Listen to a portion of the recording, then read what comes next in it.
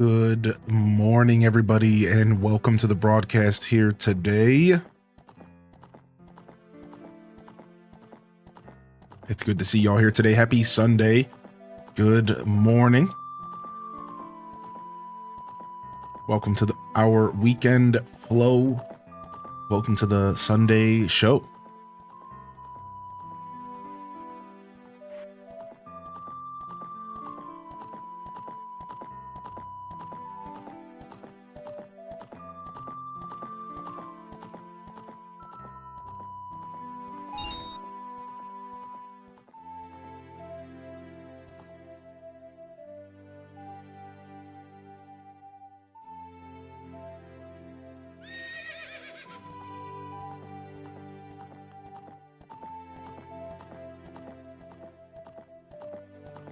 Welcome in. We'll be started here shortly. Good morning and welcome to the broadcast.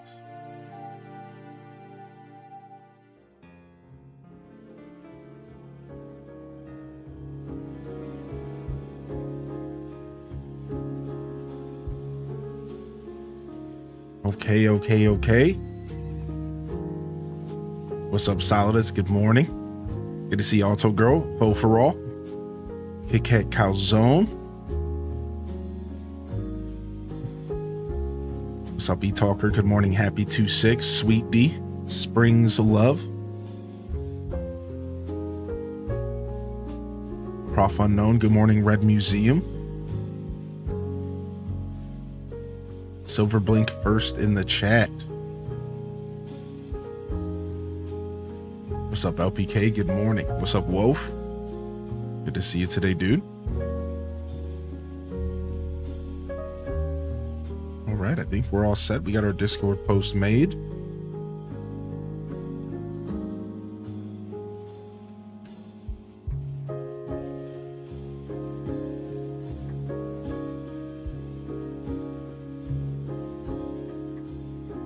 All right, let's go ahead and get our beard checked this morning.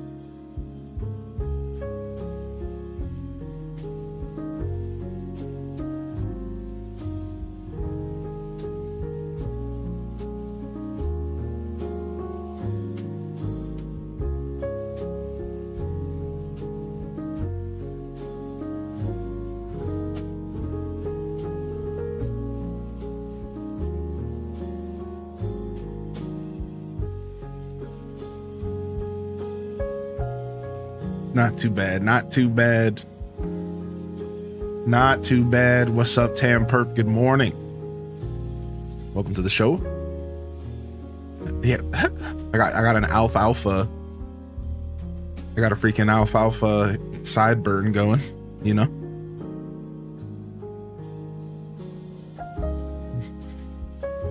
We're doing all right, though.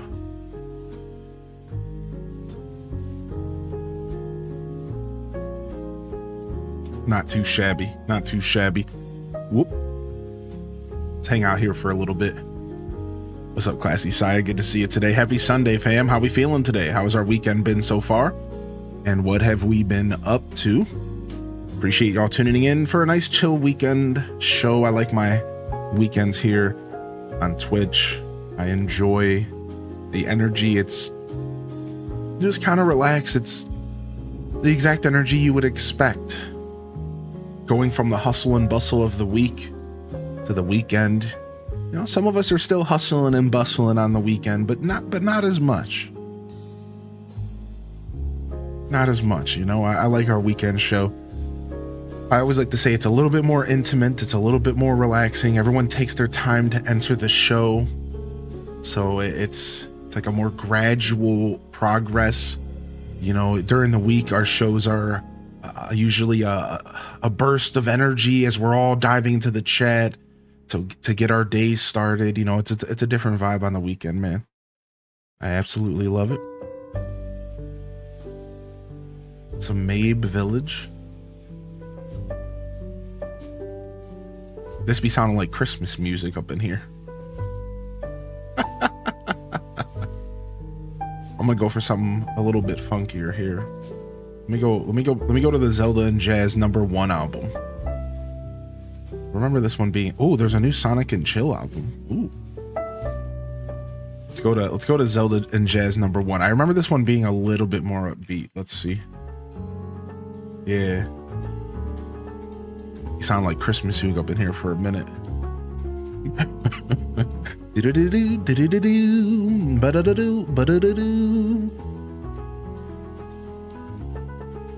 What's up, G-Ski? What up, Duvor Dwarf? Good to see you, dude.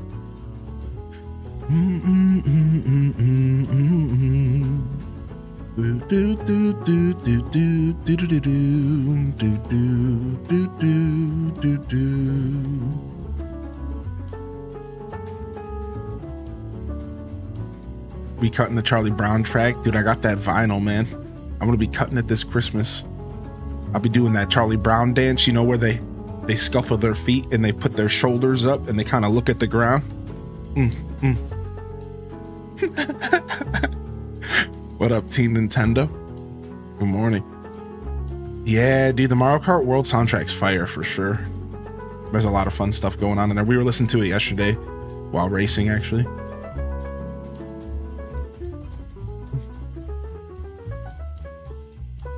You found that Zelda wall light. Nice. Yeah. I think this is still available on Amazon for anybody else who's interested. It was a gift from the chat with my credit card. We did another edition of Chat Steals My Credit Card this year, and this year we did it a little different.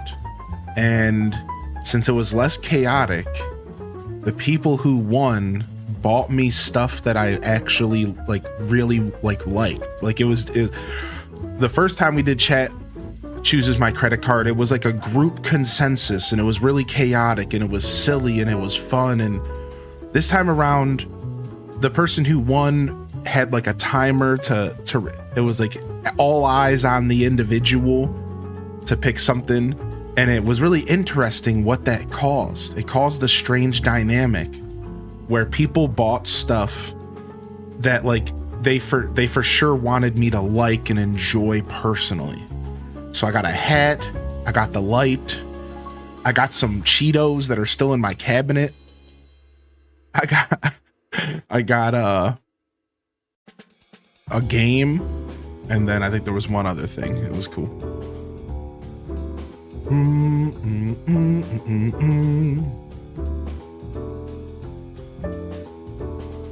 Yo, good to see you, Panka. Welcome in. What's up, Rob Rain? Welcome back as well. How you feeling this Saturday, Rob? We're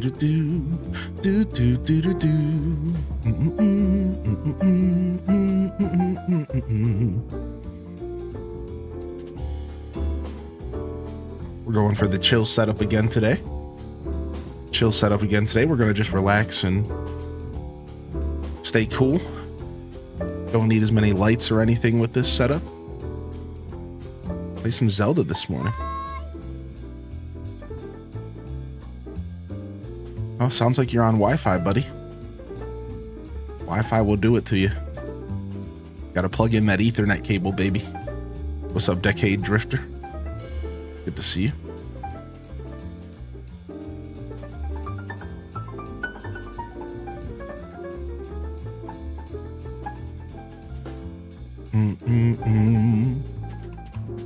Yo, good morning, Lucinda. Yo, is it your birthday today, Lucinda? Oh, hell. Oh, here it goes.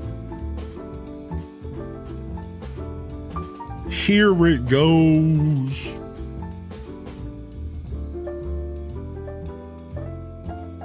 Is this you? What's your name in the Discord? Are you Lucinda in the Discord? What's up, Courtney? Good to see you today. Yo, happy birthday. I was on Wi-Fi. It only took a couple of minutes.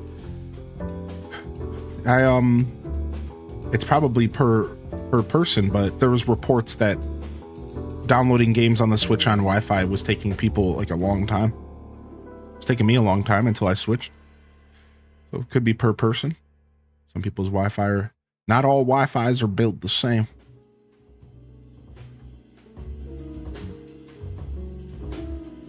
Not all Wi-Fis. Oh, you're not on Discord. Oh, I see. That's okay. That's no problem. We'll still wish you a happy birthday, even if you're not here. How about that? How about that? I'm still doing it. I'm still sending you a happy birthday in the Discord. Don't even have to be there. We don't even care. That's how the Deku Scrubs roll, baby. Happy birthday, Lucinda. I'm still doing it. I don't even care. Just know that you got energy all around you to help you celebrate. I hope you enjoy your birthday breakfast. Any other thing? Are you doing any other things for your birthday? You gonna be doing any kind of jamming, adventuring? I'd love to hear it.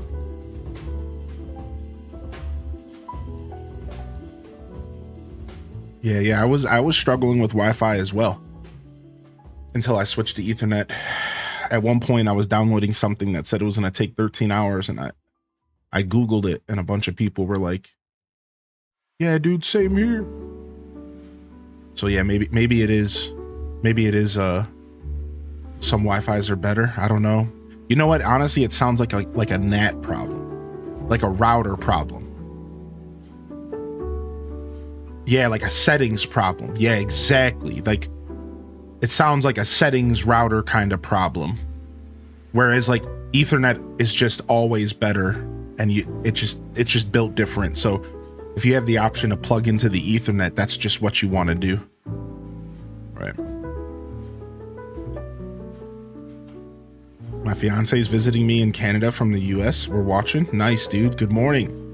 Good morning, Decade Drifter and the Mr. Decade Drifter. Welcome to the show. Welcome to the show. Good morning. Happy Sunday. We're going to be chilling. We're going to play some Zelda here today.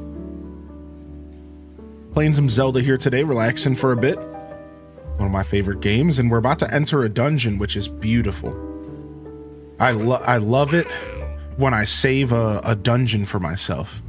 We're entering the Ancient Cistern. I'm so excited. It's gonna be a blast.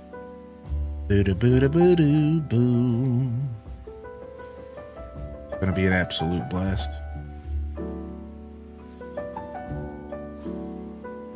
Can't stay long, but I had to pop in. Yeah, you're good, dude. Yeah, dude, no worries. It's your birthday. You can do what you want.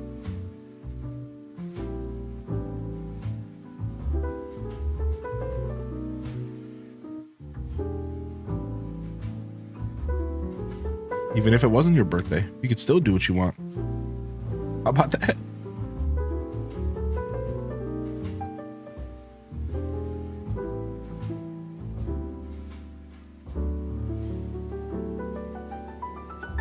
I see that monitor is just a little bit warmer. I got distracted. I was looking at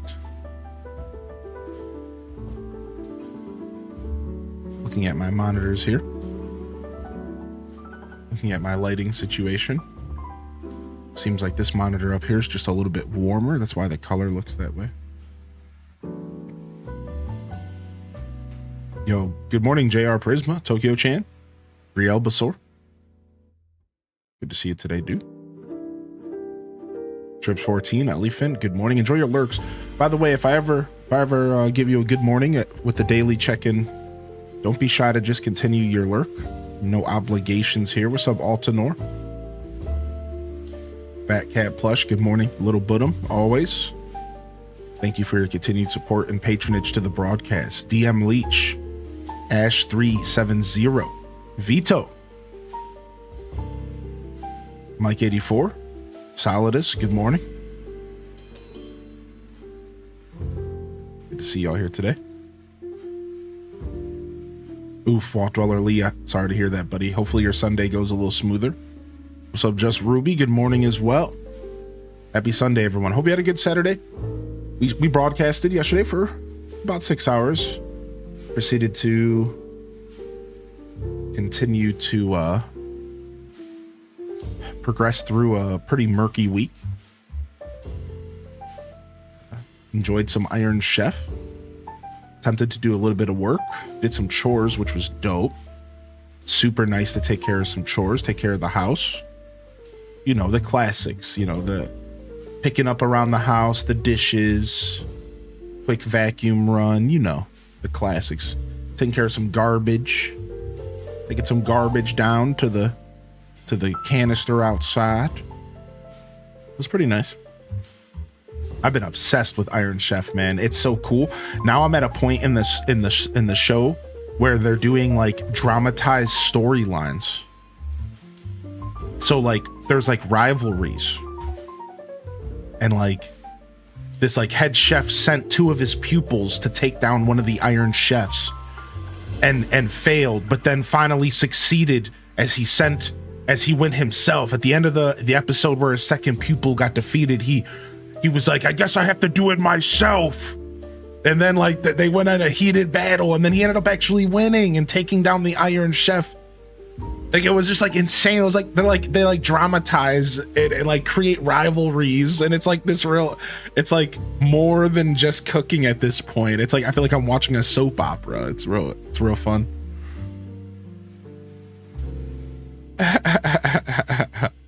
It's super fun, man. It's super cool.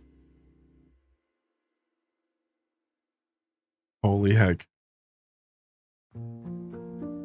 Oh, that's very cool, Brielle Basor.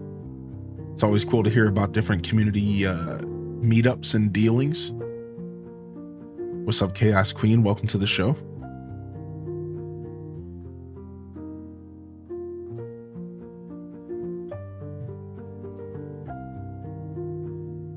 So yeah, that was my day yesterday. Chores and Iron Chef. Pretty sluggish day overall. But I hope y'all had a good Saturday. Hope you enjoyed your afternoon and evening. And I did get some gaming in.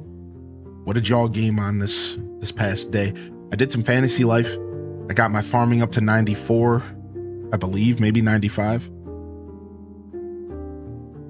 I did a couple groves. Tried to host my own. Didn't go well, and at that point I realized I was over it, so I took a break. But I did participate in 2 groves. Got myself some loot. Fantasy Life's the game that just keeps giving, man. That game's so dope. And then I was going to reapply my subscription to Classic World of Warcraft. And I was going to start playing WoW again. Because I was just like, I'm itching. But when I reinstalled Classic WoW, I also reinstalled Diablo 2 Resurrected. And I decided against it. I was sitting at the subscription page, mulling it over. I'm like, do I really want to spend $15? You know, like, I'm not even all the way sure I'm in the mood to play the game. I just kind of have that nostalgic itch.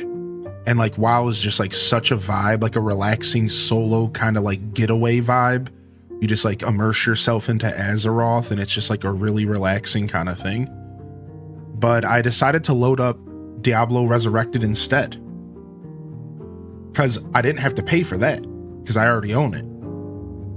And I had fun. I loaded up a new character and I ran around. And then, of course, the servers were getting shut down for maintenance. So I played for about 15 minutes, and the servers are going down.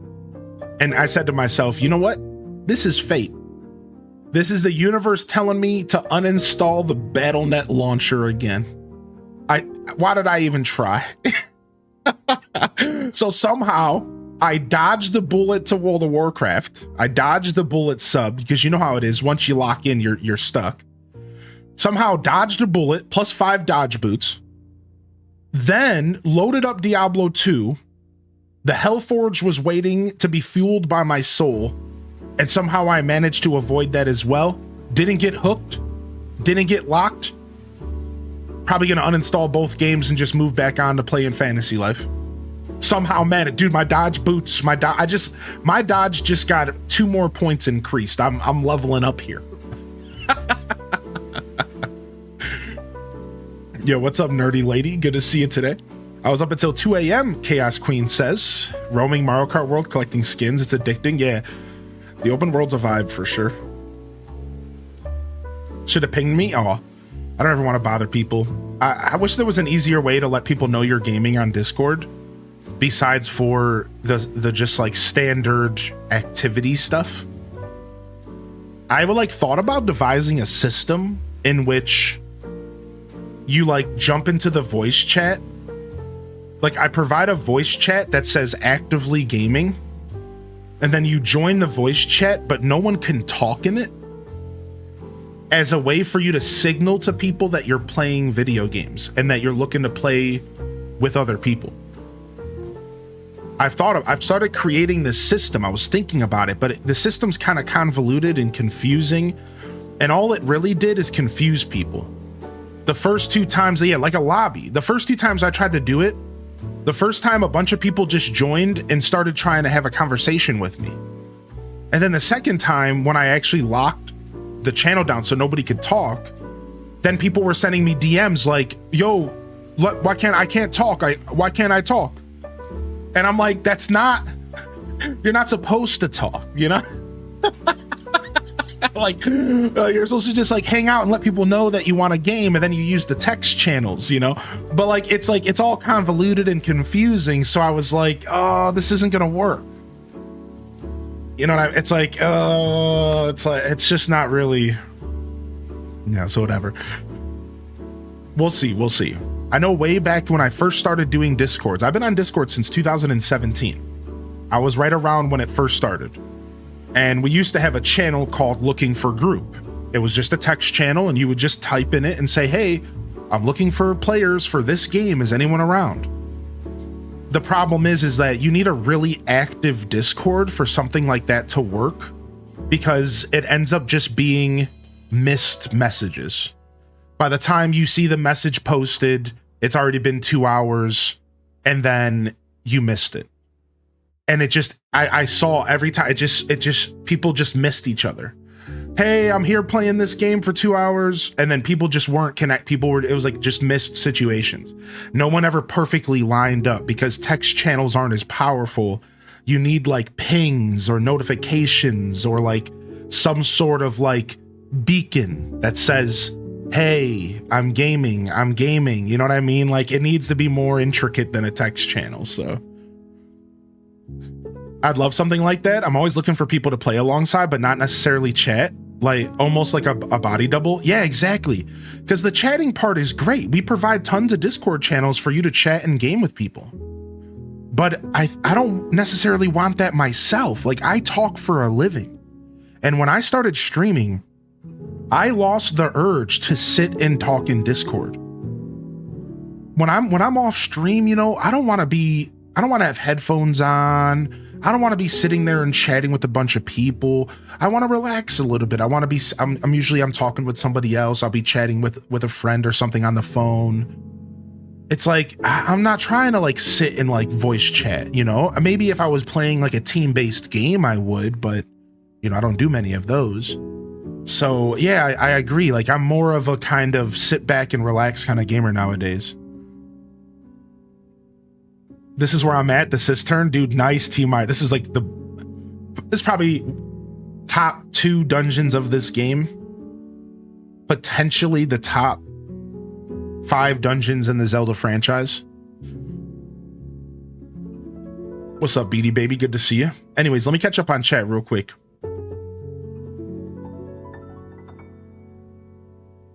Yo, Nerdy Lady, again, good to see you, by the way. Welcome to the show.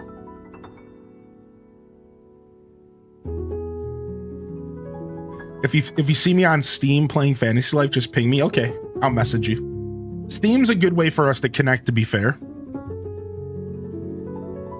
Like, because like the friends list, it tells you what game they're playing. Yeah. You know, I did start a Deku Scrub Steam group, by the way.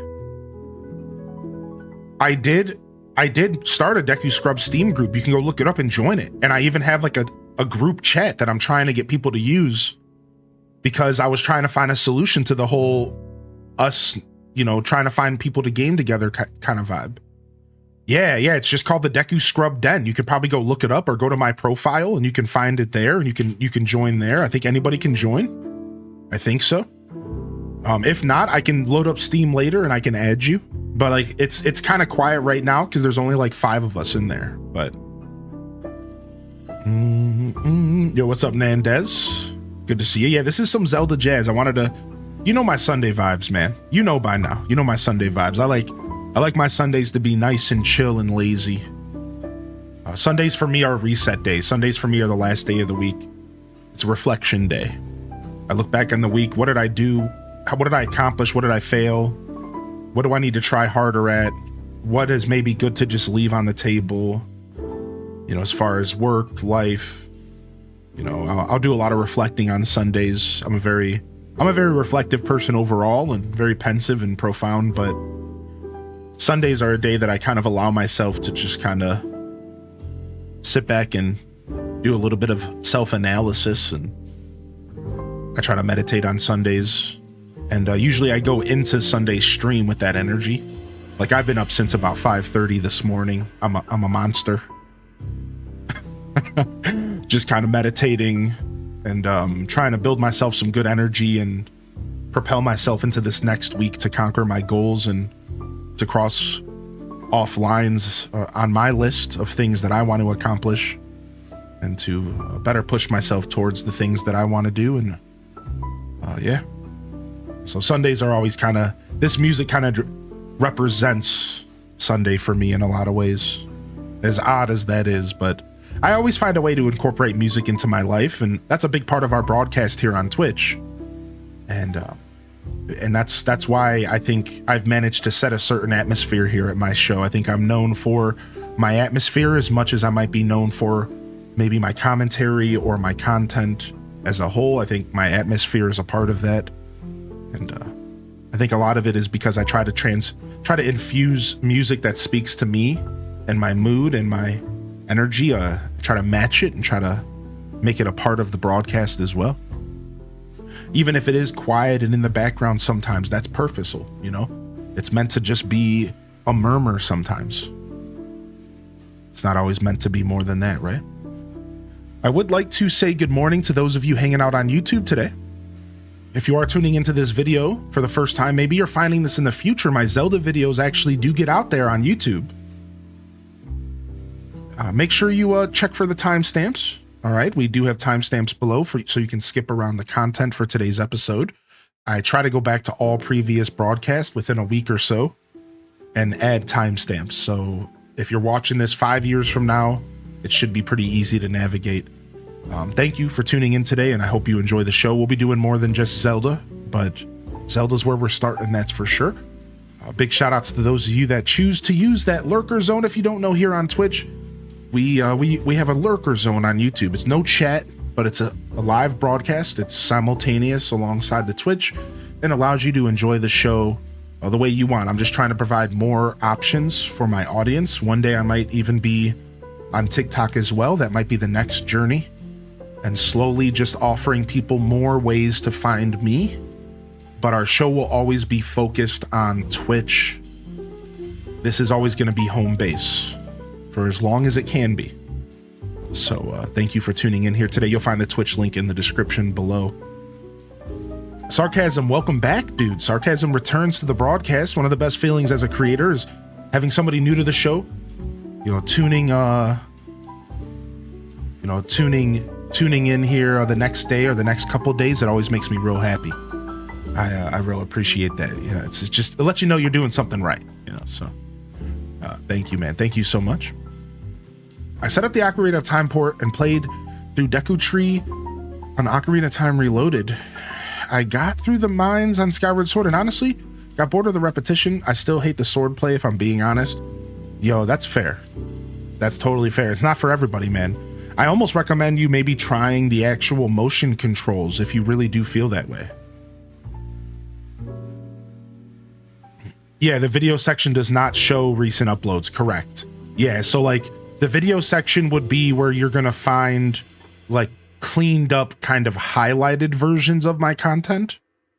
The plan over time is to release the stuff that I stream live later episodically. But there will be a big delay, right? Whereas the live tab is every single stream I do, every single broadcast that I do, right? Yes, that is, you know, maybe I'll even start mentioning that so it's easier for people to navigate.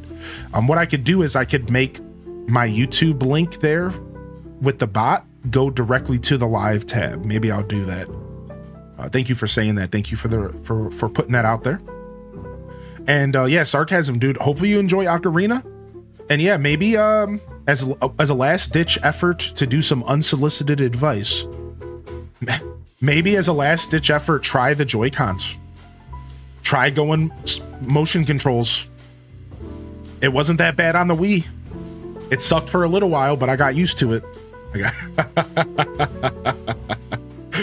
Maybe, man, as a last ditch effort, if you're gonna give up. Anyways, I think Skyward Sword's a hard first Zelda. I'm gonna be honest. I would never recommend Skyward as the first Zelda game to anybody. Any Zelda fans in the chat this morning that feel like commentating on that? Any commentary on that? I think Skyward Sword might be, and this is like a bold thing to say, and I'm not trying to talk down on anybody or call anybody out, but Skyward Sword might in fact be like in the bottom 3 of Zeldas I would recommend to people to play for the first time, alongside like Zelda 2 and like Phantom Hourglass. like I would never recommend Skyward Sword as a first Zelda. It's so far from like the pure Zelda experience. Like, so it's a little unfortunate that that's your first Zelda. Hopefully you can push through and you can find a Zelda that really speaks to you and you can connect with the franchise. However, I will say sometimes some video games are just not for some people. And, you know, if you keep bashing your head against the Zelda franchise, you might just have to say, hey, you know, maybe this isn't for me, right? Yeah, it's not a first timer's best choice. Link's Awakening's really good. The one you were saying the other day, or Ocarina, right. Best dungeon is Arbiter's Ground, and my favorite Zelda is Twilight Princess. Arbiter's Ground is phenomenal, dude. Oh, I'm lusting for it again. I just played it over the past 9 months. So what would you recommend as a best Zelda game to play if you've never played one? Probably Breath of the Wild, just because it's the easiest game to pick up. Now, that's a very controversial statement, because old school Zelda heads would tell you no, because Breath of the Wild doesn't really teach you about the roots of Zelda and like the traditional format. And I agree with that. I do agree with that. Breath of the Wild isn't the best example of the traditional Zelda journey, but I believe that Breath of the Wild is probably one of the best Zeldas to pick up first, because it's the easiest to dive into. It's the most modern. And if you can wrap your head around Breath of the Wild, then you'll likely be able to enjoy other Zeldas, because like, here's the best example. I was thinking about a way to word this, and I'm going to stop and I'm going to reword it. Here's why I recommend Breath of the Wild without knowing your gaming taste, right? Without knowing your gaming taste, Julie, without knowing the kind of gamer you are, Breath of the Wild's the easiest Zelda to recommend, because it's like recommending somebody a modern musical album versus something old and gritty, right? If you ever had a musical artist that's grown over time, you don't always recommend somebody their first album to dive into. You don't always do that. Sometimes their first album could be very gritty, very old, very, rough around the edges. So if you really wanted, somebody to enjoy your favorite music, you might recommend them something that's a little bit more modern, a little bit easier on the ears, and then you would recommend them the old stuff. That's how I feel about Zelda. I think you give them a taste of the modern Zelda, and if they fall in love with Breath of the Wild, most people are going to pursue where it came from. They're going to say, how can I have more of this?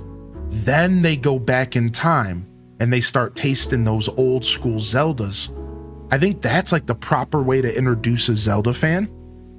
However, If you're somebody who likes old video games, if you're somebody who grew up in playing old video games, Sega Genesis, Super Nintendo, Nintendo 64, and you can handle that kind of old gaming, then I'm instantly going to recommend you the GOAT, Ocarina of Time, A Link to the Past, right? Like, I'm instantly going to give you like the staples, the games that the must plays. You gotta play Twilight Princess. You gotta play Ocarina of Time. You gotta play A Link to the Past. These are like the staples in the franchise. So while I might not recommend you to go play the staples first, I think that they're still worth mentioning. But Breath of the Wild's where you want to start, baby. You start with BOTW. You start with Breath of the Wild, and then you move backwards. I think that's the way to introduce a modern Zelda fan. Now, I do think the Link's Awakening remake is a gorgeous recommendation. I saw that recommended multiple times in chat. Where's it at? Yeah, Karen Keisha. Yeah, Karen Keisha. I think that was a beautiful recommendation. I was so happy to see that recommended. Also, again, from Kitsune Chaos. I think, welcome in here, by the way, Kitsune. I think Link's Awakening is the perfect like recommendation for somebody who's maybe not interested in that open world kind of, you know, I don't know. I just feel like Breath of the Wild can be overwhelming. So Link's Awakening is like a really good recommendation as well. I think a lot of Breath of the Wild nuances are missed by not having played a prior game. I can agree with that statement for sure. Yeah, I can see that. I still think that, and as a side note to that, because I also agree with Baked Pandas that going back and playing the older games can be harder. But here's the thing. Would it be easier to go back and play the older games without playing Breath of the Wild? I don't necessarily think so, because the older games are hard. So while, sure, going from Breath of the Wild to Ocarina of Time is going to be a little rough around the edges, but I'm going to go ahead and I'm just going to say it. If you can't handle the old quirks, the quirks of old video games, then you weren't going to enjoy the old games in the first place. If you can't handle playing old video games and all the quirks that comes with it, bad frame rates, crusty controls, they ain't holding your hands, there ain't no quest markers. If you're not good at those types of games, if you don't enjoy that, then you were never going to enjoy Ocarina. You were never going to enjoy Link's Awakening. So I don't all the way necessarily think that Breath of the Wild's quality of life will completely ruin the old games. But I do agree with you. It's usually harder to go from the modern to old. And that's why I said at the beginning of this rant, it's counterintuitive to recommend Breath of the Wild first. And I know that. Logically, you would want to recommend the old, the crusty, the linear, and then have people build to Breath of the Wild the way that we all experienced it growing up, right? But I think because older games are harder for modern gamers to get into, with Zelda, you actually do the reverse. I think you start with the modern and you hope that they're interested enough to go back in time. And that's kind of my take on it. And that's just a little bit of my thought process to kind of support my take. But I don't think there's a right or wrong answer. You know what I mean? Like, I don't think there really is. I think at the end of the day, the only way somebody could truly recommend you your first Zelda is if we knew the exact kind of gamer you were. And that's really it, right? Like, if we knew exactly the kind of gamer you were, we could probably find the perfect Zelda for you. But since we don't, it's like, right? You know what I mean? Like, Wind Waker could be somebody's perfect Zelda game. Twilight Princess could be somebody's perfect Zelda game. Zelda 1 could be somebody's perfect Zelda game. Breath of the Wild could be somebody's perfect Zelda game. Because that's the beauty of the Zelda franchise, isn't it? They're all so unique, and a lot of them have their own energy. Even Tears of the Kingdom feels very different from Breath of the Wild. We were just talking about this on stream yesterday, about how Tears of the Kingdom is a harder game, and how Breath of the Wild is more casual and more friendly and floaty, and you're kind of running around the world and you're just exploring. Whereas Tears of the Kingdom is throwing fights at you, and the puzzles are a little harder, the boss fight is a little harder, and like the overall experience is a little more stressful. So even in a game that was based in the same world on the same engine, they managed to make it feel very different. And you could, Majora's Mask and Ocarina, same deal, right? So it's really cool, man. It's really interesting. And Zelda's just a beautiful franchise because of that. So great question, Julie. Good morning, Baked Pandas. Thanks for joining in. And I saw your comment about the Sky Temple. That is a good choice. Thanks for joining, Keisha. Thanks for joining Neanderthal as well. Good morning, Sadie. Good morning, Teeny Giraffe. For those of you that are just jumping into the chat, I got a little passionate there. I know it's morning. I know we got jazz music playing. But I do love talking about some Zelda, which is what we were clearly doing there. Good morning, everyone. Welcome to the broadcast. Nice. I like that sarcasm. It sounds like you have a pretty good plan, and I think you should go forward with your soul, whatever your soul's telling you. Whatever your soul's telling you. Good to see you, Teeny Giraffe. You know what, Kitsune? I'm right there with you. I like Tears more as well. The biggest selling point for me with Tears versus Breath of the Wild is the caves. And I said it once and I'll say it again. The caves. There's more than that, but the caves are the biggest selling point. Now, I do want to make it clear that anytime we talk about Breath of the Wild versus Tears of the Kingdom, I don't think that talking up one is talking down the other. Don't get it twisted. Breath of the Wild is a masterpiece. But I think Tears is better. I have since I played it. What's your opinion in Tears of the Kingdom not having Master Mode? I would have liked to have Master Mode, but I don't think it was needed. Now that I've put a couple 100 hours into Tears of the Kingdom, I see why there isn't a Master Mode. Does that make sense? Like, I see why there isn't, because unless you're like at the very, very, very top end game, there's always a little bit of a challenge. The only players that run around Tears of the Kingdom and call it easy are the players who are running around with the absolute best equipment, best weapons, everything is fully maxed and upgraded. Those are the only people that are like, oh yeah, this game's easy for babies. Otherwise, I think most people agree that there's a pretty decent challenge coursing through the whole game. So yeah, I agree. I think Master Mode maybe wasn't as needed. I still think Master Mode would have been cool. For the record, I think it would have been cool, but that's okay. What's your most played Zelda game? Probably The Legend of Zelda Wind Waker, actually. Probably The Legend of Zelda Wind Waker. I think I've beat Wind Waker a total of 18 times. At this point, I play it yearly. It's probably my most played Zelda game.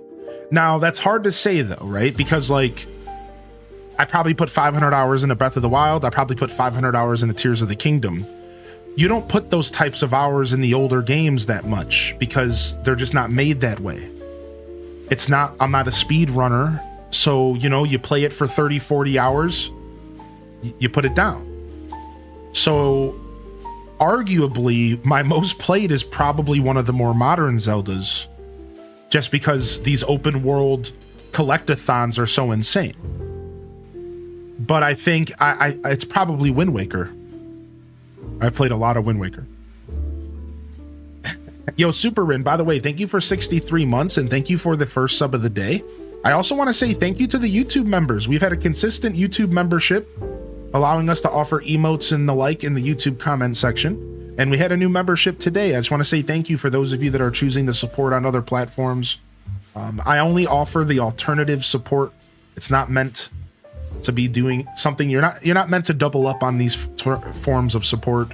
If you're already supporting me on Twitch, please don't feel the need to double up. But if you're somebody who is mostly on YouTube and you're not really a big Twitcher, you know, it might be an alternative if you are somebody who is interested in supporting the show. So check out the join button below.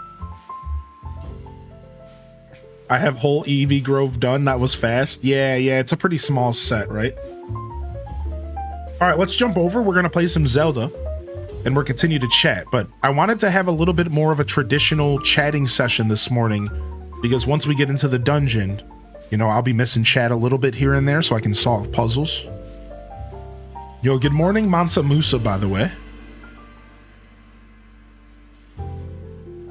Breath of the Wild is special for me. Yeah, that makes sense. A lot of people feel like Breath of the Wild's a better game.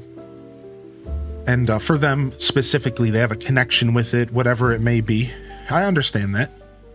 I think that the Zelda community is very split on the topic of the Switch Zeldas. There's a big group of people who don't even like them because they're not the same.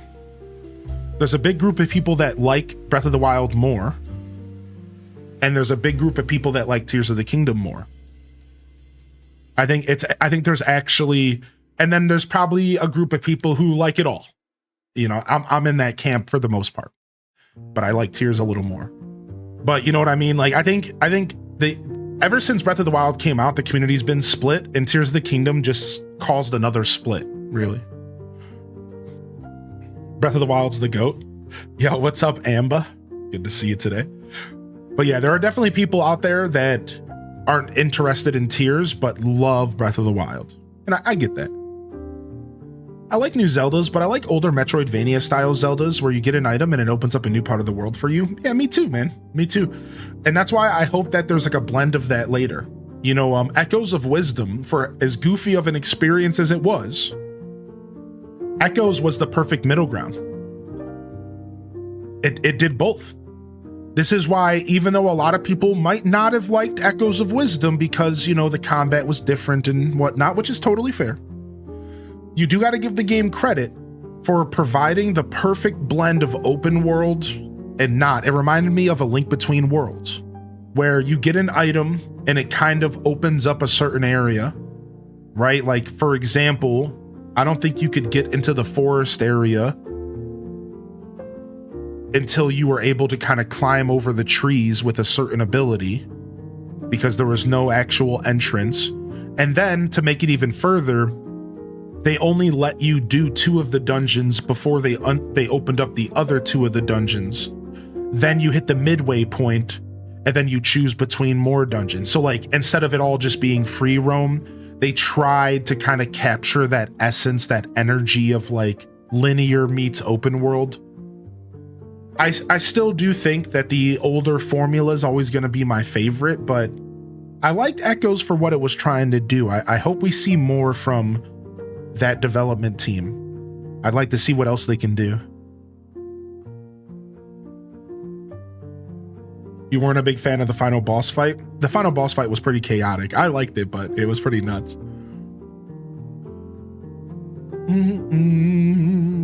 All right. Let's go ahead and get a sip of water and let's play some Zelda, shall we?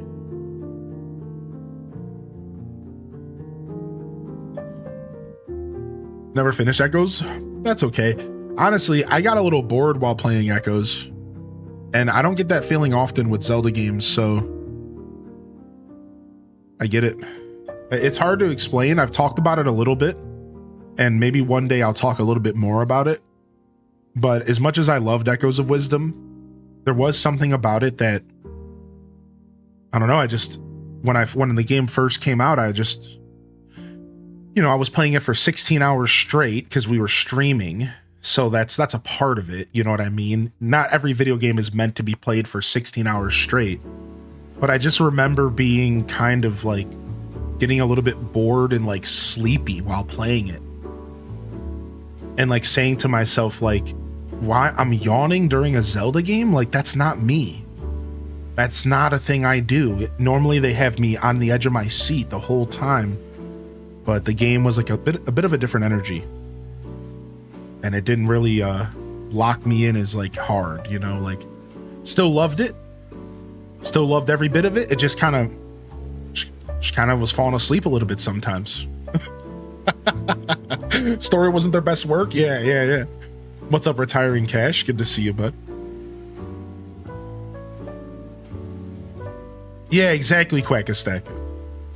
Echo's music was very calming. Yeah, something about it. It's hard to put into words right now, but if I really were to sit down and think about it, I bet you I would discover something like that. The music or something there was kind of dampening the mood, but like not in a bad way. I love the game. I love the dungeon design. It gives me hope for future Metroidvania style Zeldas. You know, maybe one less gimmicky, but still.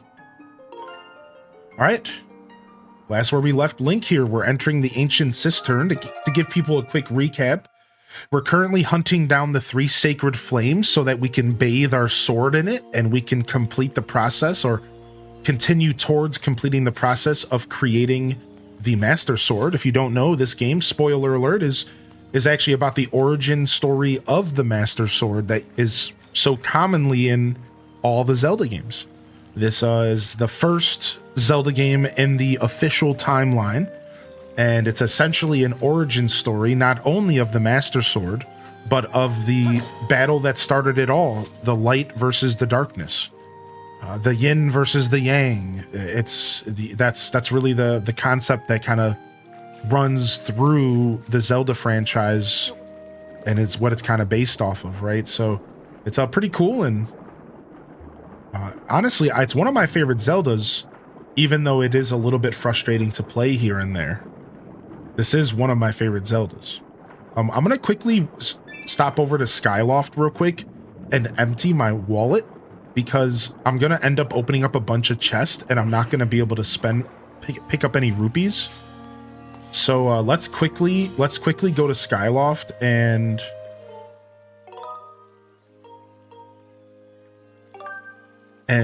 go buy some stuff real quick, and then we're gonna come back and go to the Ancient Cistern. I'm playing with the controller. I like the sword play, as goofy as it is. I like the sword play with the controller. It's just so unique. It's just, there's nothing else like this, like it in the gaming market. Probably for good reason. But that's you know. Bum, bum, ba-na-na-na, da-da-da-da-da. Ba-na-na-na. Yeah, I hope you're doing well retiring. All right, let's go find that bugga here. Do, do, do, do.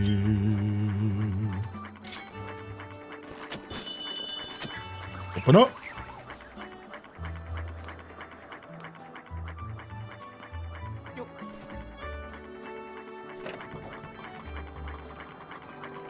Do-do-do. I'm so glad you're mindful of the wallet. Waste not, want not.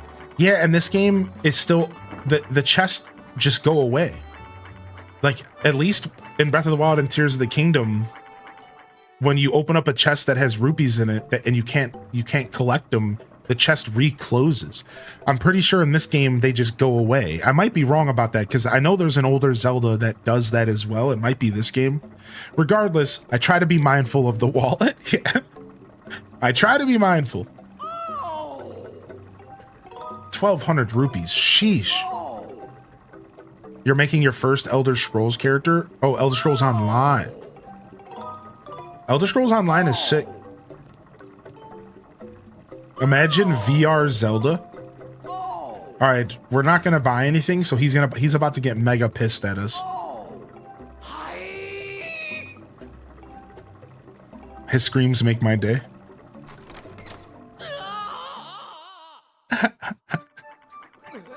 What's up, Steffel?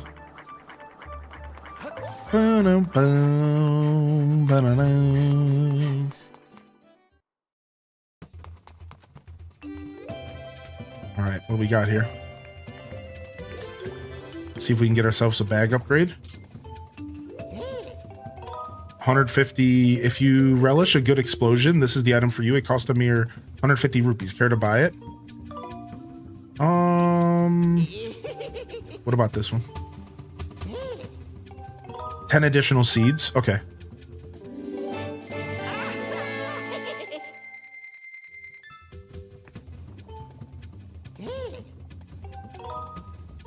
All right. Oh, my pouch is full. Frick. I forgot about the pouch system in this game. Oh, wait. We can get a shield upgrade. Dang, we should have bought this. That's okay. I'm playing games alongside you, just not Zelda. What are you playing today, dude? All right. Do I want to buy any of these potions? What's this one? Is this the shield heal one?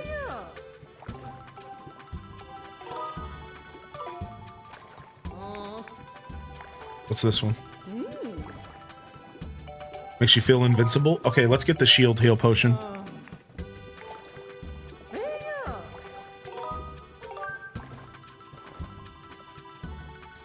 Yo, thanks for the follows coming in. Don't forget to upgrade and fix your gear. Yeah. We're trying to spend some cash here real quick. You've been coming by a lot recently. You're pretty much the only one who comes by regularly, actually. Hey, wait a second. I don't suppose you don't just come here to see me, do you? Yeah, it's true. What? Really? Yeah, right. You think I'm gonna fall for that old line? But if it were true, that might be kind of nice. Hey, babe.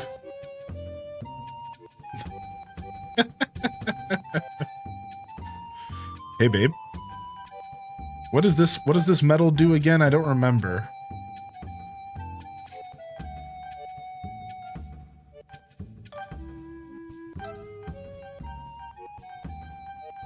I didn't realize that. I had a feeling the small satchel was just going to be another separate satchel, but I was kind of hoping it wasn't. I kind of got played, I'm not going to lie. I thought it was going to be an upgrade, and then I was like, wait a second, that's not how this game works. Yeah, whatever. We had a great time a few weeks ago binging your Skyward Sword playthrough. So much fun. What's up, Kayla's? Yeah, dude, my Skyward Sword playthrough on YouTube, the classic. That's an old video, man. Some old videos. All right, nice. We're getting our speed increased. We're actually potentially going to use this in the Ancient Cistern, so this is a good upgrade. Okay. Playing some Fantasy Life, grinding for Master Magician and Miner. Nice. Very nice. Yo, good morning, Sith and Kells. Good to see y'all here today. Hope you're feeling good. Yo, good morning, Ouch. All right, and we got our first upgrade. This is why we were collecting all those bugs, dude.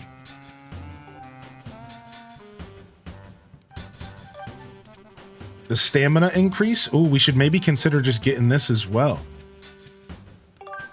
Shh, why not, dude? Let's make our beetles sick. Okay. Yo, nice gamer lady. I'm glad you're enjoying your journey through Pokemon Scarlet and Violet. Are you gonna try to fill your Pokedex up so you can get the shiny charm? All right, now we got the tough beetle. All right, what about this? The scatter shot, 2 dust relics. All right, what about our shield here? Let's go ahead and get the. Oh, we're missing a monster claw. Rip. All right, let's go ahead and make our net bigger. Oh, we're missing evil crystals. Rip. All right, what about our seed bag? This is how you upgrade your seed bag. All right, we're done here, buddy. All right, sick. At least we spent some of our cash. Let's get out of here. You called me master? Yeah. Amiibo me ups. Amiibo me up, babe. What? Oh, I have to go outside.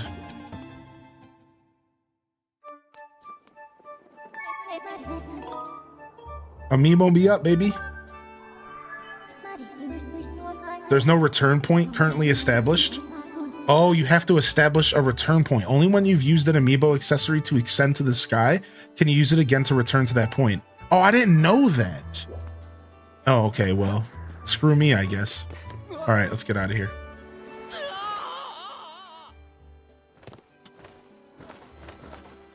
Yo, chill, B. Watch your step. That's a rip. Yeah, I know. I thought I was supposed to grab my my bird from here. I guess I didn't jump off properly. I gotta be belly flopping. Oh, my bad. I gotta be belly flopping. My bad, dude. How dare I? How effing dare I, dude?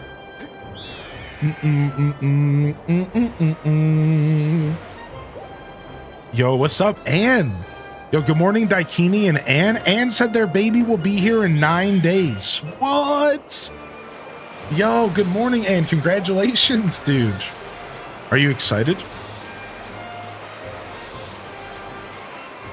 Are you excited for your spawn? You excited for your spawn? All right, let's go. I'm so excited. I'm so excited to enter the ancient cistern.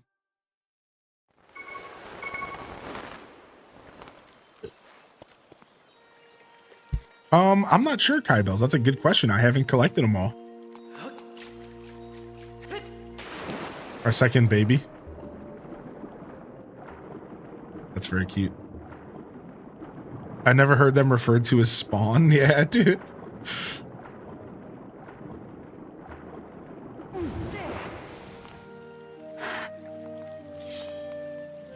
Did you happen to see the WoW info about increasing the drop rate for rare mounts and content before Dragon Isles starting July 1st? No, I didn't hear that, Delore. What's up, dude? I was just talking about WoW this morning, though. What's up, Mil Imperio? All right, here we go. Here it is, baby. I love the dungeon entrances in this game. Let's go.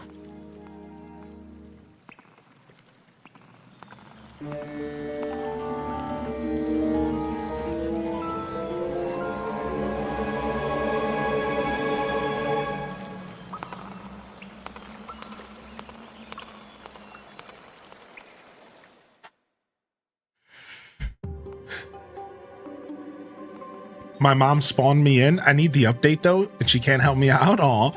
Yeah, my mom spawned me on a no respawn server. Like, why you gotta do me like that? You could have put me on the server with a couple lives at least. This no respawn server's getting real dicey nowadays.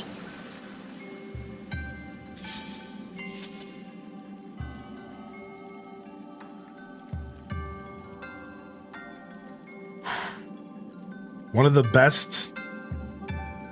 the best dungeons in the Zelda franchise, dude. Look at this.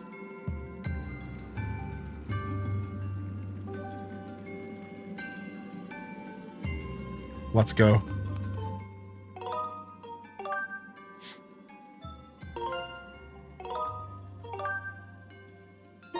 She signed you up for the premium adulting package. Yeah, I don't want that.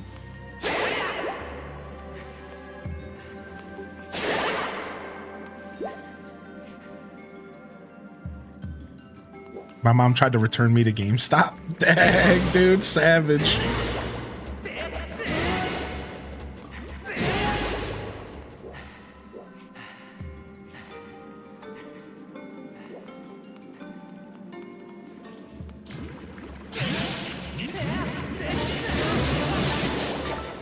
Back up, fool.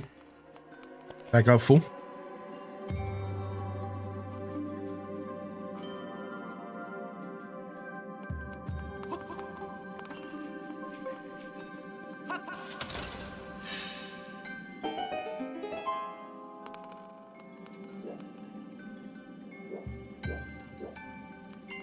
Go.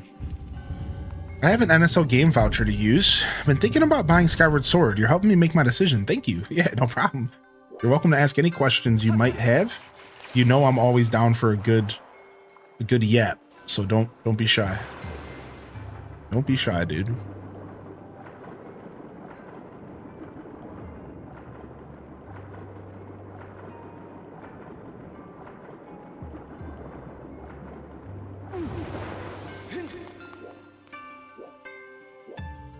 Okay, we got the water over there. Oh, we got these spiders. These spiders suck. Let's see if we can annoy them. No. All right, let's see if we can gust jar them. No. Let's see if we can tough beetle him. Yo, sup, idiot? No. All right, what if can I cut this? Yeah. You thought you were about to trap me, son. You thought you were about to trap me. Not today, dude. Not today. What? All right, anyways, you could just roll through the nets. Oh, no! Ah! Okay. Whew. Scary stuff, man. Oh, yeah, this. The last time I was here, I brute forced it, I think. I think I remember brute forcing this last time, dude. The only way to open for the one who knows the temple's secret order. No spoilers, please, by the way. I do like solving puzzles.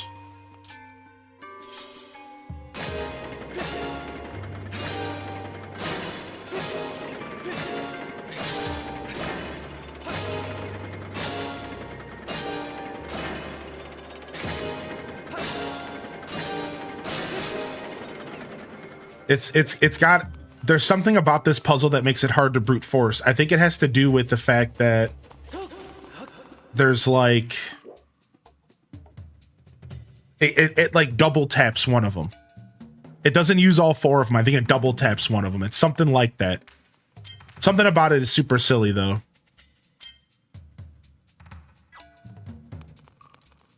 All right, can I go up here?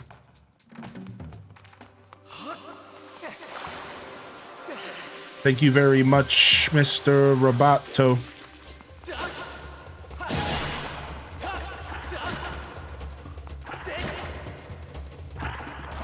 Oh, I forgot what button was block. There we go.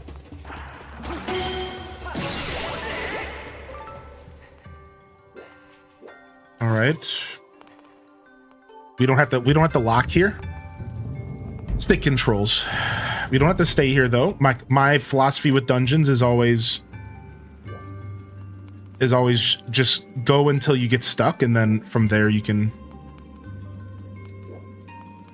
assess your situation. So I think there's another room we can go in for now, and then we'll come back and solve that puzzle. I think I know the answer. I just have to wrap. That's the, honestly, I hate playing games that I've already played before, because then I sit there and try to just, oh, I didn't mean to leave. I sit there and I just try to think about how I solved it before instead of trying to solve it again. I don't always do that, but that's what I'm doing right now. That's I'm like, how did I do this before? All right.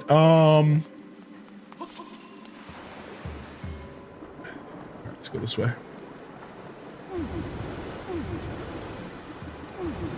Okay, can't go that way yet.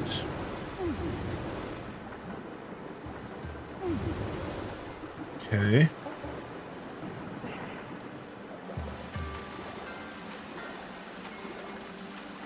Big blobby boys down here. Big blobby boys down bottom. There it is right there. You see that? That's your answer. You see it? That's your answer. Look. So down here.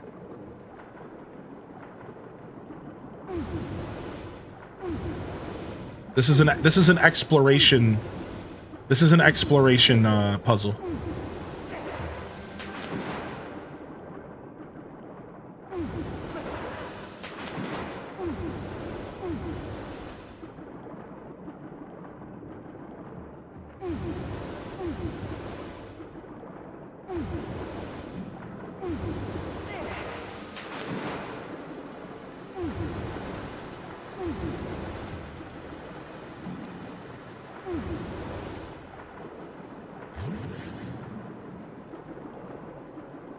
Right.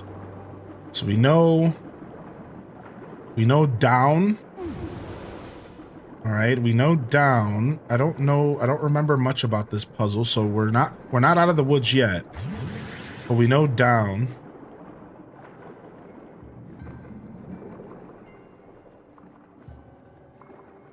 Up there, and there's up right there. So up, down.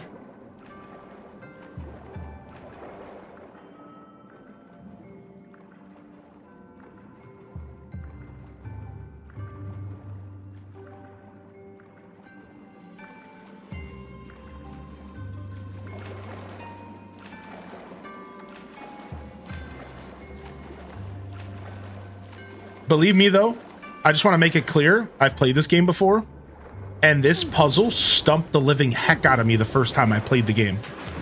I think I sat here for 20 minutes right at the beginning of the dungeon. When I first played this game, I sat here for 20 minutes. Chat's watching me. I'm starting to get nervous. Like, dude, what am I missing? Chat's just watching me at 20 minutes. And it sucks because that's why this dungeon's so good, though. Because it's the first dungeon, it's the first room in the game. It's the first room. And you're just instantly thrown this puzzle that's actually kind of like, hey, wait a second kind of vibes. Like, hey, like, it's so good, dude. Yeah, it's quality Zelda, man.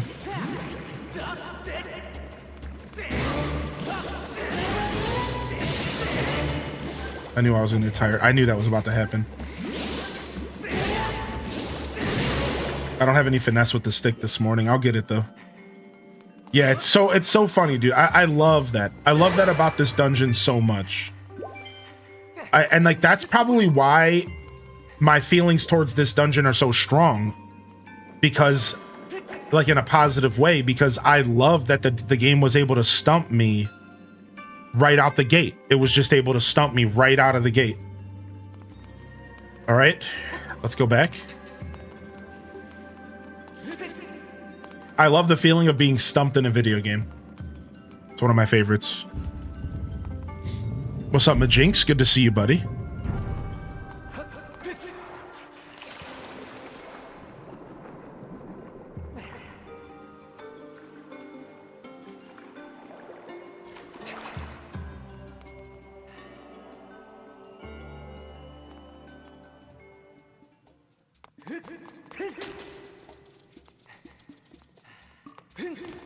Frick, got me again.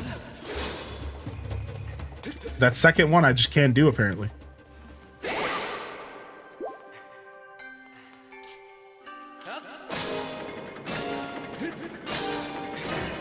think it's like...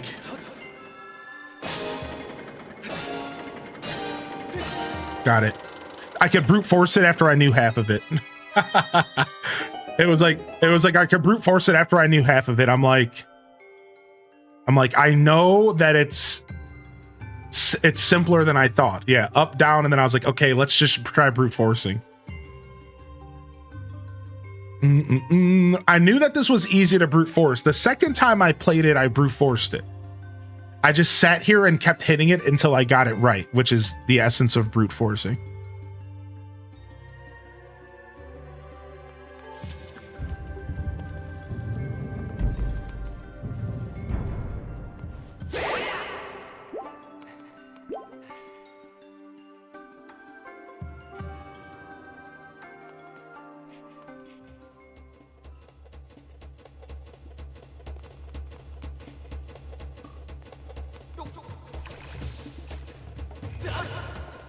Oh yeah, I have to spin them around. Yeah. I forgot how to fight these guys for a second. It's one of the first enemies you run into in a dungeon, but I just forgot.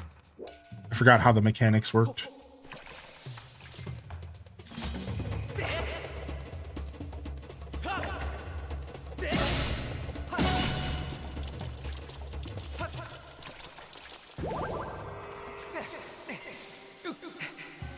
The hands? Yeah, there's other hints. Yes, correct. There's these hands that have the hints. I think they're on the back of the hand or something like that. And you have to go, you have to like trigger the hand to close and you'll see the other hint. Yeah, there was 2 other hints. I couldn't remember where the other hints were, but now that it's mentioned in the chat, I do remember that. Yeah. I had a feeling there was 4 hints, but like I said, I didn't really feel like I needed all 4. I was kind of being a punk about it. I'm like, I don't really think I need all 4 of these. I could probably just go do it with 2. But I wasn't sure if, personally, I wasn't sure if I was expected to find 2 other hints, or if I could, if I was expected to solve it with 2. I wasn't sure. It's been a while since I played this game.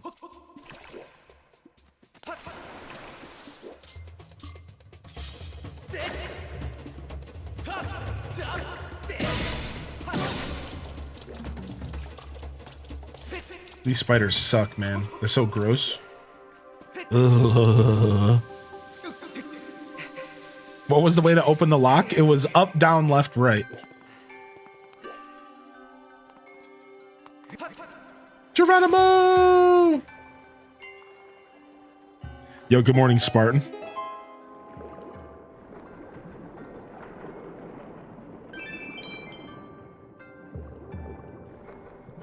I'm gonna go the other way first. No, let's go this way. Sure. I feel like I want to go the other way first, but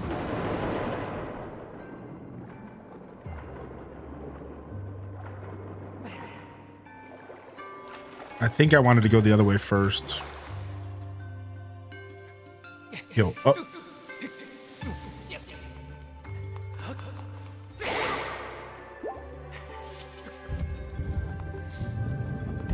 Oh, you're fine, Violet. How you been doing, though? What you been gaming on, man?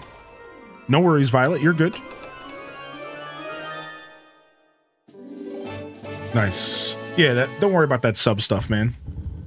That stuff's all extra. Just happy to see you tuning in today. Speaking of, good morning, Minda and Lynn Love. Good to see y'all back in here today as well. Yeah, no stress, man. No stress at all. Good to see you, Spartan Leonidas. I hope you're feeling good today, buddy. Good morning, Leia, as well. Now I'm wondering, did I turn my coffee pot off? Oh, you couldn't go this way. You ever have that slight feeling of dread, chat? Where you're like, you just randomly think to yourself, did I turn my coffee pot off? Animal Crossing, I've been making my Rainbow Kid Core town. 5 months on this island. Nice, dude. I hope it's going well, man. I love hearing about people's islands. You turn it off? You're funny. It took me like a quick second to realize what you were saying. For a second, I was like, what? You don't? Oh, wait. He's... That old Spartan, dude. He's got me again. Coming in with the classic emote right there. Love that emote. Nice. I hope your island's going well. Good to see you, Doodles. Hey. Very nice. Whoa. You think you're getting me again, dude? Not this time, bud. Not this time.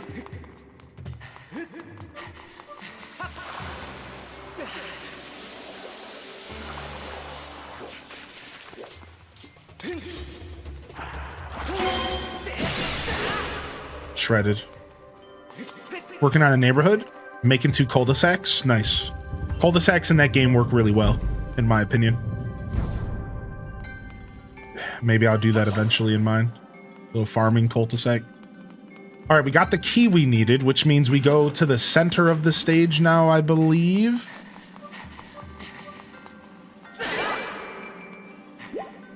Yes. Here we are. Let's go ahead and read this real quick. Carved into the great statue are inscriptions of gratitude. They reveal the secret order of this temple. First the back, then the rear, then the back of the right hand, and then finally the back of the left hand. See, this is what I was supposed to read first, and I kind of had a feeling. I walked past this multiple times and was like, you know, I should read that, because I think that gives you a clue on solving the first puzzle. Bingo bongo. All right, let's go. I think we're gonna fight a mini boss. Right? Not yet. Not yet. Okay, not yet. I thought we were about to fight a Stalfos, but I might be getting ahead of myself. We have just stepped foot in this dungeon, so. What's up, Atomic Potato? I love the architecture of this dungeon. I think one of my favorite parts of this game is the architecture of the dungeon. Of this dungeon. One of my favorite parts of this dungeon is the architecture for sure. All right, we're going down. Oh, I am fighting a Stalfos. Hey, score one for the old memory bank. Let's go, baby. Okay, he got me. Okay, I tried to parry that, fail. Okay. I'm not, his timing is very off on purpose. His timing is very off on purpose. They know what they're doing. All right.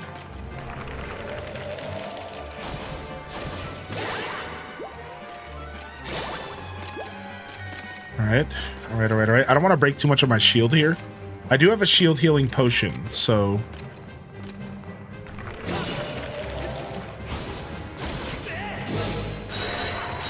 Okay, you don't do that, I remember. Got him. Got him.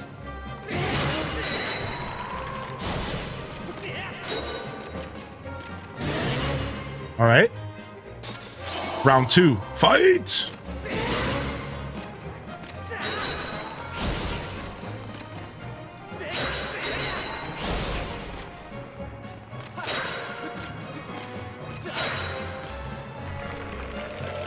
That's where you want to stab.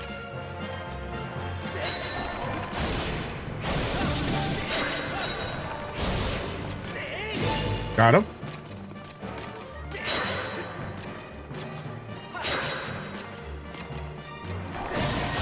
Woo! Got me finally, dude. I was doing so good.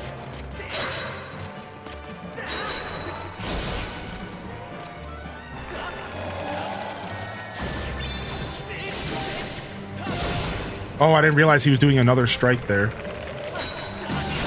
All right, I got a hit there at least.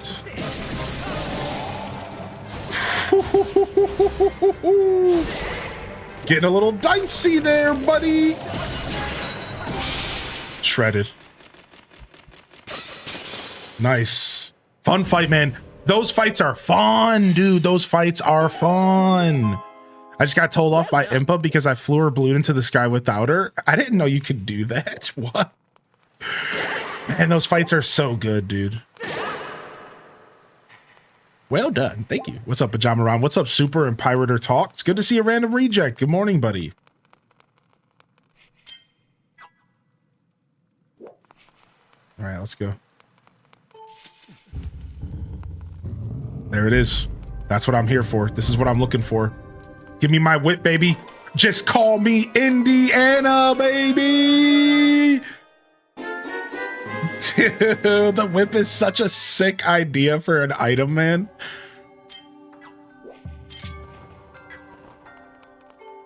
It's such a sick item, dude.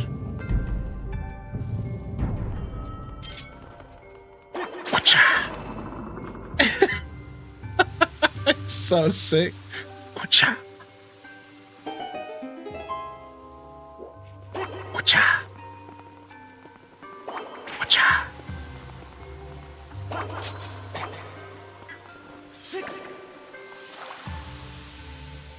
Get your Devo on. Whip it. Whip it good.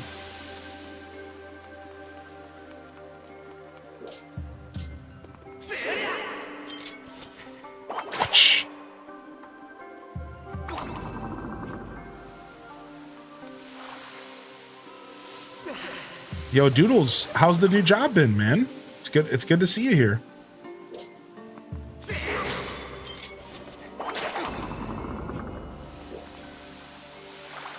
Yeah, how's the new job been? All right, I thought this was a dead end here. Well, that hurt. That wasn't ideal. Seeing this dungeon makes me want to play it again. Yeah, this game's dope like that, man.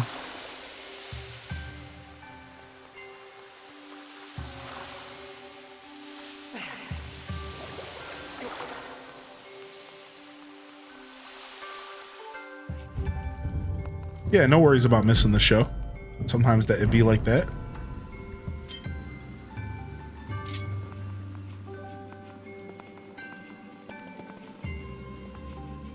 All right, I think we just jump out here.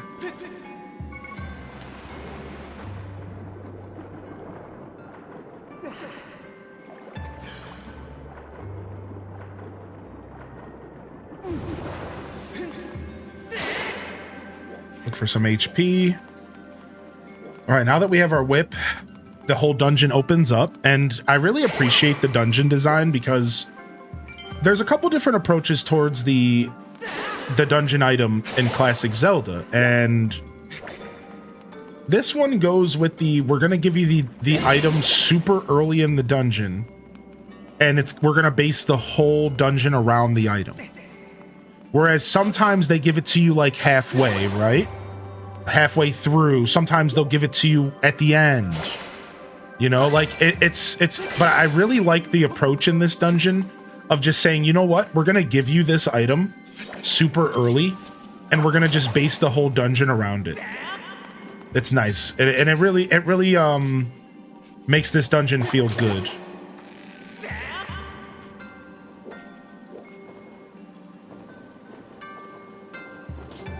There it is.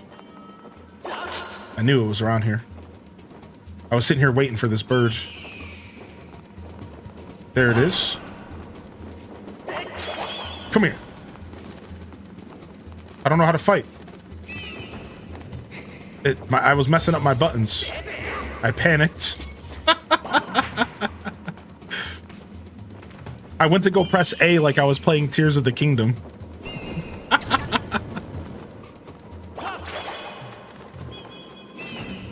Oh, takes some time to get used to the whip. I'm just not pressing the sticks hard enough, that's all. Got it. Is this your favorite Zelda game? Mine's Wind Waker. My favorite Zelda game is a blend between Wind Waker, A Link to the Past, and Tears of the Kingdom. But if I really had to choose one, it's probably Wind Waker. All right, nice.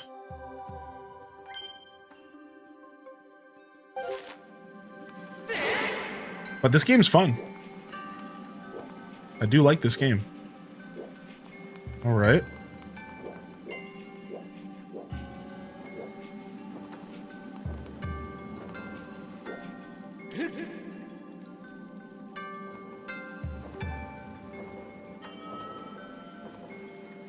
Okay.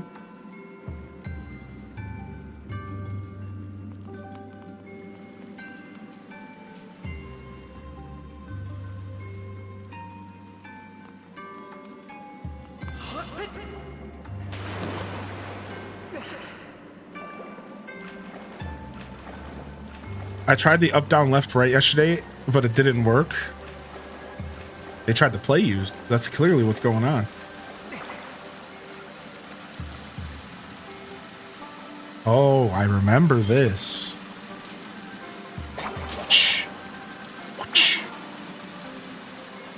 So the whip is like very intuitive because you have to snap the stick from down, right? You have to snap the stick from down to up to throw it. And then you snap the stick from up to down to pull it. And I just find it to be such an enjoyable experience using the whip. Like once you wrap your head around it.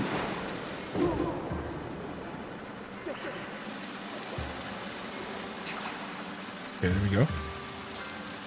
Yeah, it's like you snap the stick from down to up, and then you're already holding up, and you just have to pull back down again. Isn't that so nice? Like it actually is like a really smooth experience. It's super cool like that. Yeah, it's fun with motion controls. Honestly, I don't remember what it was like with motion controls on the Wii. I did play this game on the Wii. I don't remember what it was like at all.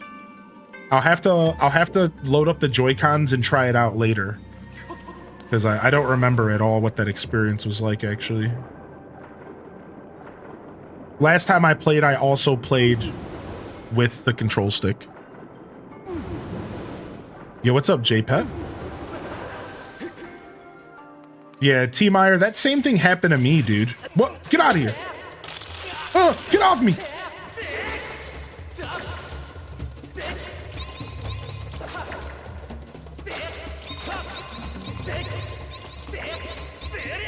That same thing happened to me, no joke. T-Meyer, the first time I came into this dungeon, no joke, I could have sworn that I tried up, down, left, right multiple times. But 30 minutes later, after I figured out the puzzle, for some reason it worked. I swear, dude, like I'm not even, I have no clue why the first puzzle in this dungeon is so goofy. Is this the Switch version? Yes. What's up, Band Slam? We're playing HD Switch. That's right, that's right, that's right. And we're playing on the Switch 2. And you know, it got a little glow up like all the other Switch 2 games. Whip him. You're scum. You're the scum of the earth. Take that. Take one of these.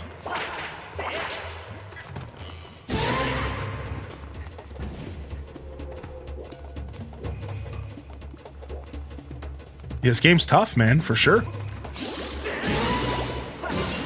I wouldn't feel too defeated about that.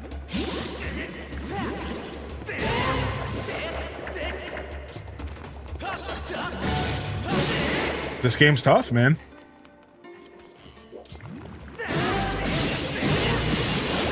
Ah, this thing got massive. Get this thing out of here.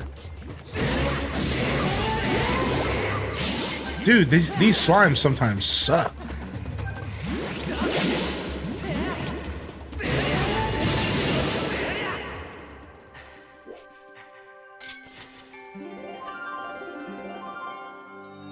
You maybe have to trigger something before it accepts. Right, like that's what I'm thinking.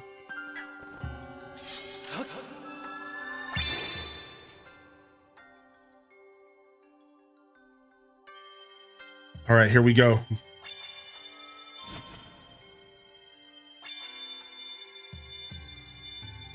I just want some hearts. I just want some hearts today. Just want some hearts today. Nice, thanks. Where'd this slime come from? Somebody's still shooting arrows at me? Yeah, that crumb bum up there. Okay, Mr. Crumb Bum.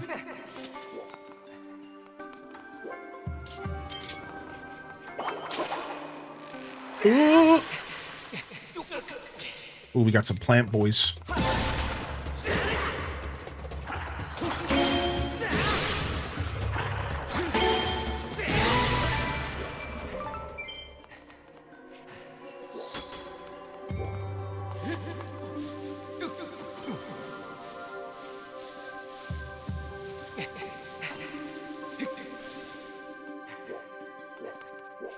I don't know, I think there might be a secret or something on this thing. I'm just gonna take a look at it for a second here. Thought there might be a secret on this thing. I think I'm thinking of like Twilight Princess.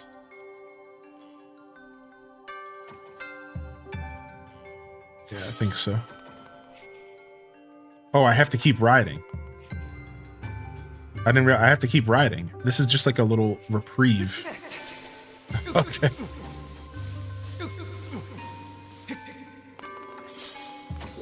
Hey. Hey, you. Hey, you guy.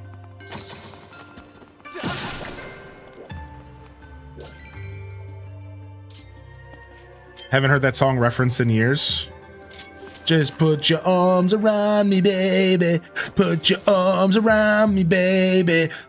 I just want to fly. Freaking 90s music, man. Freaking 90s music, dude.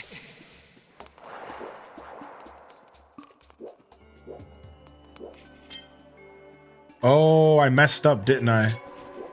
I messed up. Maybe not. Maybe not. Okay, we're good. I thought I had to like jump to the side or some trash.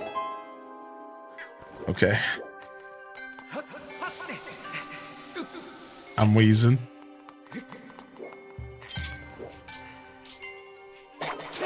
Woo!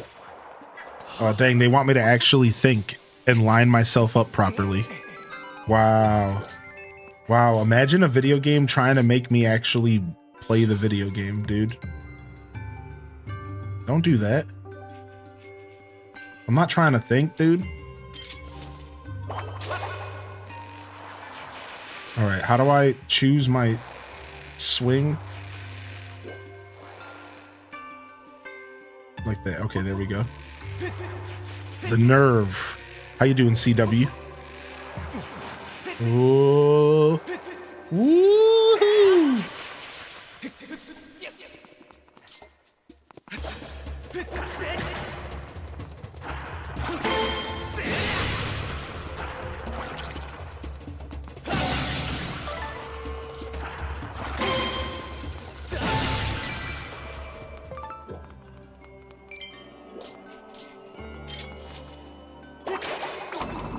Boom. Lost Skyward Sword is one of my favorite games of all time. This game's worthy of being one of a favorite game collection. Yeah, I agree, man. This game has some of the best Zelda dungeon design in the franchise, in my humble opinion.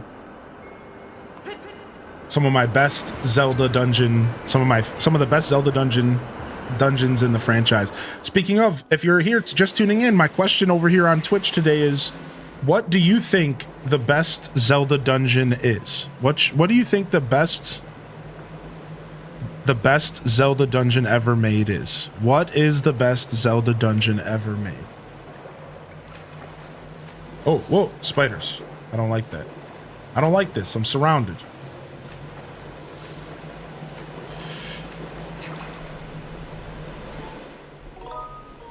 The bird statue. Birdman. This game has the dungeons that Breath of the Wild and Tears of the Kingdom deserved. That is something I will always agree with, to some extent. Oh, I remember how to do this room. That's something I will always agree with. I literally just said Tears of the Kingdom's in my list of favorite Zelda games, but and they did a really good job almost compromising, right, and providing that dungeon experience to some extent. And I love Tears of the Kingdom's dungeon, so I'm just kind of saying, I just wanted to make it clear before I made this statement that I actually find a lot of value in the dungeons in Tears of the Kingdom. I think they're really well put together, and for the game's formula, right? Because you have to understand that, like, there's only so much they can do within that game's formula. The idea of ultimate freedom, the idea of not knowing where the player's progression at any point. You have to make the dungeon approachable as the first or the last, yada, yada, yada. That all being said, I really do miss traditional Zelda dungeon design, man. Oh, am I right there with you, dude? Oh, am I right there with you, man? That is really all I feel like I'm missing from modern Zelda, is that traditional Zelda experience, dude. I just stole that dude's key from his pocket. This game is so sick, dude. I love that I just stole the key from that dude's pocket. Open up! I love them both. I just imagine this dungeon with Tears of the Kingdom graphics would be so good. Yeah, man. That's why I would love Ocarina of Time to get remade in a modern engine. Like, could you imagine? Like, here's the pitch. Here's the pitch. The pitch is Ocarina of Time, but in Breath of the Wild's engine. Don't overthink it. Just try to imagine this exact copy of Ocarina, but made in Breath of the Wild. That's just like the basic idea. That would be so gorgeous. To be able to run around with those graphics and like with that game's energy, but to be in like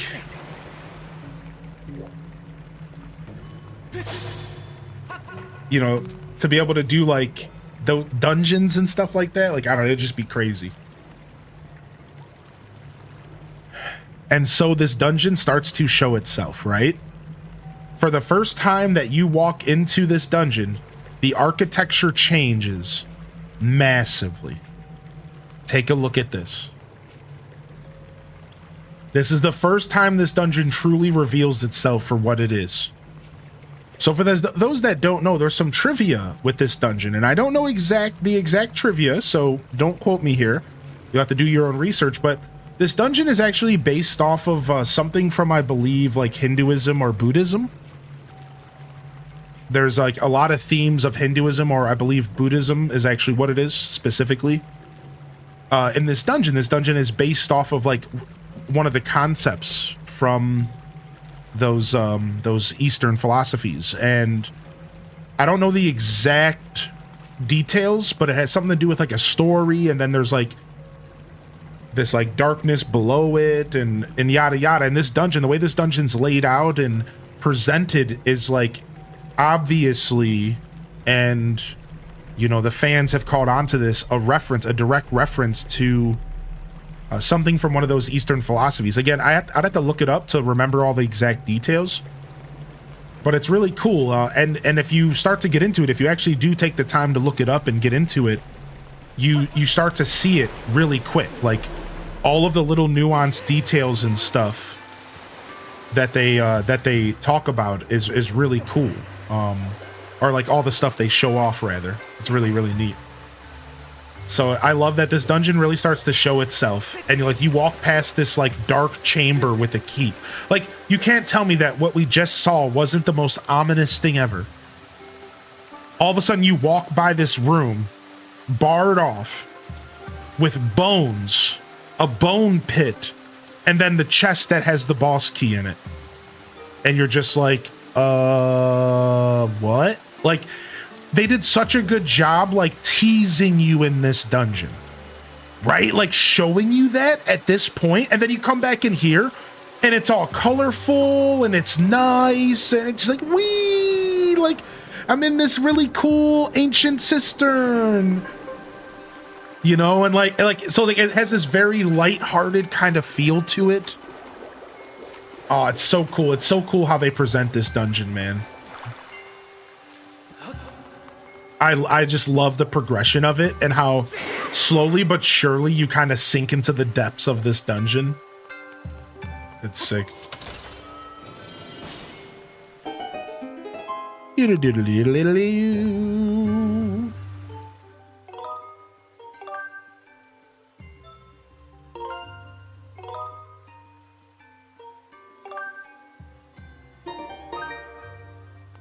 All right.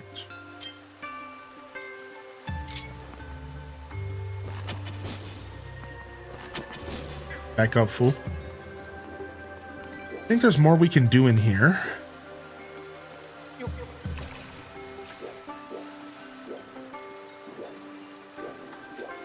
We can't get up there, but I think we can get up here if we swim. Yeah.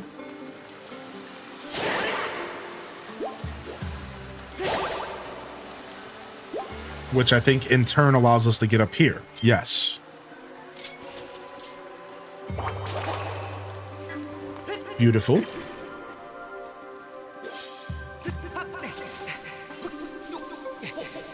I didn't grow up with Zelda. So being in late 20s and 30s and early 30s, I think my perspective's a bit different with no nostalgia. I prefer the Tears of the Kingdom with freedom and experimenting with stuff. Yeah, that's cool. I like hearing different perspectives from the Zelda fans, and that's one of the reasons why I try to have an open mind towards Tears and stuff. Like, I've actually battled for Tears of the Kingdom in YouTube comments, and I rarely take the time to comment in YouTube or on anything ever because I don't care enough, right? And I swear to you, I've actually battled, dude. I've battled. It was a YouTuber that does like theory videos and stuff, and they talked about the dungeon design of Tears of the Kingdom, and they talked about the dungeon design of the game, and a bunch of the comments were just like, oh, but the dungeons suck because I could just cheese them. And I put a freaking 2-paragraph post in this piece about how you cannot call the dungeon bad because you chose to cheese it. I put a freaking 2-paragraph dissertation in this dude's comment section about how absolute insane it is to think that developers need to bend backwards for the players who are going to cheese the game. That's on you, homie. You chose to cheese the game. You chose to cheese the Fire Temple. I didn't. And the Fire Temple in Tears of the Kingdom was one of the best Zelda dungeons I ever experienced. It was phenomenal. I didn't cheese it, you did. So how is that Nintendo's fault? How is that the game design's fault? Because you decided to cheese it, right? Because a lot of people's argument is that because they made the dungeon cheesable, and because players will always cheese if cheese is available, therefore the developers should have expected that, and they should make dungeons that aren't cheesable. And I'm like, that's just so lame. That's lame to put that on the developers for creating an all-encompassing freedom experience, and you as an individual chose to take the easiest, cheesiest route, but then to come back and complain about it later. That's the key. You can game however you want, but to complain about the dungeons in the game after you chose to cheese them is absolutely ridiculous. Like, that is so unfair to take points away from Tears of the Kingdom over that. Right? Like, that's weird, dude. Like, that's weird. You chose to play the game that way. You know what I mean? Like that's not cool to the developers. I think that's super unfair. If you're trying to objectively like rank a Zelda game, if you're trying to like have a conversation about like the objective value of something, you can't rank it based on its cheesability. Like, that's weird. Like, that's on you, man. Nintendo games have always been about having your own fun and making your own fun. Like, anybody who played Wind Waker knows exactly what I'm talking about. Like, Wind Waker is, quite frankly, the easiest Legend of Zelda game ever made. But it's my favorite. Right? Besides for a couple of the boss fights, Wind Waker is by far the easiest Zelda game. But it's one of my favorites because I make my own fun in that game. I turn up the difficulty on myself by doing interesting things and not playing the game as fast as possible. You know what I mean? Like, we have this weird problem in society, I've noticed, in the society of gamers, where like gamers ruin video games for themselves by trying to play them as fast as possible.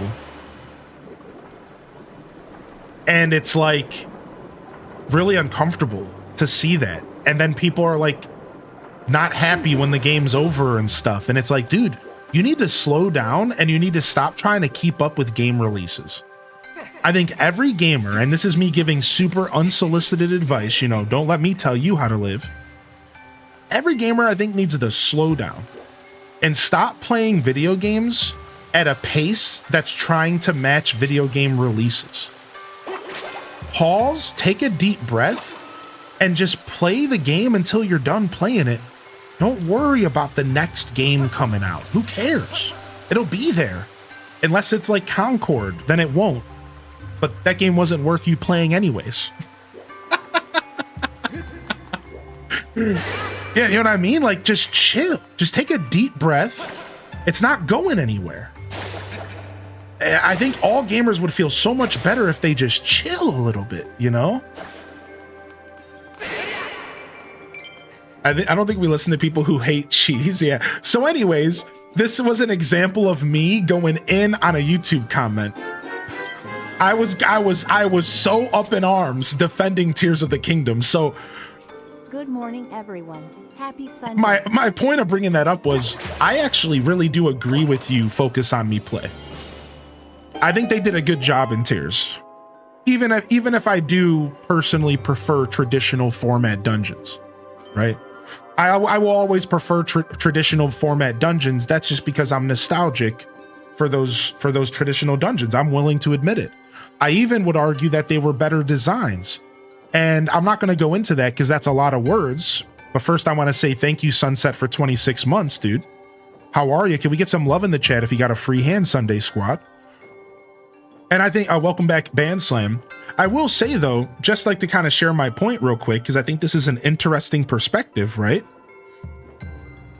I think the ultimate flaw of Breath of the Wild and Tears of the Kingdom is that while they try to create an experience with ultimate freedom, ultimately they create a watered down experience. Because, and again, I'm trying not to go too far into this, but like, think about this for a second. When you're creating a dungeon where you know exactly the point in which the player is going to show up to it, you know exactly what's in their inventory to some extent, you know exactly what items they're going to have in their inventory, right? You know exactly their progression. You can design that dungeon based off of everything that you know about where the player would be, what they've experienced. You can put puzzles and trials in that dungeon perfectly curated for that specific point in the game. Unfortunately, you can't do that with an ultimate freedom approach. Now I could be proved wrong, and maybe the next Zelda will do that. And I'm excited for them to continue open world and to keep making it perfect. I think Tears was another step towards perfection. And maybe they'll figure it out. I believe in the Zelda team. But I firmly believe that, unfortunately, with the current formula of Zelda, there's always going to be something left to be desired because they have to design everything for every stage of progression. The only thing they don't have to design that way is Hyrule Castle. Technically, right? They can make Hyrule Castle and the boss of the game as hard as they want because that's meant to be a challenge regardless of if you're at the beginning of the game or not. Which is why I think Tears of the Kingdom's final boss was insanely cool. And it was pretty difficult. And so like, I think in a lot of ways, that's my kind of philosophy towards the current generation of Zelda games is like, as cool as they are, there is a flaw that I see.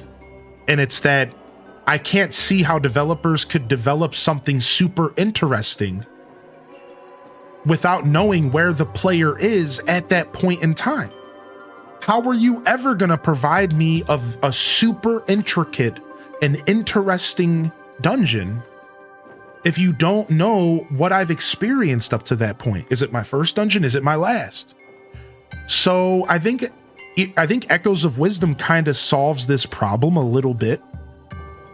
And I hope that they continue to try to solve it over time. I think they will. I'm pretty confident that they'll figure it out. I think Echoes proved to me that like they know what they're doing.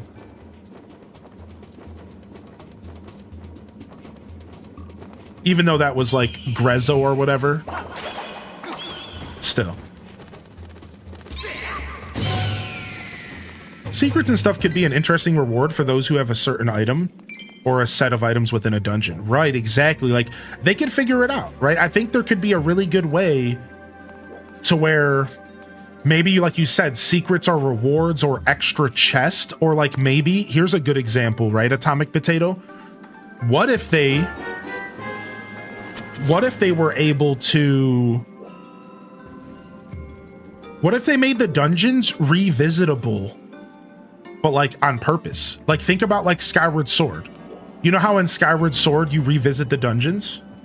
What if like they designed the dungeons to be revisited multiple times, and every time you go back, there's more stuff to explore, there's more stuff to lock into, more secrets because you have more stuff. So like, let's say you show up to the dungeon first, right? You maybe only do part of it. You beat it, but you only do part of it. And then if, let's say you go to the dungeon, you come back later at the end of the game and there's a bunch of stuff that you didn't do because you didn't have items. So you can go back later and there's like a whole nother chunk of the dungeon that you never finished. And you could say, oh, wow, now I have the hook shot. I can actually finish this dungeon. And you go back to it. So maybe they could do some sort of like layered revisit system. Like that would be kind of cool, right? I don't know. Just a random idea, to be honest. All right, we got a spider boy here.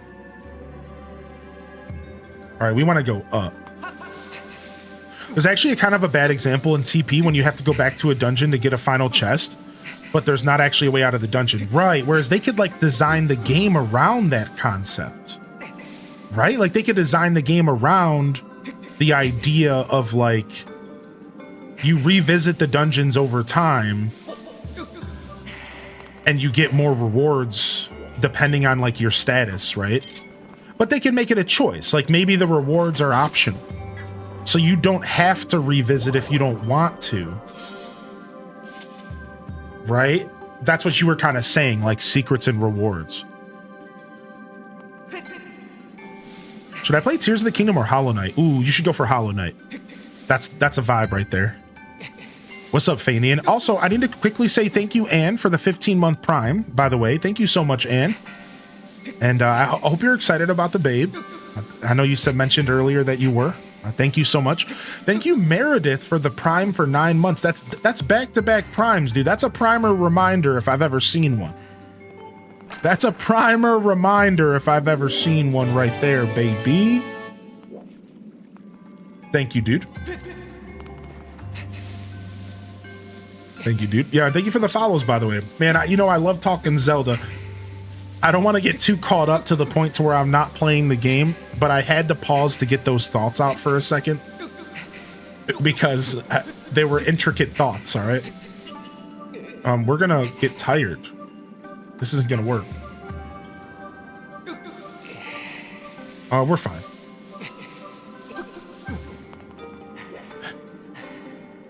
Just make them Zelda 1 style. If you're not strong enough, you have to come back. You can progress to the next dungeon without the item from the previous.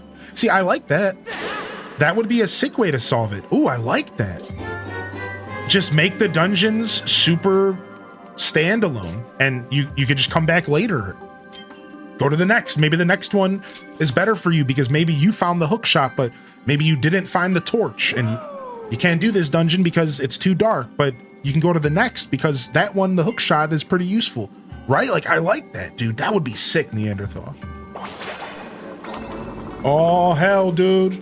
Oh, hell, dude. Yo, hit it, chat, on a Sunday morning, baby.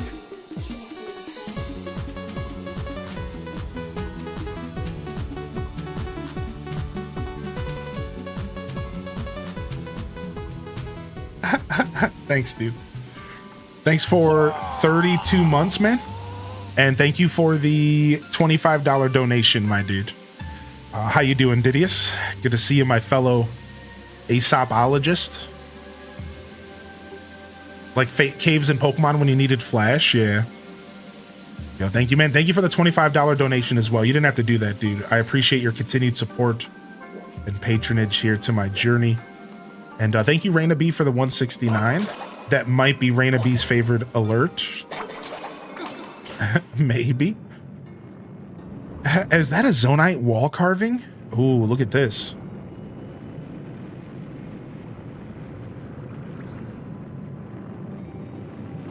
The foot. Look at them toe. Put those grippers away, dude. A Zonite wall carving. Like right here? You're talking about on the pedestal here? Yeah, cover those things up. Oh, it was a plant. Okay. Yeah, no worries.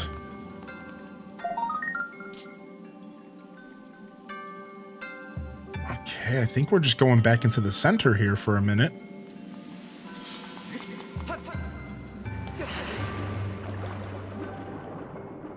Here in Brazil, we use either Crocs or sandals. Put those grippers away, dude. Nah, Crocs and sandals are fine, but don't you dare put socks on while you're wearing those sandals, all right? Socks and Crocs are okay. I can deal with those. But no socks and sandals, man. You need to get that trash out of here, all right? Ever since the long chat about Zonaic ancestors, I keep my eyes peeled in every game. Yeah, Sunset, I'm happy you said something. I like that kind of stuff personally. Thank you again for the support here. I hope you're doing well, Sunset. It's good to see you, man. It's always nice to see you in the chat. What's up, tiny bit stressed? What you been gaming on, Sunset says?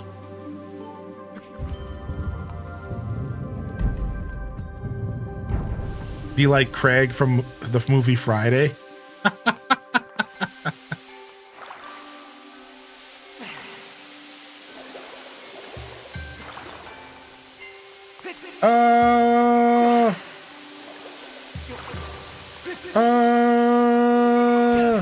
I always forget what button the sailcloth is. Oh, we're here.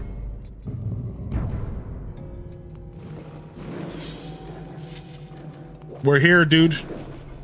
We're in the Deadlands. Look at these zombie boys, right?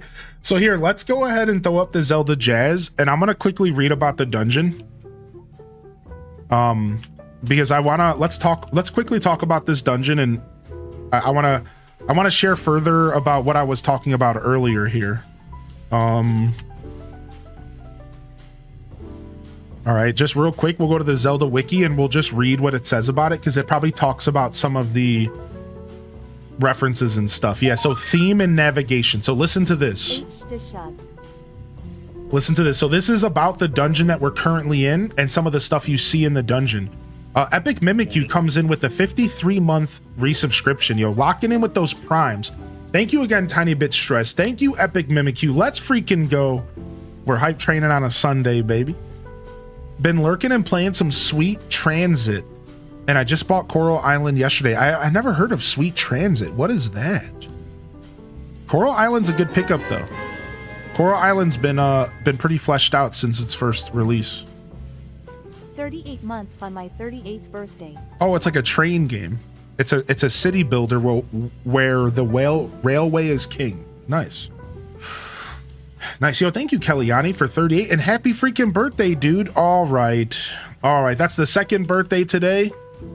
Lock it in, chat. Lock it in, chat. Let's go, baby.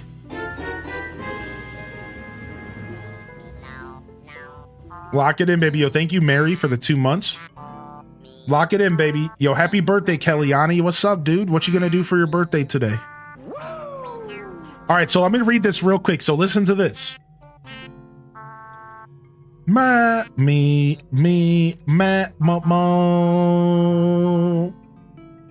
Oh, Team 17 made it. Nice, dude. I like Team 17. They're chill.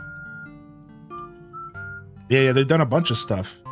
Yo, happy birthday. Yeah, what are you going to do for your birthday today, dude? Yo, thank you, Mary, for 2. Thank you, Kellyanne.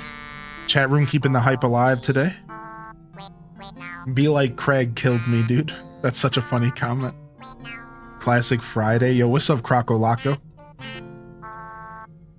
Ma, mo.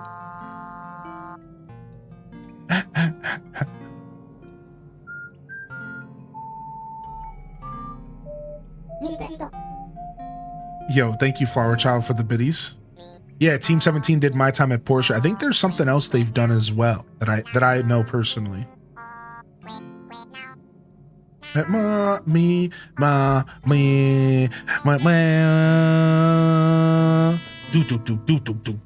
Do. Ow! Yo, what's up, Jessica? Yo, double birthdays in the chat today. Kellyanne, thank you so much. If somebody's in the Discord, feel free to get a happy birthday out there.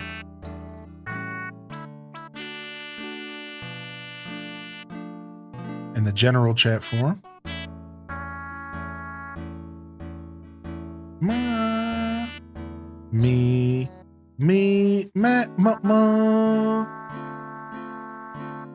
Thank you everyone for joining in on the birthday love. We like to give a little birthday love here in the channel every once in a while. Appreciate y'all. Everyone deserves a little extra love on their birthday. That's my philosophy. So this dungeon, themes and navigation. A giant stone statue sits at the center of the ancient cistern, surrounded by water. Navigation through the dungeon is interwoven with water-themed puzzles, and Link must contend with areas containing steam pools, and stream pools, lily pads, water wheels, and water-filled high-pressure pipes. Although the ancient cistern is serene, water-themed temple, the dungeon's lower level is an ominous, abysmal words today, underworld populated with cursed bokoblins. That's these guys. All right. The sinister area is full of polluted water, which damages and curses anyone who comes in contact with it. All right. So here's the interesting part of the dungeon. So the dungeon appears to be based on the short story called The Spider's Thread. In it, the Lord Buddha is walking through paradise and gazes into a pond. Past the lotus petals, veiling the water's surface, seeing into the depths of hell. There in the darkness, he sees a criminal, Kandada, who once intentionally avoids stepping on a spider. Moved to try reclaiming this man, the Buddha lowers a spider thread into hell, and Kandada starts climbing to paradise. However, other sinners begin climbing as well, and Kandada, worried that the thread will not support the weight, exclaims that it is his and his alone. At this point, the thread breaks because Kandada was worried only about his own salvation and not his fellow sinners. Furthermore, the architecture of this dungeon also greatly reflects that Far Eastern temples. The statue head in the main room, the blessed idol key, and even the Kolok's bear a striking resemblance to Buddha. So it's really interesting because the main thing I want you to keep your mind on if you're watching this broadcast this morning is the thread.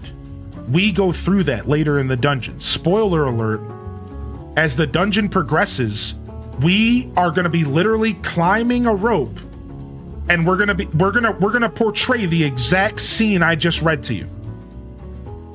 We're going to be climbing a rope to, out of this depths, hell or whatever, and we're going to be getting like grabbed onto and latched onto by these bokoblins. It's going to be like 1 for 1. It's going to be really cool. You'll see that here in a little bit, maybe in about 30 minutes. All right, so thank you for the hype train, by the way. I'm just gonna stand up and tinkle really quick, and then we're gonna come back and continue. Give me just a second. I don't like to take breaks in the middle of dungeons, but I also drink a lot of coffee this morning. I'll see you in just a sec. Enjoy some smooth jazz.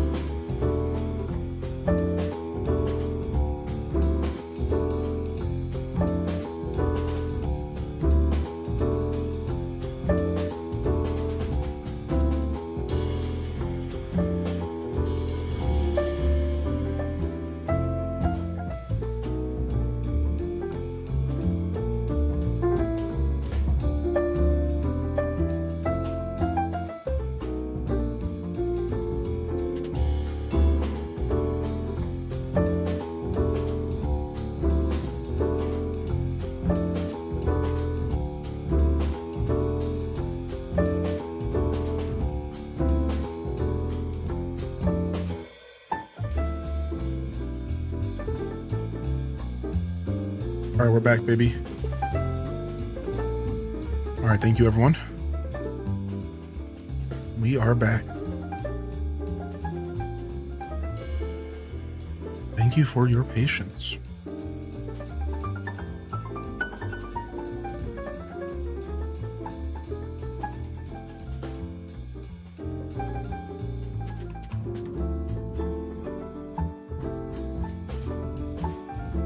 Welcome back. Yeah, game chops Zelda Jazz. That's right, baby. That's right, baby.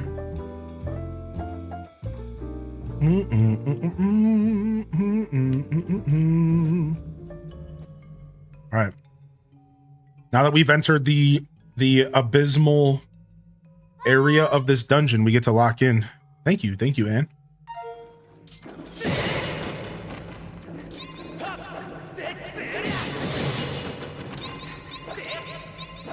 Why can't I get my fatal blows today?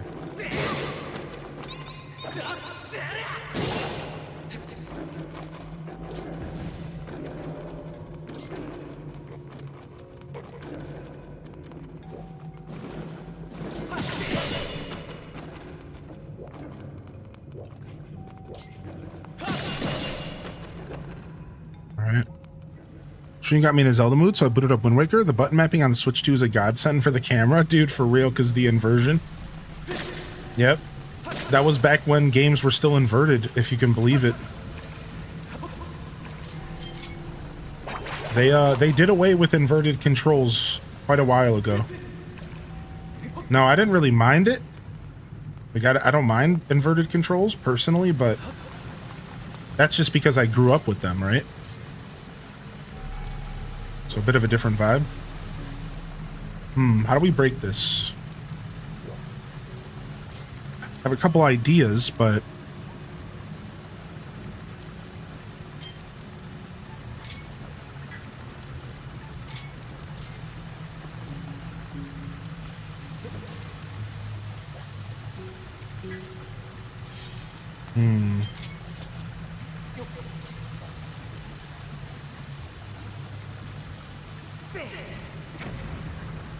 I didn't think that was going to work. Okay. I think we're going to be coming back from that area, actually. And we don't need to think about that right this second.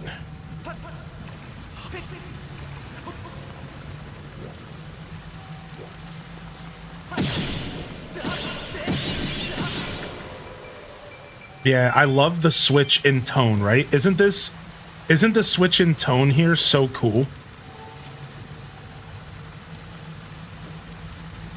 Should I get to shut the mouth and damn the flow? Yeah, I remember this.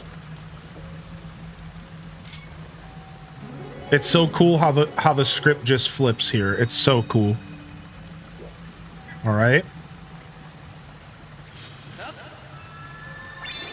Let's see if we can draw something else. Think we're good enough to draw something else here? I think there's a couple things you can draw.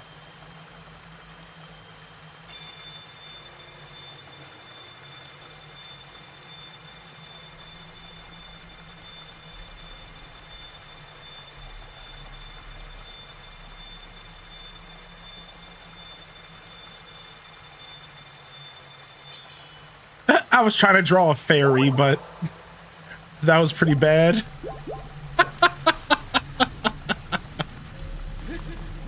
All right.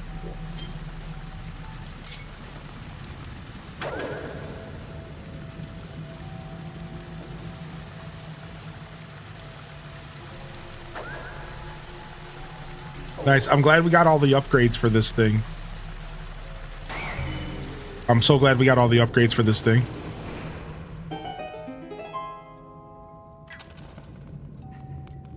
Nice. Back into the ancient cistern here.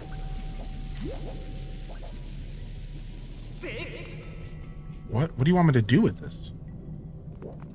Oh, maybe they're just trying to give me some bombs. Don't mind if I do. Don't mind if I do. Don't mind if I do.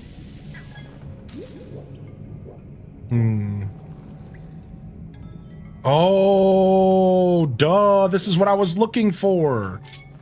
I was like looking for a bomb to pick up and carry to the rock over there.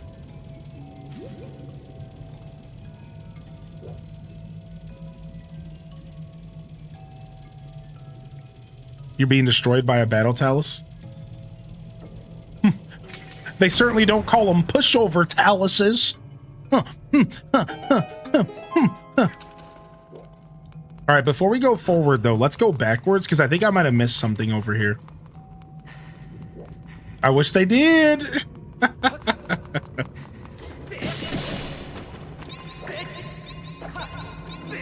Why am I missing that?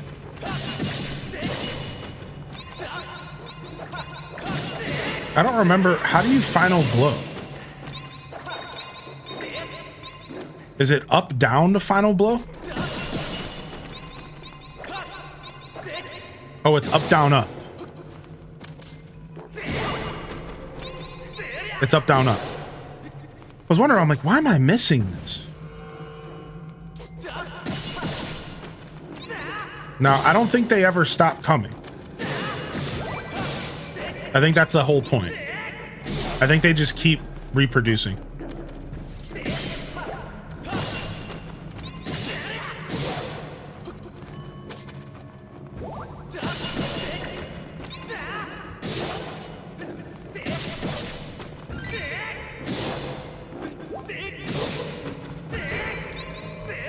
Got him.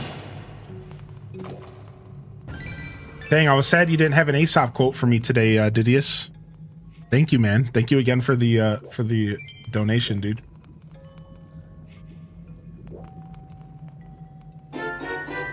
Okay, so I just wanted to make sure I didn't miss anything here. We'll be coming back this way, so Lurker, Lurker, Lurker, Lurker, Lurker, Lurker, HD bongo tap bongo tap love. oh wait, I don't know if I quite caught that though. Like, would you at all be willing to repeat yourself? Because like, I'm not sure. I didn't really catch that.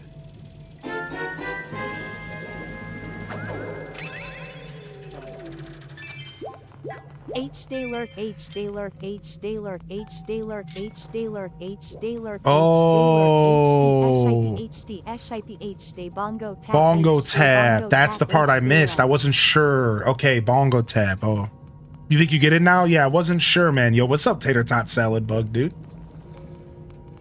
First time seeing the Hestu dance on Tears of the Kingdom. I love it because I'm in mourning of the Breath of the Wild one was the GOAT. Dude, I love it. I'm so glad you just saw that for the first time. Really? Oh my gosh, I'm cursed. I don't think I can use my sword when I'm cursed. And I look like I'm Pigpen. I haven't taken a shower. Charlie Brown status. Geronimo!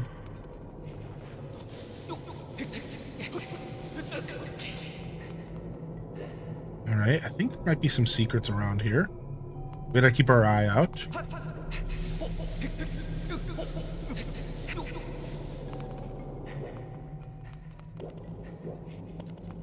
Okay. Climb up this bad boy.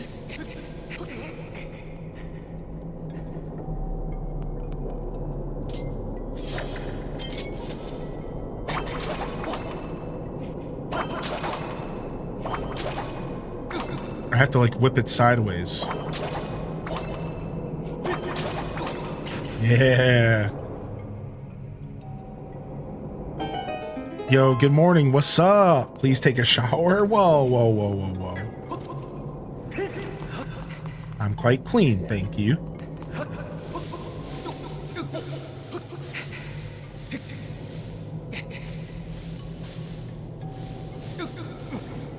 We can't all be minty fresh. Good comment. Good comment. Whoa! Around the world.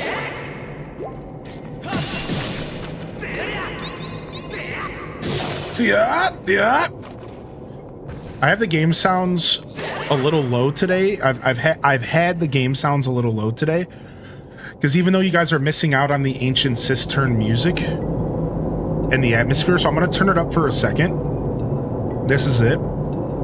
But I have it turned down because it's Sunday and we're relaxing. And I don't know if people want to tune in to a bunch of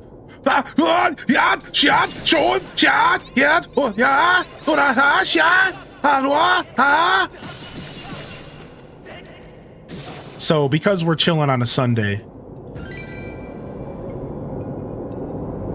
just letting you know, like if the game's quiet, it's because like it's Sunday. I don't know. I just want to give people a relaxing space today. That's what we're going to focus on. But I would like you to tune into to the atmosphere here. Listen, isn't it super like just creepy? Like just listen in, dude. This is what I've been walking through the whole time.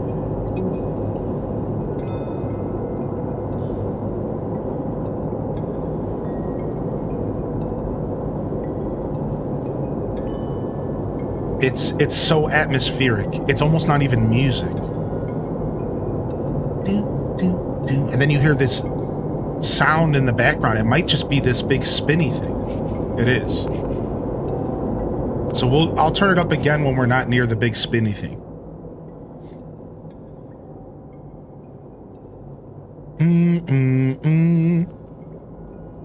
All right.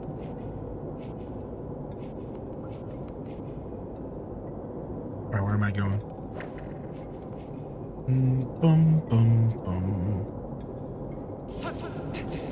I don't know where I'm going.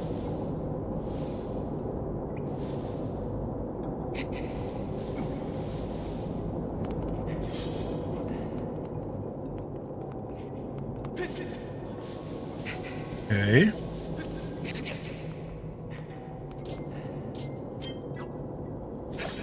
Cool, making us use our whip.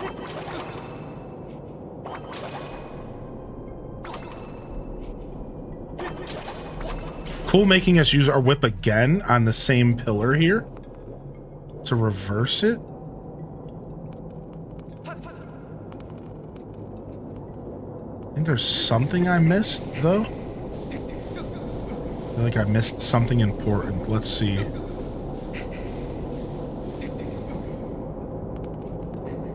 Oh, yeah, here we go. This is where I want to be.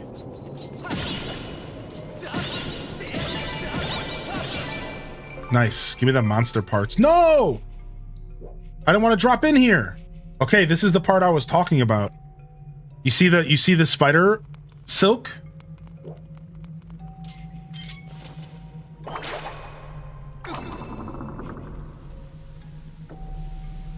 Yeah, you see that? Like, this is an exact reference to what I just read to you about, like, what this is based off of. He let down a rope. And as you climb it, look, here come the sinners.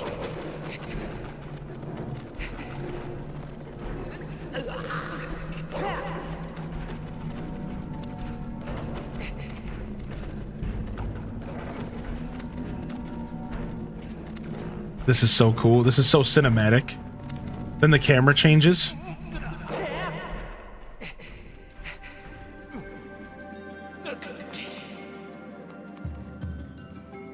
Now, the music up here is a little bit more lighthearted than that place in the basement. We'll be back in the basement later to show you the music there, but again, I wanted to show you the music. Down there, I was next to that big rolling tumbler, so it was like kind of loud, but here. This is the upstairs music. Now, also, I think the dungeon music in this game might still be kind of progressive. So it might be progressing further along at this point, but I think this is the exact same song you hear when you first walk in.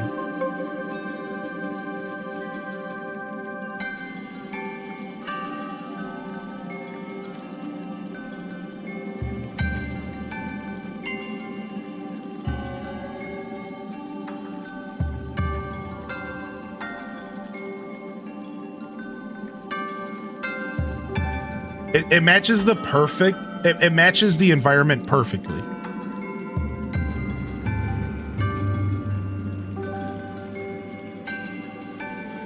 You hear the sounds of running water just like lightly in the background.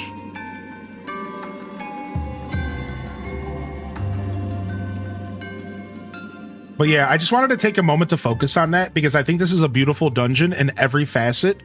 And like I said, I've kind of had it on the lower side, but it's because I wasn't in the mood to hear super loud Zelda sword play today. So I figured it was Sunday, we would chill out a little bit.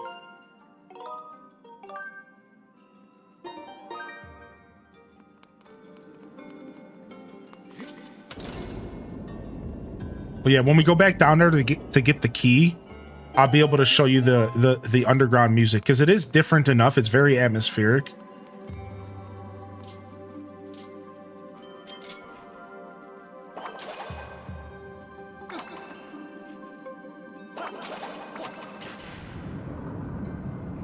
Yeah, now we want to raise it back up so we can go back down and we can go get the loot.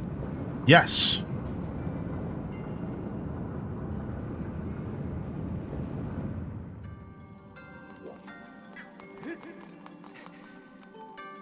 Return the stone giant to its original form and descend below the earth again along the thread. There you will find the key to the path ahead. Let's go, baby.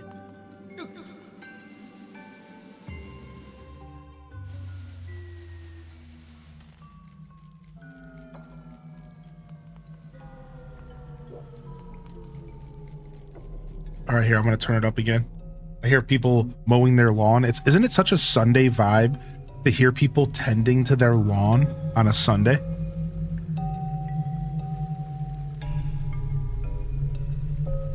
But here it is, right? It's very subtle.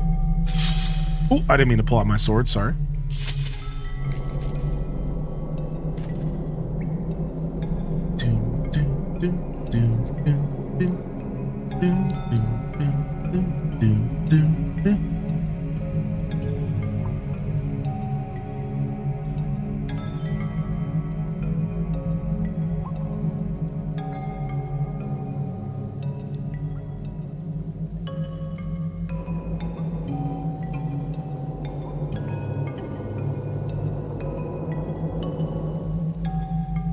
So they did a really good job almost creating a similar experience with the music, but also making it like a little creepier and a little bit more atmospheric while you're down here.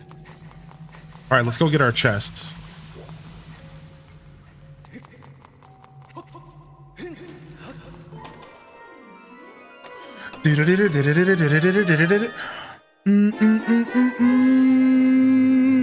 And here we go.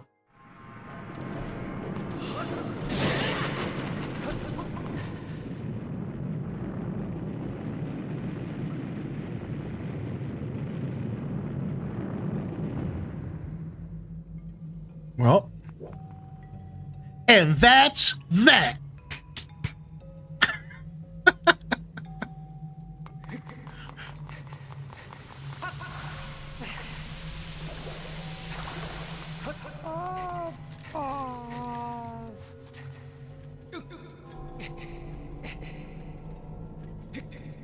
Fired up Tony Hawk Pro Skater 1 and on the PlayStation 2 last night. Nice, dude. We love some retro gaming. I ain't even got a single place to be, but when I walk down the block straight, trail in a V, nah, I mean. Nice. So glad I don't have to tend to my lawn currently. Yeah, me either, dude. Yeah, dude, me either, man. I'm pretty blessed in that sense because I'm on the second floor, so I don't have to deal with it. To be fair, the landlord actually just pays for someone to deal with it anyways. So even the people on the first floor don't have to worry about it, which is super cool.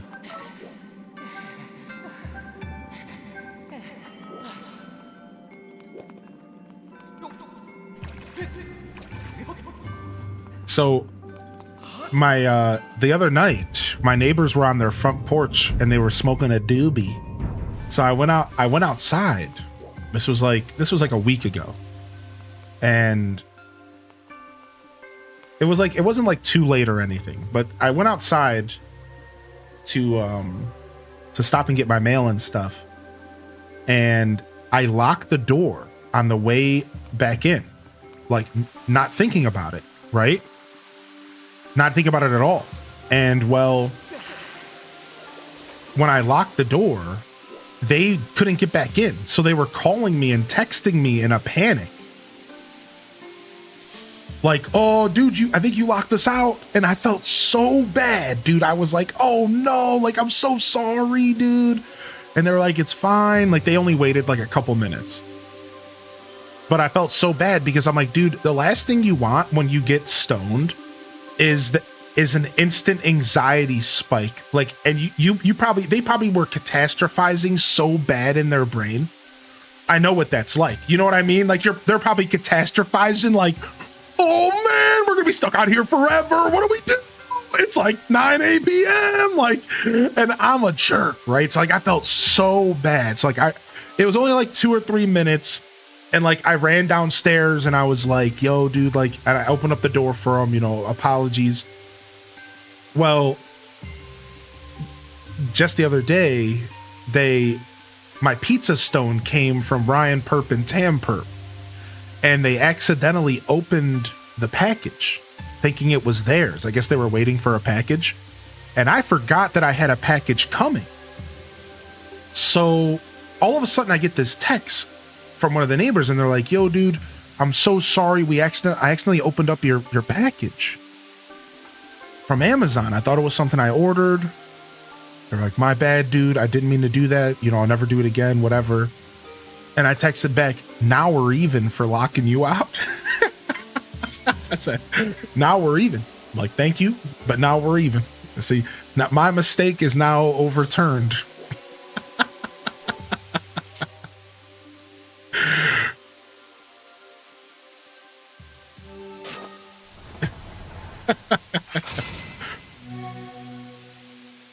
Oh, chaos. Sorry to hear that. Oh, that sucks, Minty Mine. Yeah, I'm glad it was just a pizza stone.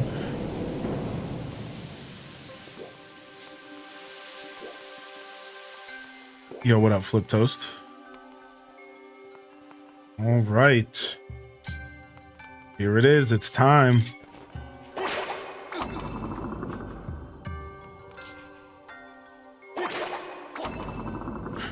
Here we go, baby. It's time, dude.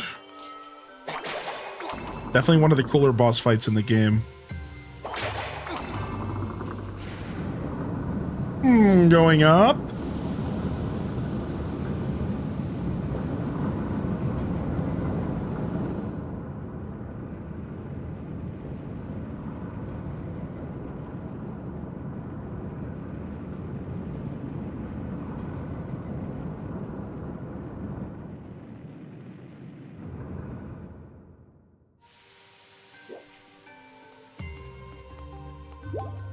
Yo, good to see you, Wonder Waffle, by the way. Yo, we'll see you later, Ann. Bird statue. Save statue. Boom, boom, boom. All right, here we go. This boss is fun. Our neighbor better give back our cat treats they got by mistake, or I'm gonna walk my ass over there. Oh, no. Oh, here he is again. You certainly are persistent. Nah, I had a better voice for him for sure. A little bit darker, a little less goonish. I'm terribly busy trying to find the clues that will help me revive the Demon King. Your incessant buzzing around my head like some irksome gadfly when I'm this busy is, well, it's making me very disagreeable.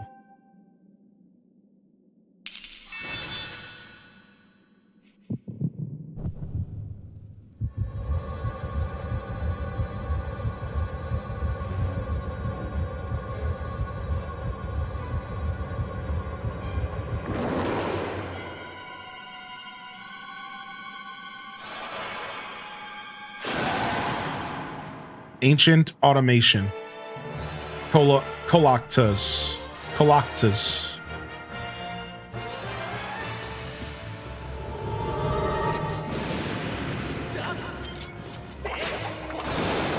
Give me that arm, son. Yeah, give me that arm, son. What you want? Give me that arm, son. Give it up. Cough it up.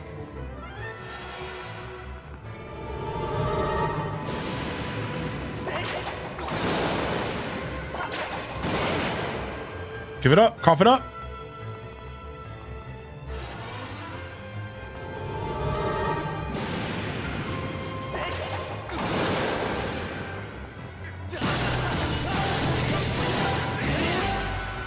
Shredded. What do you want now, son?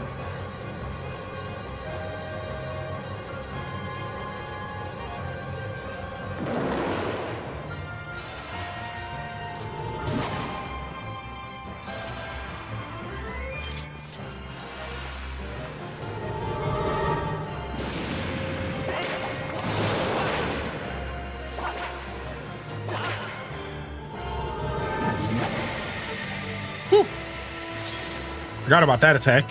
Almost got me though. Oh, got me there. Oh, scumbag.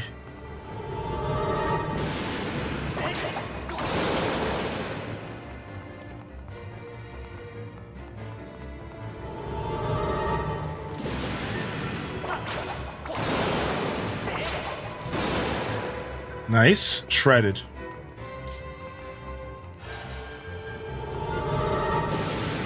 It's so nice that the targeting auto switches. So like when you're targeting the head, it auto switches to the arm that's on the ground in front of you. It's really nice. It's really nice that you don't have to retarget. Very nice.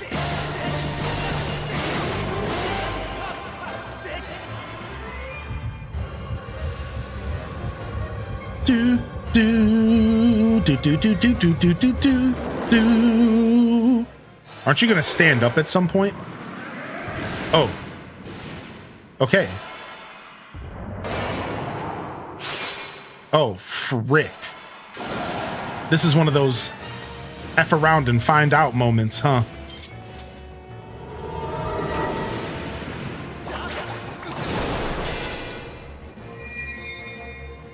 Oh, I remember this! Yeah, Wind Waker vibes, dude! I remember this!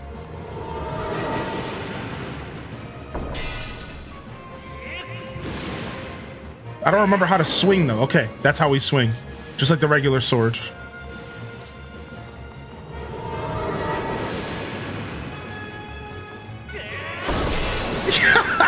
Give me those arms!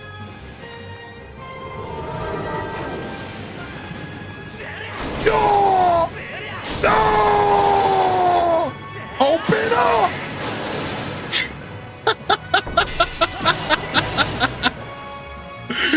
It's such a good fight, dude. It's got Wind Waker energy, and I love it. I love that they let you pick the sword up, dude. It's such Wind Waker energy, man. Oh, frick. I forgot about this part.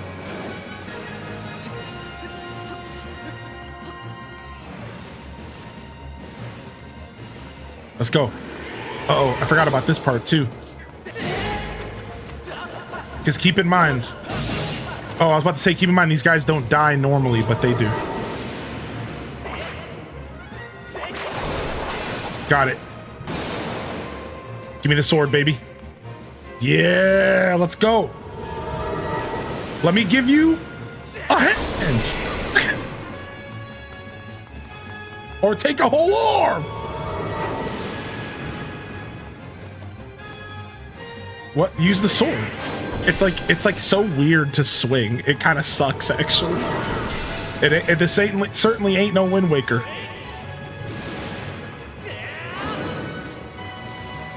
Dude, it's so big compared to Link. Look at us. I was too busy looking at the sword, dude. Look at us, though. Yeah. Yeah. Open up!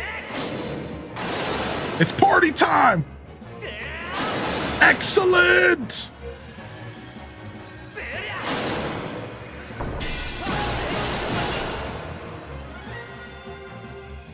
Link's been training them arms. Put them in a body bag! Hulkamania!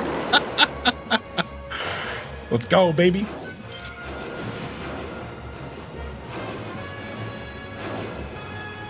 General Grievous. If this was Tears of the Kingdom, you would have stopped to take a picture. You know, I was thinking about it. You know what? I think we will. Get him off me. Gross, dude. Yeah, kill your own enemies.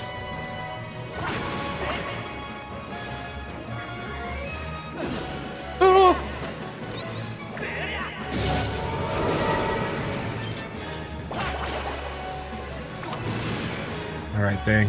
All right, now the enemies are out of the way. I think he just respawns them though. I think when you're this late in the fight, I think he does just respawn those bad boys.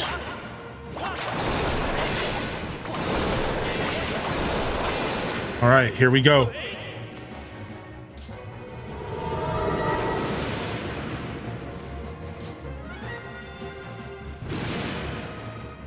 Screen captured.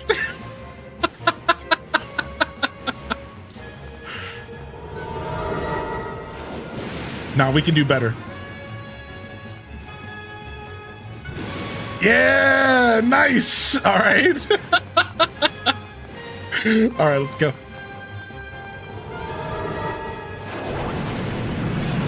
What? Oh, the pillar fell on me. Oh, that sucks. I forgot that they could do that.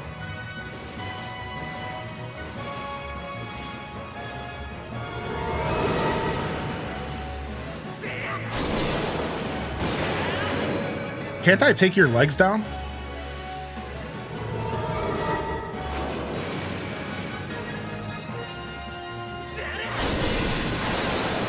It doesn't matter.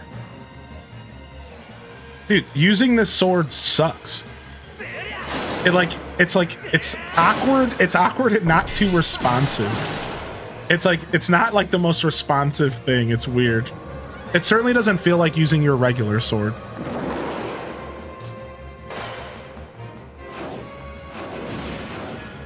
I think the enemy just needs a Snickers bar. Don't we all? Alright, he's gonna summon the enemies. Yeah? Yeah, here come the baddies. Done. Alright, who's next? I was ready this time. Oh, it would have helped if I hopped back, huh?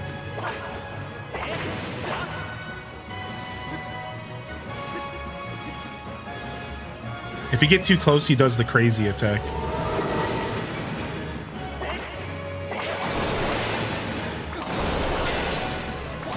All right, we'll take the 3 for free here. Grab the sword.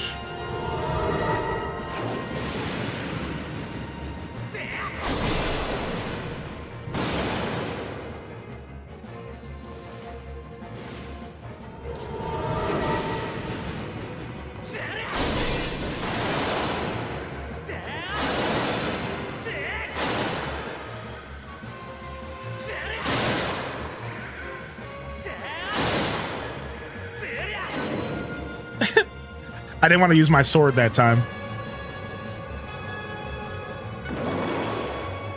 I forgot how much HP this thing has. Maybe I have to rip its heart out, Indiana Jones style. I don't think so. I think I'm doing everything right. I think he just sucks. And I'm just not hitting it enough when its chest is open. Like I'm just only getting a couple hits in. So I'm extending the fight like artificially. But we'll try ripping out his heart just in case. We'll go full Kano on him.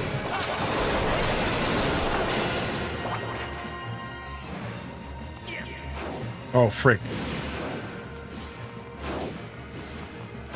Hey yo, chill. Hey yo, chill. Hey yo, chill. Hey yo, chill.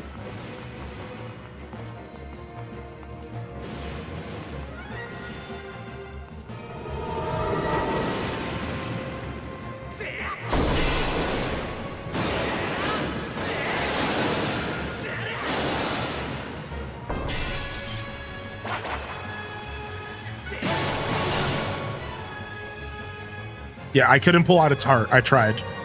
That was for you, chat. I tried to pull its heart out for you.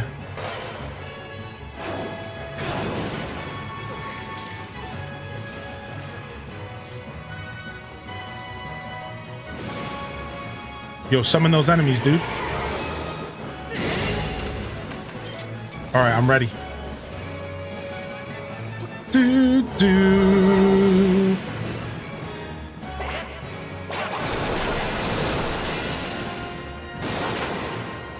All right, give me me sword.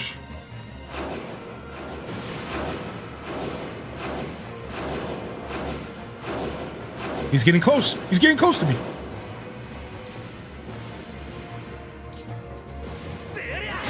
Nah, no legs for you. No legs for you.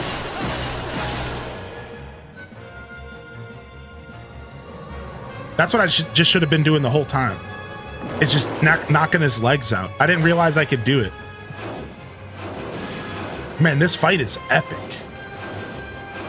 I feel like the fight should have been over, but I'm happy it's not. I was like worried it was going to be too fast.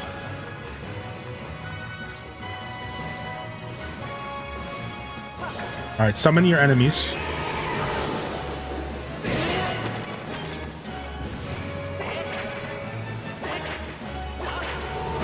Oh, I was too busy whipping and nay-naying. I was too busy whipping and nay-naying.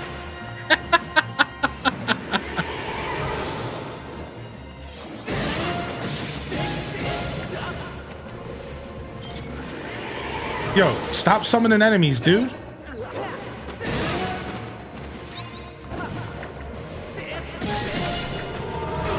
Dang it, dude. He didn't give me a chance to dodge. What a sucker.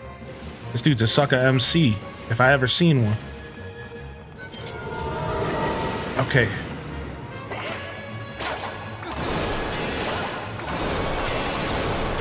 Got him. Sucker MCs can't handle that. Can't handle that.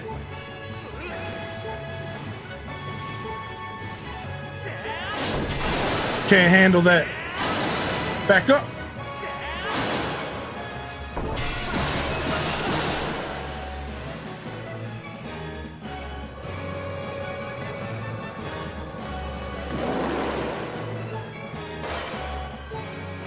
Here he goes, going nuts again.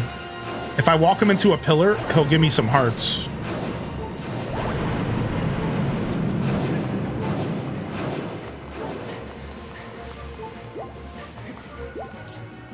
Got him. Thank you for the heals.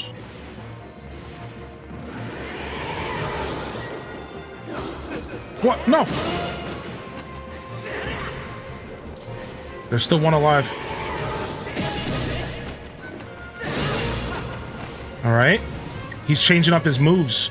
Now he summons 2 enemies.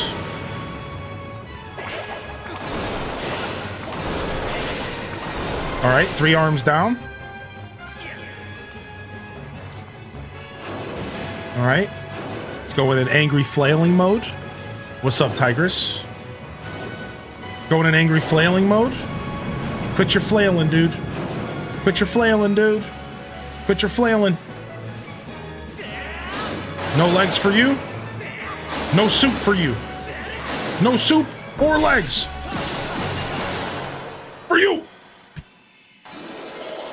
GG's.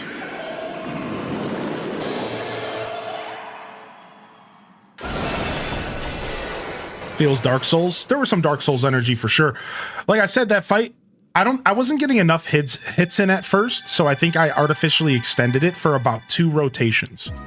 It probably could have been about 2 rotations shorter than it was. Like cycles. But even still, even if you take 2 cycles off of the end of that, that was a long fight. Right? Yeah, it was wild. Like, it's a long fight. Like, they really want you to cook in this thing. Yeah. Here's my new sword. Who needs the master sword when you got this, baby? Yeah, who needs it, baby? When I got this. Ah, Garuga Mash.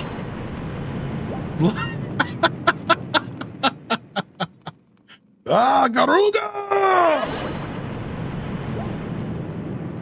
Ganon's not ready.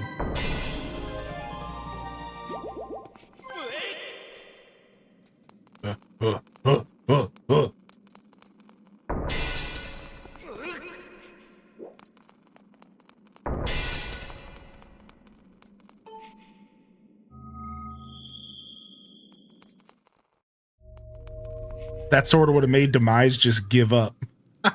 True. Big trues, actually.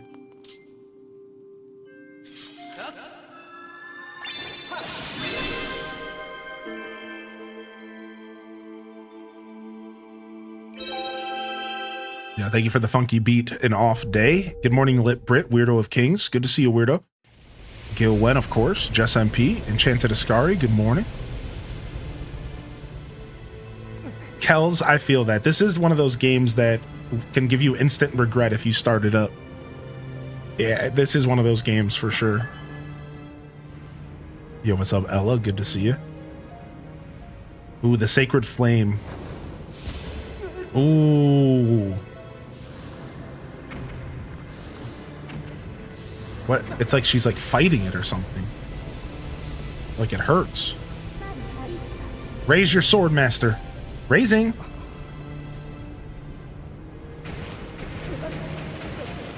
Ah, this is such a sick cutscene. Yeah, look at that. Infused with the power of Pharaoh's wind.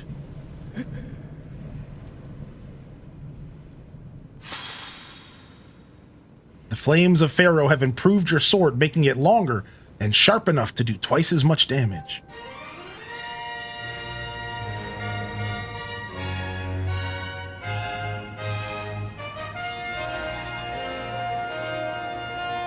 Yeah, that fanfare, dude. And that was nasty. Do, do, do, do, do, do, do, do, do, do. Ooh, the Triforce of Courage is awakening.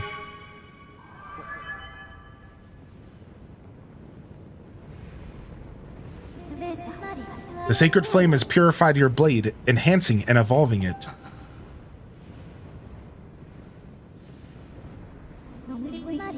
With your sword now enhanced, you are ready to learn a new melody. We should return to the Island of Songs.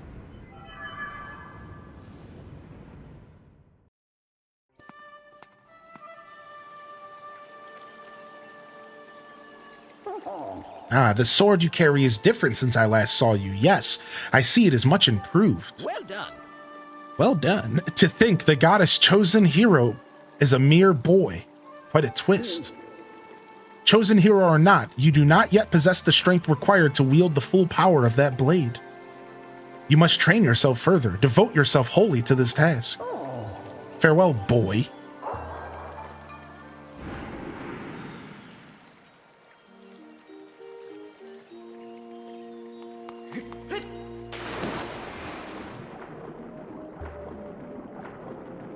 The dragon gives Katamari vibes. True. What's up, Britt? Good to see you. Cozy Chicky, welcome in. Na na na na na na na na na na na na na na na na na na na. Doop doop doop doop doop doop doop.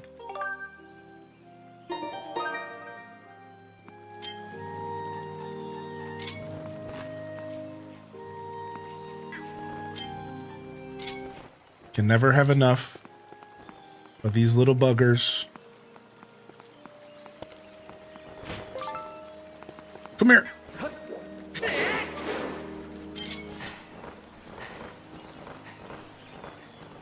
That's how Animal Crossing taught me to catch bugs. Hey. Come here. Where'd you go?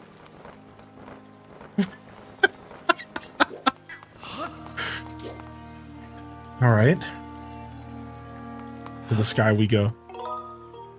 Did we save? Let's save again. Lonely Star is by far my favorite video game song. Really? Lonely Star is my favorite Katamari song for sure.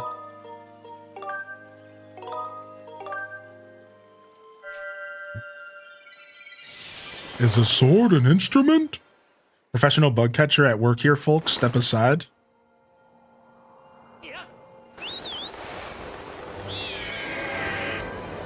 All right, let's open up the map and check out a couple goddess cubes. I'm sure we've unlocked a couple. It looks like we haven't unlocked any. I thought we for sure unlocked one or two since last.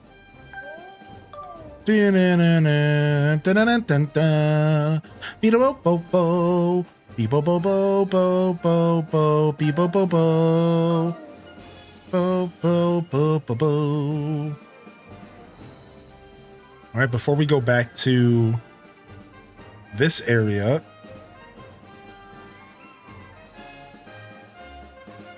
I don't remember what's here. I know this is the pumpkin place.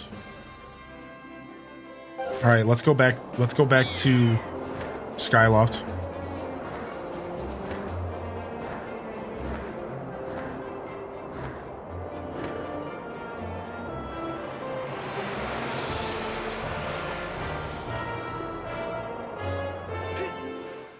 All right, let's go talk to the lady whose kids kidnapped. And let's start that quest line. Meanwhile, we brought home 395 rupees. So I forgot that I upgraded my wallet and I probably didn't have to rush. Yeah, I didn't have to rush to go and spend money. We could have saved up for another upgrade. I'm glad that we did, but regardless, let's keep saving from here on out. We have to go find the lady whose kid is missing or something. I don't know where she is, so let's go check a couple buildings.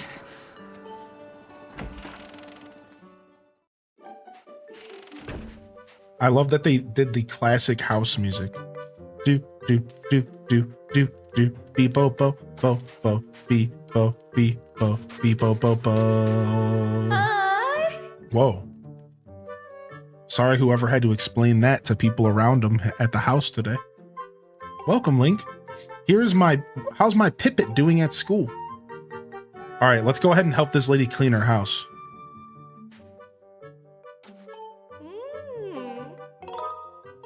Such a mess. This place is filthy. It's just that I hate cleaning, you know? It would be great if someone would clean the place up for me. Oh, can I not do it until I talk to Pippet? I think at some point you can clean this place, but I guess I have to like talk to Pippet first. It's like a mini quest or something.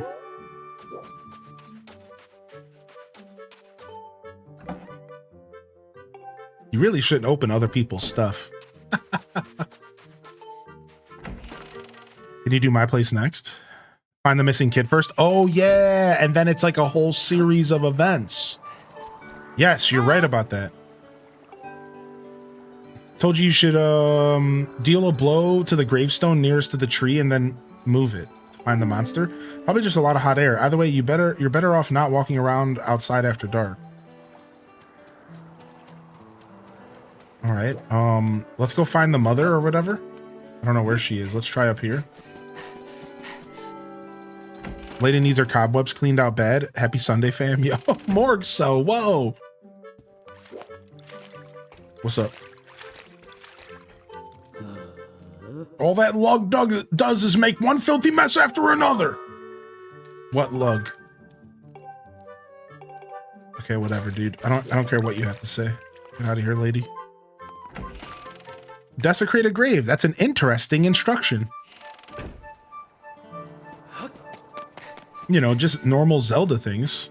I literally walk into people's houses, break their pottery, and rob them. And we think grave desecration is above Link? I think you guys forget how this hero works. Bum bum bum bum.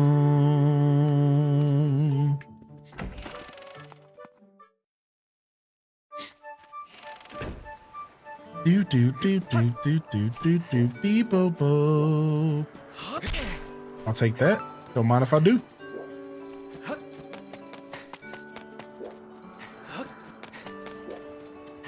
Oh yeah, the pumpkins up here. I remember those. I'm not surprised Link would do it. I'm surprised someone else is telling us to do it. Normally Link just commits the crimes on his own silently. True. Fair. Wait, what do you want from me now, lady? Hi. Okay, she says the same thing.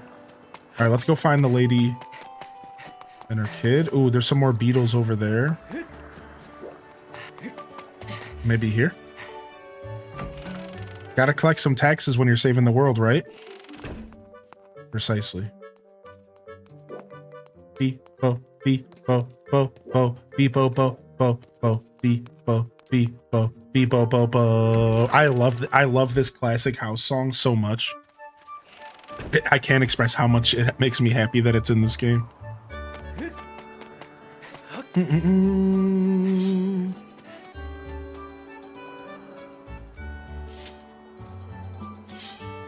trying to chapstick it up here.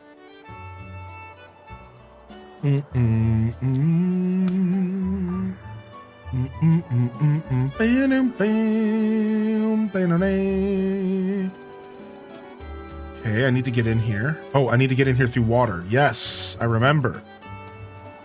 All right, before we do that, let's go check out some more of these houses real quick. Yo, good night, Band Slam. Thanks for coming and hanging out, man. Yo, pieces in the chat. Thanks for popping in, dude.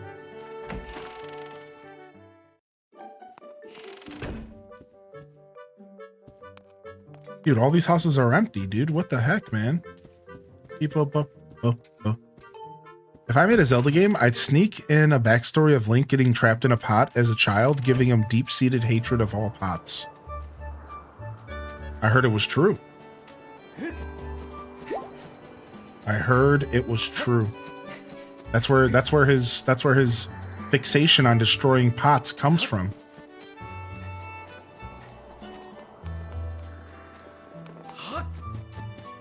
It all started because he got trapped. He got trapped in a pot.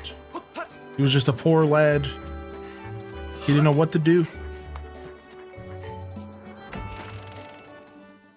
Why does Tears of the Kingdom feel like we're not here to save Zelda, but Lady Impa? Save Lady Impa from the dangers of old age and sanity. Yo, what's up, Exhaustion? Good to see you, buddy. Speaking of pots, I see pot, I smash pot. I am Link!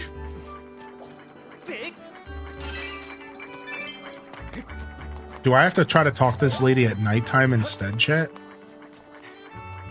I have to talk to this lady about her kid so that I can trigger the quest. Maybe it's a nighttime thing. Let's go sleep. Do you want to know where she is? Yeah, where's she at? How's your morning going so far? It's going pretty good. Yeah, where's she at? I don't remember. Is it a nighttime thing? I think I checked every single building in the game. She's up by the god. Oh, yeah, she's the lady up by the goddess statue. Yeah. Yes. I would have never checked up here. I thought she was like in a building. Nice, thanks. Okay, so now now that's all I had to do. I had to activate the quest essentially. I just never did that. Man, you gotta love old video games. You gotta love old video games, and this is not even that old. All right, let's go to sleep at nighttime. Let's go to sleep till nighttime and see if we can do this quest.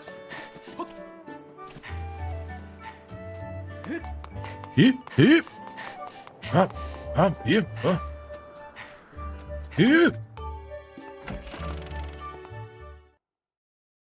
What up, lazy Stoneheart? Power saving mode Stoneheart. Oh, it's this little idiot.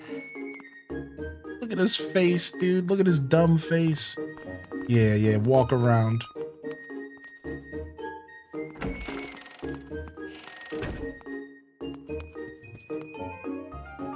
Do. Boom, boom, boom, ba-da-dum, boom, boom, boom, ba-da-dum, boom, boom. If I had the option to make a Zelda game, it might be blasphemous, but the first thing I would do is make the farming sim Zelda game that I've always wanted. I would just instantly make the farming simulation Zelda game in the Hyrule universe. I wouldn't even make a traditional Zelda. We have plenty of those. What we don't have is farming.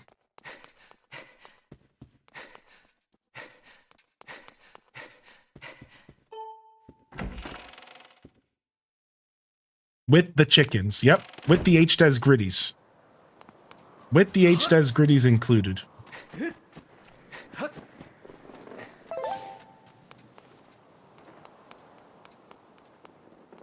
Need more farm? Make it a roguelike as well? Okay, calm down.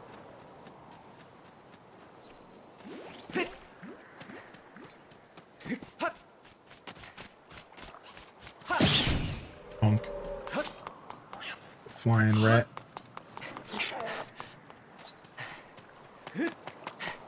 Bring back Ordon Village. Yeah, that's where the game will be set. It'll be set post Ganon in Ordon Village.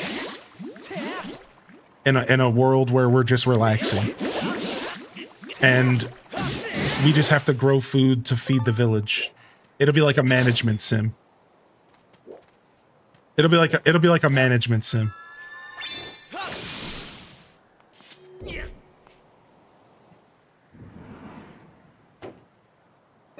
It's at the tend to the people. You got livestock. You got farming. You could run a tavern, sell brewskis, sell good food. But with gloom hands. Sure, gloom hands will occasionally show up and steal. Well, gloom hands will occasionally show up and just steal your villagers. And you just have to deal with it. That's just something that happens. They just appear and snatch them up and leave. And you just have to deal with it. It's like sometimes you just lose a townsfolk member. Raise H Des Gritties, that's right.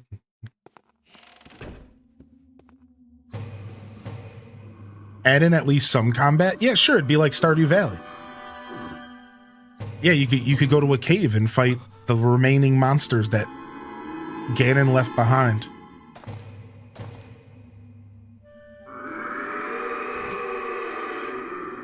Yeah, you have to farm. Yeah, you have to farm monster parts for cooking.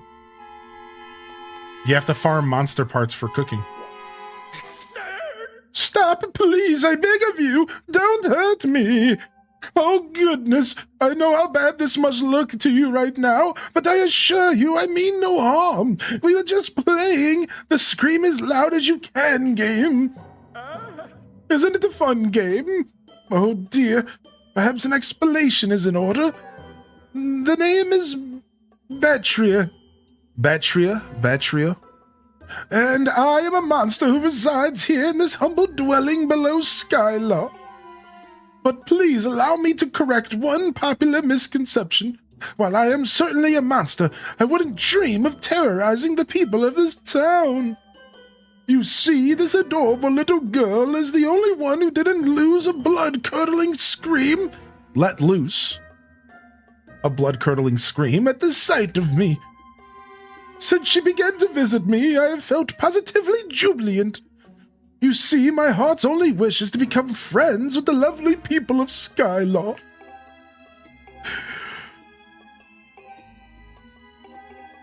What graphic style would the farming Zelda have? It would look like Echoes of Wisdom. It'd be like an Echoes of Wisdom style looking game. Maybe not those exact graphics, but it'd be like that. It wouldn't be 3D. Right? Like that. It wouldn't be 3D. It would be over the, in my vision, it would be over the camera over the top. I don't need it to be 3D. I don't need it to be Rune Factory, right? Like modern Rune Factory. Like I want it to be more traditional, just camera over the top. I think they call it asymmetrical. He's not a bad man. He saved me one time. Shut up, little kid. That dear girl should be back home and safe and sound by tomorrow morning. All right. Let's get out of here. An Echoes of Wisdom farming game would be great. Yeah. I think it would have a unique art style, though. I think it would be unique. Maybe not less retro 8-bit, 16-bit. And more like Story of Seasons. Yeah. That's a good one. I think more like Story of Seasons, like modern Story of Seasons kind of vibes. More like Echoes of Wisdom, but I think it would have its own graphic style. Like I don't think it would look like Echoes or Link's Awakening. I think it would look separate. 2.5D. Isometric, that's what isometric. What's up, Cerulean Eventuality? All right, let me go to sleep.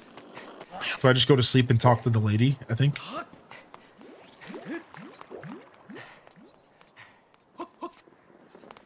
I don't know why you telling kids to shut up in video games always gets me cackling. It's like lore at this point. Now for you to do that.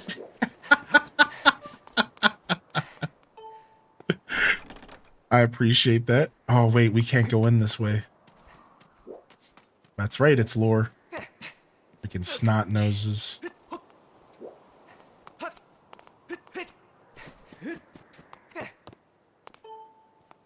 I think it would be sick.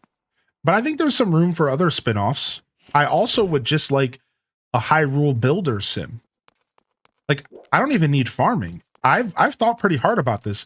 How hard would it go if they released a Breath of the Wild style game, right? So like, sorry, Breath of the Wild universe, city builder, where you rebuild Hyrule one building at a time.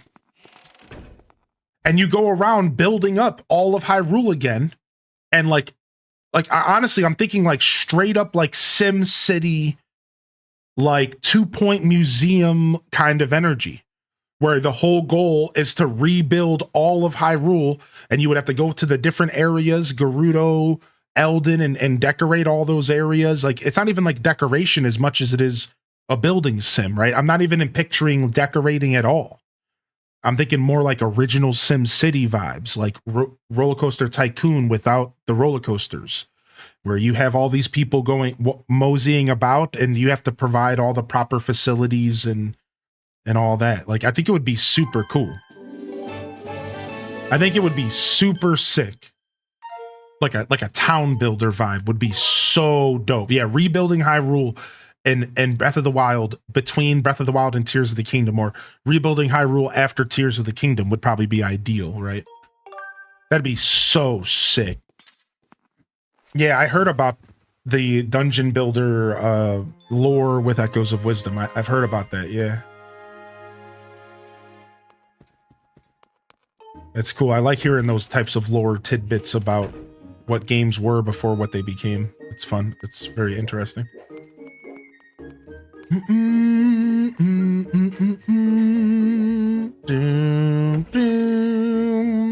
think they tried to see if there's any interest in that with Dungeon Maker. Well, yeah, that's why there's no Dungeon Maker. Well, I don't know. As much as I agree with you, I don't think they've ever truly tested the waters of interest for a Dungeon Maker. They did it in Link's Awakening, and it was terrible. It was locked behind an amiibo. You literally couldn't even share your dungeons that you would make without an amiibo. So I actually disagree with that. You know, just no, I'm not, not arguing. I just disagree. I don't think they've tested the waters enough as far as what people would want from a Zelda Maker / Dungeon Maker style Zelda game. I think there's a lot of people that would love something like that. And the one time that they even remotely attempted it, they locked it behind a garbage amiibo. You could only make the dungeons and go through them yourself. And then if you had the amiibo, you could put it into the amiibo and let your friends scan it and they could play it. How stupid is that? It should have been online. You should have been able to post them on the internet, and you should have been able to enjoy other people's dungeons from the comfort of your home. So I don't think they've really tested it enough. And I personally, and this is where I just share my opinion, I personally believe that there's a big group of people out there that would love some sort of dungeon, city builder, some kind of Zelda game that steps into the management kind of builder vibe, whether it was like Mario Maker, where it's a whole game dedicated to building Zelda dungeons, or if it's like I said, like a city builder where you're playing the Sims city, but like in Zelda. Regardless, I think there's multiple directions they could go for like building mechanics in the Zelda universe. I think the obvious one is a Dungeon Maker. Like, right, just like on its own, just like a Dungeon Maker styled, kind of like Mario Maker. I think that would be like the most ideal situation, because I think that's what people would want to play the most. But I do think that, so like, I guess what I'm trying to say is like, I don't think that like the city builder would be popular. I do agree with you there, Neanderthal. Like, there's probably not a big audience for farming in Zelda. There's probably not a massive audience for for city building in Zelda. That's not what these games are about. And I agree with that. However, I do think that maybe there's an unfound audience. Maybe if they were to take a risk and release some kind of crazy city builder Zelda, maybe we would all be surprised by how many people would really enjoy playing something like that in the Zelda universe. But I do agree that at this current moment in time, there's probably not a ton of people that would be jumping to buy it. It would be more of, let me watch and see what it's like before I purchase it kind of energy. I agree with that. I don't think there's a huge audience. I think Zelda's audience is not necessarily looking for that. Yeah, I do agree with that statement though. It's like they don't really have any reason to make a game like that, is kind of what Neanderthal was saying. Like they don't really have any data that says, hey, you should make a farming sim, right? You know what I mean? Like none of that really doesn't make a ton of sense. I do agree with that. But I think it would be, I think that's why I think like a Mario Maker style dungeon maker would be the best. And I want one specifically from Zelda. I know about the Dungeon Maker game on Steam, and that's cool. That game is super cool. But I think obviously nothing's gonna be as cool as it being Zelda themed. Right? I think most people can agree with that. Like, no matter how cool a Dungeon Maker is, if it's not Zelda themed, it's just not really that cool now, is it? Like, it's the game could be great. The game could be amazing, right? I own it. I haven't played it yet. I will one day. But at the end of the day, it's like, obviously we want one that is directly Zelda themed with interesting Zelda stuff. Like, you know, there's a pretty big difference. You know, and that might just be nostalgia talking, but I guess a better way to word what I'm saying is, as much as I think a dungeon maker would be cool, I'm not interested in playing a dungeon maker to make dungeons. I'm interested in playing a dungeon maker to make Zelda dungeons. Otherwise, like, I'm not really that motivated to go make dungeons. It's a cool concept, but I don't really care that much. But if it was a Zelda game, then it's like, well, I gotta play this, you know what I mean? Like, so yeah. I do plan to check out that Dungeon Maker game at some point. Just because it's totally worth it, because it's very Zelda energy, right? So I do plan to check it out. So that is a good point. Like, there is a Zelda maker, there is a dungeon maker out there. So you know what? You bringing that up is really interesting, Toad, and good morning. Because it makes you wonder, is that game on Nintendo's radar? And if so, maybe that game is like a good thing, because maybe Nintendo is kind of looking at it like, oh, well, this game did pretty well for itself. Oh, you know, maybe we should try it out, you know, like that would be kind of cool. So that's actually the reason I bought it. Because I was like, if I support this, then maybe Nintendo will support it. So I literally haven't even played it, but I've owned it since it came out. Because I was like, well, if I buy this, then maybe we get a dungeon maker from Nintendo later. Sometimes money talks. You know what I mean? I was like, I'm just going to buy it. I have the money to do that. And then maybe one day we'll play it. And then maybe one day Nintendo will make it. Yeah, I think you're right. Yeah, the Dungeon Maker game was supposed to come to like the Switch. I think it might already be on the Switch. I'm not sure. I'm not sure actually. I don't disagree they messed it up. People have been calling for Zelda Maker for years in the Mario Maker community. I'm one of them. I want that game. Yeah, Neanderthal's pretty passionate about the Zelda Maker stuff. You know, I found my copy of Mario Maker for Switch. I want to bust it out someday and poke around. I know people have talked about wanting to see me play that game for a while, so. Maybe the Tears of the Kingdom house cubes is the precursor to a Zelda Dungeon Maker. Yeah, right? All right, let's go. I'm on it, baby. Let's clean, baby. Let's clean, baby. Let's go, baby. Let's play some Luigi's Mansion, baby. This lady's so weird. Look what happens when you gush jar her.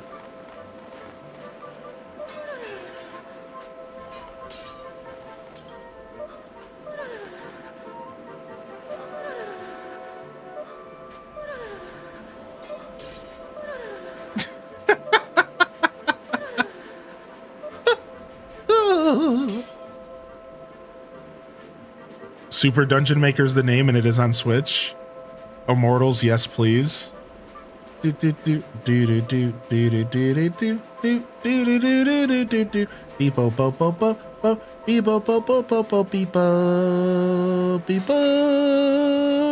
sure, I'll clean your house, but I'm gonna break everything while I do it. Pots, pans, all of it. Sure, I'll clean your house, but I'm breaking everything while I do it.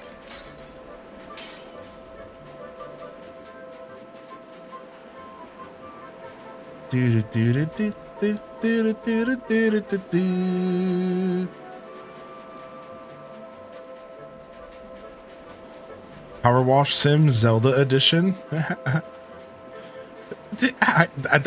Yeah, exactly. Classy side. It's a little bit too much, but Nintendo's always weirdly horny about things. Let's be honest here. Did you guys ever hear about how Miyamoto, I think it was strangely obsessed with Telma from Twilight Princess and took like a vested interest in her character and was like super, like it was just like overly invested in her character. I think it was Miyamoto who was just like all about this weird like big booba character from the game. I don't remember the exact details, but apparently he like employees that worked with him were like, yeah, he would like show up and just like make sure that character was good. Like, and like make sure that the character was like the way that he wanted her to be. Like, it's just, Nintendo's always been weird. Will a villager stay in my campsite until I do something with it? I'm not sure about that. I think you have to take your first campsite villager. Yes. I think your first campsite villager has to be taken no matter what, if I remember correctly. I think you have to take the first. But after that, I think you're okay to do whatever you want with campsite villagers. It's been a while, so I could be wrong, but I think that's how it works, dude. Yeah, who'd you get? Who's your first smug villager? You gotta tell us now.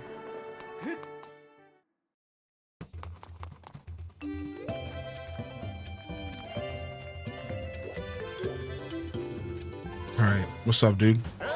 Wait, we have 500 rupees. We can buy a new shield. Let's go get the new shields.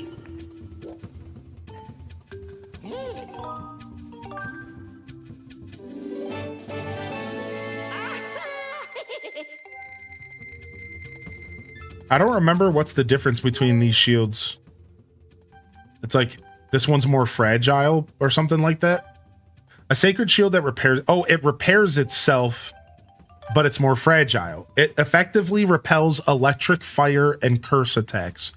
Yeah, so it repairs itself, but it doesn't take as many hits.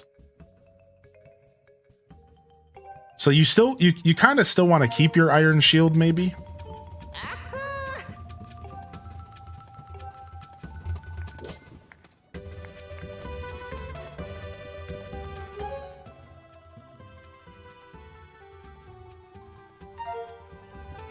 Test if and when I ever get around to setting up the campsite. I mean, it's kind of the tip of the iceberg when it comes to weird for them. Yeah, I agree with that, Kyo. Do we really want to get into Nintendo's history here? Yeah. I know, Kyo Noma. I know, dude. I know, man. Nintendo's always been weird, dude. Let's just be 100% here. Let's be hundo. We need 3 ornamental skulls. Rip. I don't really want to waste my Elden ore. I'm gonna go ahead and keep. I'm gonna go ahead and just put the iron shield away, and just keep the sacred shield out for now.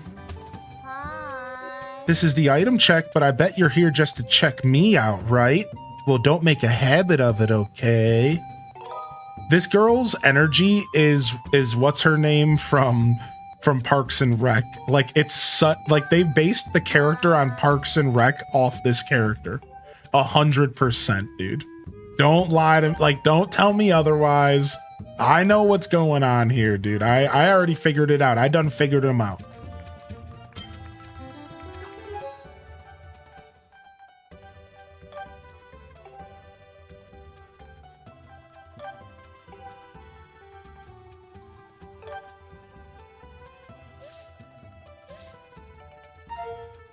Yeah, Aubrey Plaza's character. April, that's her name. Yeah.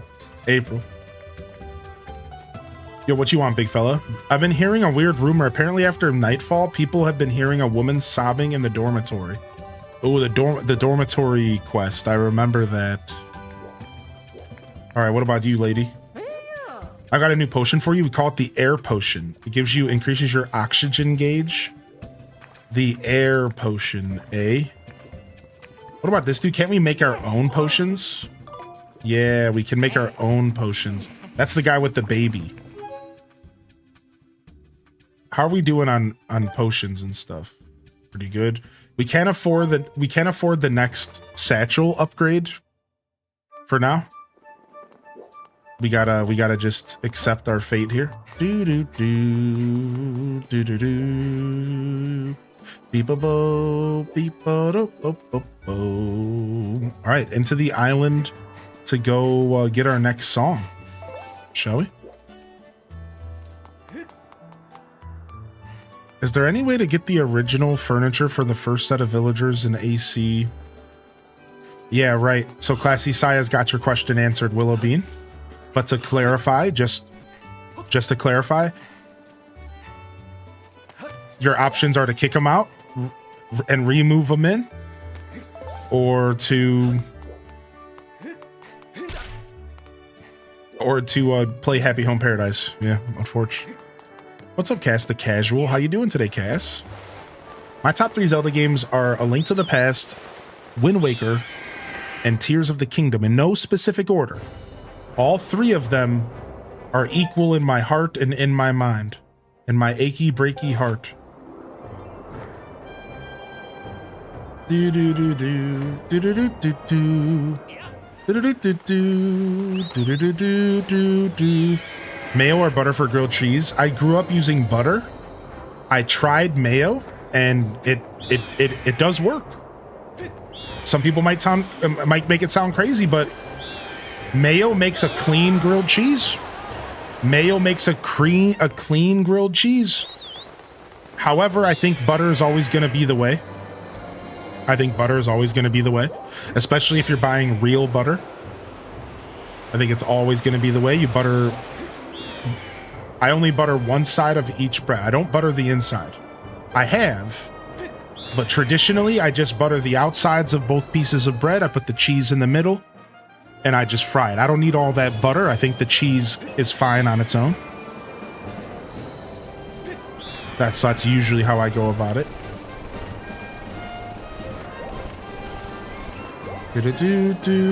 Mayo's my way to go. Yeah, like I said, I wasn't originally a big believer of the mayo of the mayo grilled cheese. It was my old roommate that actually got me hip to it, because he would use mayo to fry stuff all the time and to cook stuff, and I'm like, dude, you're addicted to that stuff, you need to stop. Right? I'm like, dude, like, that's gross. Like, mayo's fine on a sandwich, but what are you doing? And then one day, you know, we were sitting there chatting and he was just like, no, man, like, you need to try this. Like, it's basically oil. And then I started applying my cook knowledge to it, right? I started applying my cooking knowledge and I was like, wait a second, you're right. It's literally just vegetable oil and like egg whites. And I'm like, it's basically just like making a grilled cheese in oil.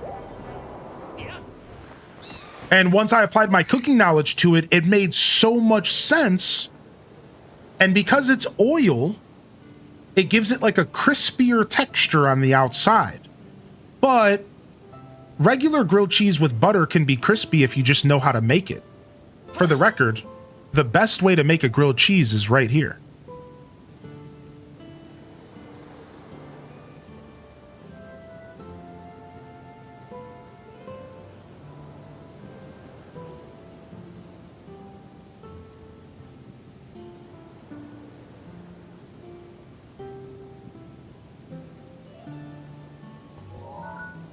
To just quietly read the 3 words on the blackboard here. I'll wait. This is the best grilled cheese. Right here. Few such arrangements are capable of stimulating so much desire, so much nostalgia, so much saliva. And yet, for me, these words represent disappointment, dishonesty, and disillusionment. That's because whenever and wherever people say they're gonna make you a grilled cheese sandwich, what they really mean is they're gonna make you a griddled sandwich containing some melted cheese.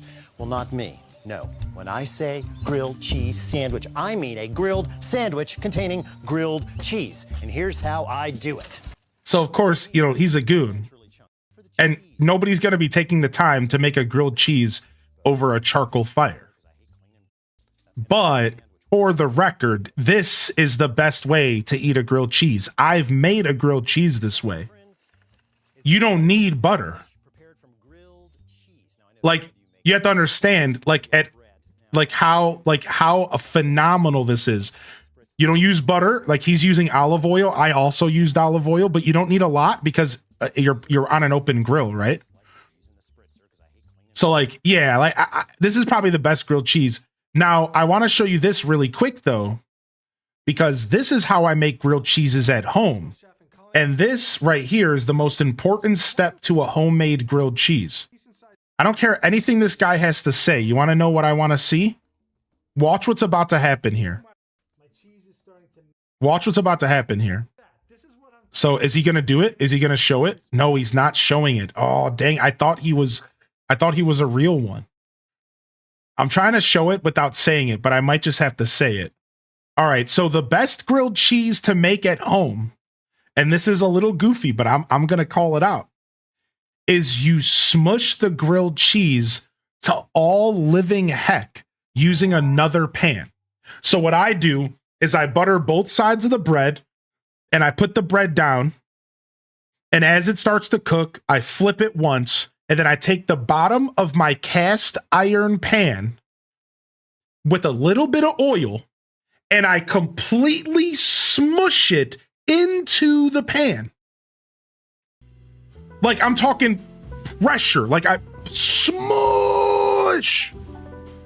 And you let it cook and you get this like kind of thin, perfectly melty, perfectly crispy. And that's the key. You don't need mayo. You need pressure. Heat and pressure and butter will create the same crispy than anything else. Right? So yeah, I'm telling you, I can make the best grilled cheese sandwich at home with your standard white bread and American cheese. I'm talking like the classic, right?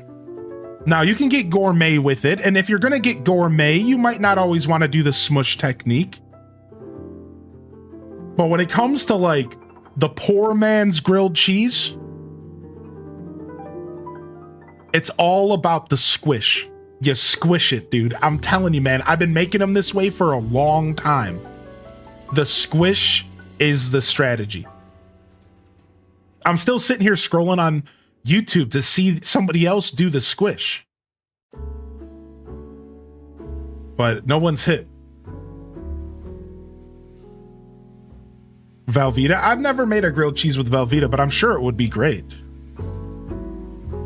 I love a smushed grilled cheese, but I'm the only one in the family that likes it that way. The squish is life. I squish with the spatula. The spatula is a pretty good squish, but it's not heavy enough.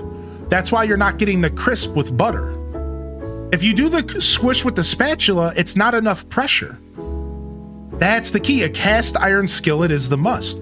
You put the pressure on it, and that pressure, that heaviness of the pan is what causes the crispiness. That's the only difference between the spatula and a heavy pan is the pressure. That's like, actually, that's the only difference. Otherwise, you can just use a spatula, you know, it's fine.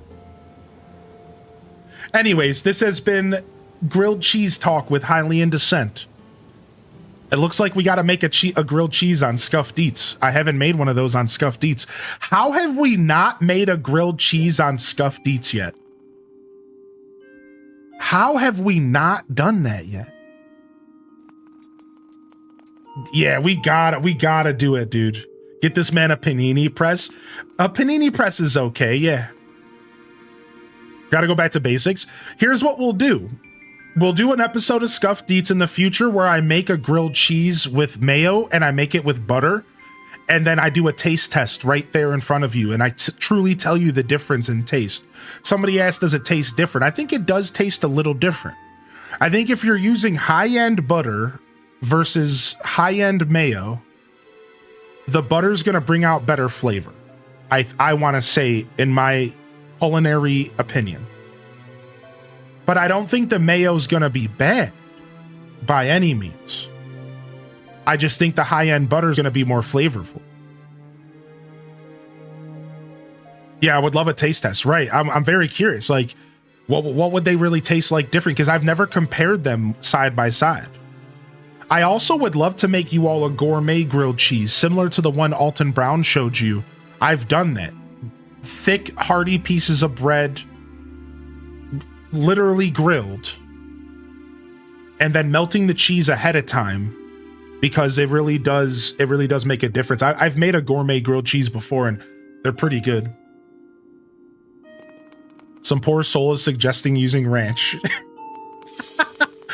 I was going to ignore that message because it was directed at me, the ranch hater, even though I don't hate ranch. Yo, what's up, Taco? Taco says they add ham and some tomato to theirs. Ham and tomatoes, nice. Honestly, when I make grilled cheese at home, I just like to keep it basic, and I just like to keep it grilled cheese. Unless I'm doing something specifically gourmet. And the difference for me between a gourmet grilled cheese and not always comes down to the bread. So if I commit to a really, really nice loaf of bread, then I'll start doctoring it up. I'll be whipping tomatoes in there, ham, whatever. I'll really start to go hard. But I think once you start to doctor up a grilled cheese, I think you lose the essence. At that point, you made a grilled sandwich. Is that fair to say? Am I being a nitpick? Right, you know what I mean? Like at that point, you're not eating a grilled cheese. You're eating a grilled sandwich. And that sounds delicious, but I want a grilled cheese. So I only want cheese on the sandwich. That's what makes a grilled cheese what it is. You know, maybe some garnishes. You know, if you consider tomato a garnish, I kind of agree with that.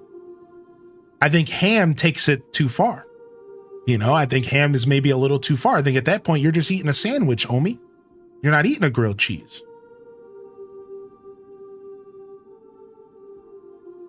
She puts ham in my grilled cheeses. Yeah, you should tell your mom that's not a grilled cheese. That's a sandwich, mom. And thank you for the sandwich, but I want cheese. No, I'm just kidding.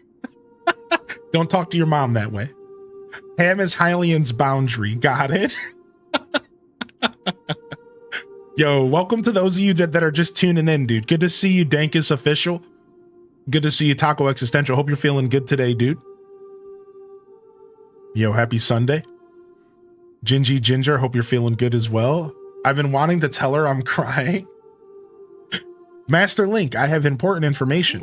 When you struck the crest with the skyward strike from your sword, a message from the goddess awakened deep within my memory. The goddess intended this message for you, Master. These are her words.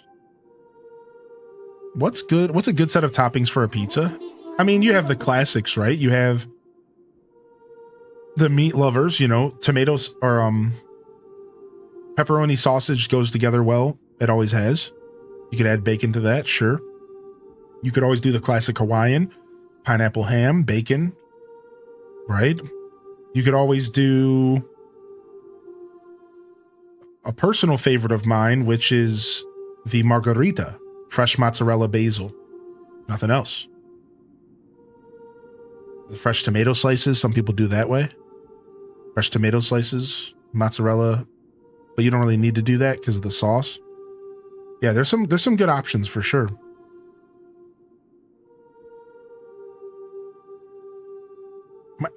Dank is official. I didn't think I'd be starting my day with an intellectual discussion on grilled cheese, but here we are. He who seeks the sacred flames, listen well, for I am the one guiding you from my place at the edge of time. 2 sacred flames remain. Should you desire to possess them, you must obtain the other sacred gifts. For each trial you overcome, you shall be blessed with another gift. Harness the power of these gifts, and let there be no doubt you shall find yourself standing before the majesty of the sacred flames. Now I give you another melody. It will serve as a key to unlocking your next trial, which awaits you within the shifting sands of the Lanayru Desert.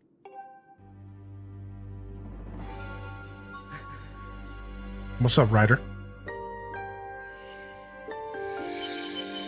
Do do do do do do do do do do. Dude, I haven't had cheese in my fridge since I moved into this house. So I wish I could go for a grilled cheese right now, but I just haven't purchased cheese in a while.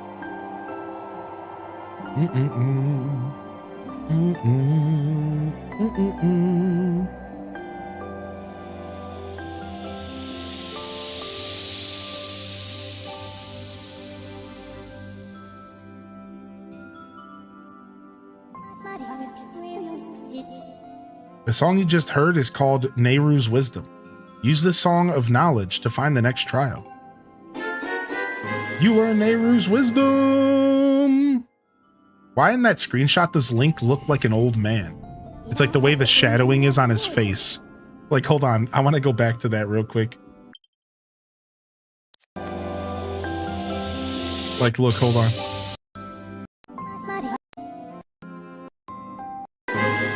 Like, doesn't he look like homie just aged 15 years? Like, look at him, dude. Like, homie looks old. Homie looks tired. Homie looks like me. Once I passed 35, it was, woo, here we go. The crow's feet are coming.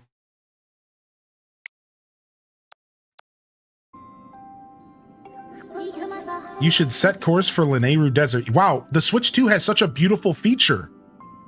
Wait, did you just, when I took a screenshot and I pressed the home button, it pulled the screenshot instantly up. Let's try again. Screenshot, home button. Okay, so that didn't work. Hold on. Video. Couldn't capture video. Okay, we have to wait a second. We have to wait for 30 seconds to go by. You should set course for Lanayru Desert immediately.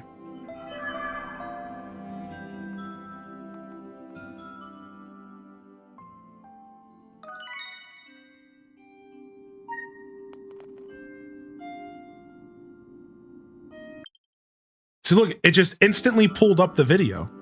So if you press the home button fast enough, it just pulls up the image that you just took instantly. Dude, how nice is that? That's cool. I don't think that's how the Switch 1 worked. Then it says press A to go to menu.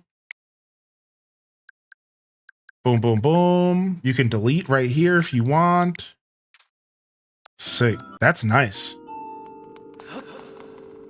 What's up, Sailor Scout Megan? Welcome in here. What's up, JJ? Good morning, Mr. Will.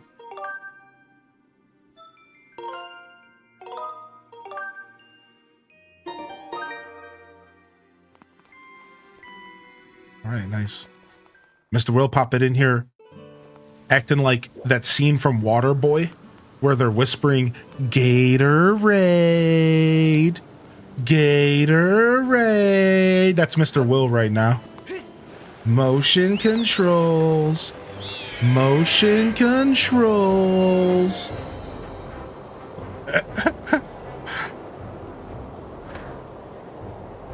Time for a trip to Wisconsin. We'll hook you up with cheese.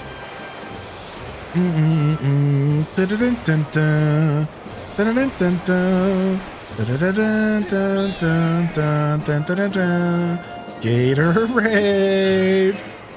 Water sucks. It really, really sucks. Standard sucks. It really. Exactly, dude. Standard sucks. It really, really sucks. Joysticks suck. They really, really suck. Beautiful, beautiful. Well done. Well done, my friend. Well done. Yo, good morning to you, JJ. Good to see you, buddy. Doom, doom, doom, doom, doom, doom, doom.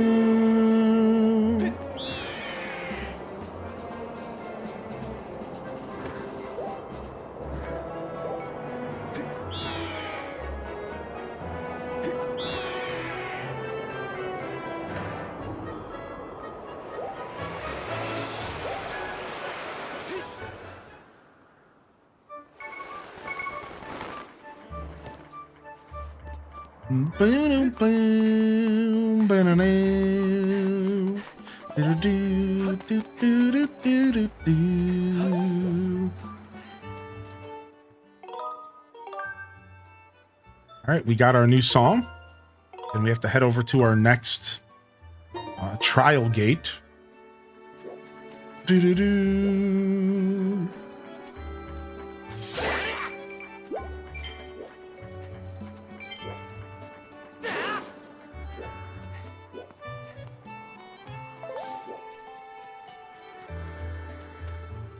And that'll be where we do a game switch today. So Zelda fans, thank you for vibing with us. If you're on YouTube, make sure you hit that like and subscribe for more juicy Zelda content.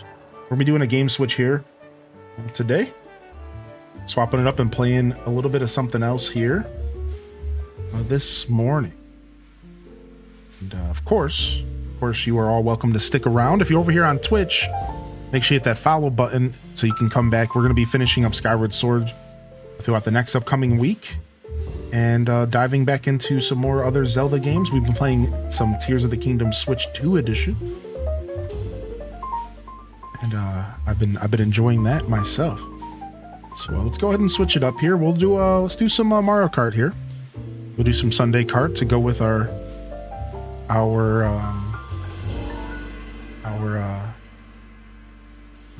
Saturday Kart yesterday.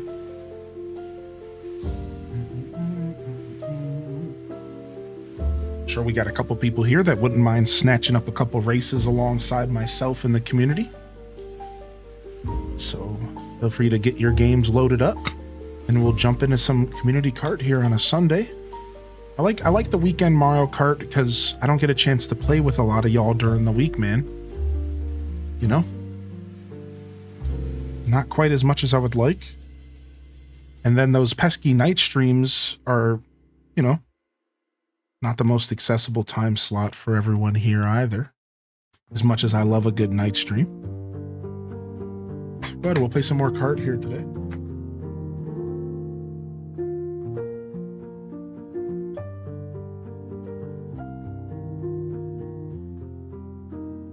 All right. Get our game loaded up here. I had to switch the cartridge. I own physical cartridges of stuff, and it's the worst. Imagine having to actually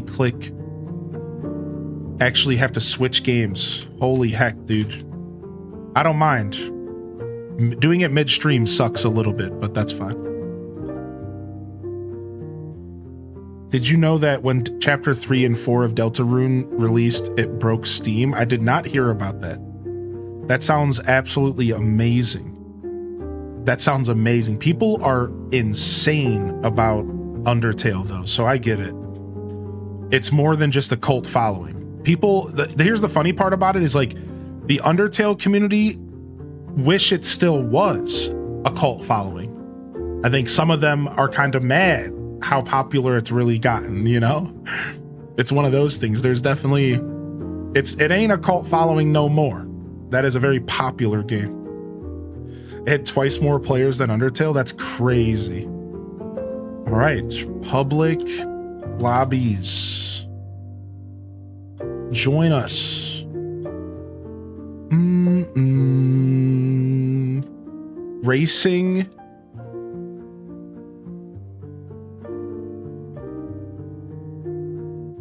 With the community. Sure. And while we're going ahead and hitting this checkpoint for today, I'd like to remind you all that to maybe get up and stretch your legs and get your blood moving a little bit. Welcome to today's checkpoint here in our broadcast. It's a concept similar to the video games we grew up playing. That feeling of reaching a checkpoint. It's a deep breath. It's a moment of respite. It's a moment to say, yes, I did it. I made it here. The day's young, you know, in the video game world, the day's young. I can save my game. I can take a break. I can preserve my progress. I can continue going forward if I wish. So welcome to today's checkpoint. Let me go ahead and get all this stuff switched up. I got to get all my titles and stuff switched up, man. And then we're ready to play some Mario Kart, all right? Just got to get my titles and stuff switched up here, dude. And then we'll go ahead and we'll lock in. Boom shakalaka. Boom, boom, boom, boom, boom. Create room. All right. I do have the room made, and then we'll adjust the code and stuff here in just a second. But for those of you on my friends list, the room is up. All right, let me get that Twitch category and stuff switched. Do do do do do.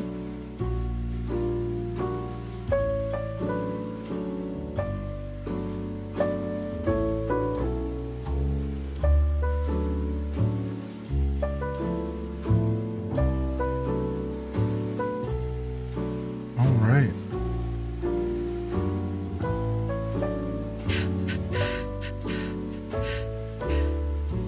And the current code is D1P BB1. D1P BB1. All right. All right, join in. Let's go ahead and do some races here. Let's take advantage of the fact that we're off work and it's a Sunday. And we can jam out here.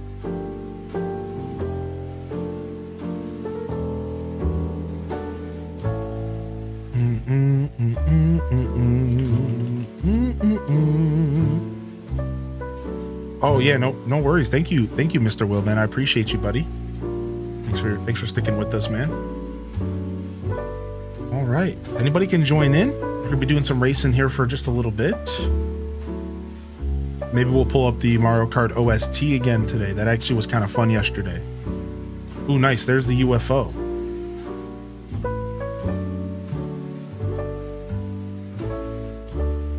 Dang, how do I get into that UFO from here?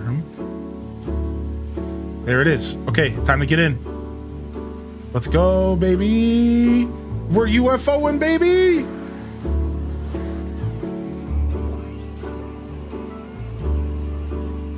Sick, dude. UFOing, baby. I'm sucking all this stuff up. Give it up.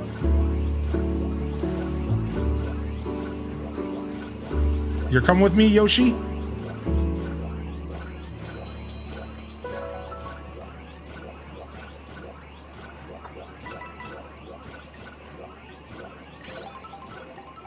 Nice, I sucked up an item block. Can I use it?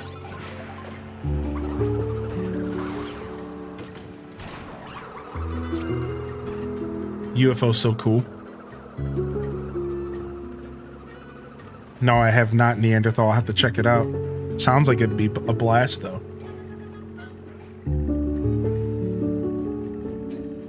Hyan says, you're all off work while I'm here grinding it for all of you. Yeah, not everyone gets those weekends off, man. I understand.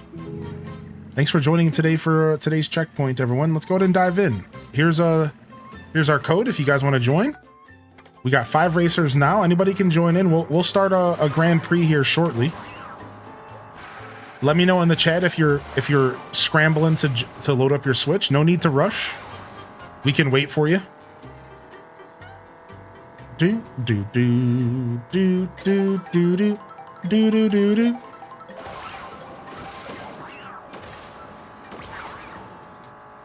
And then we'll start here in a few. Do do do do do.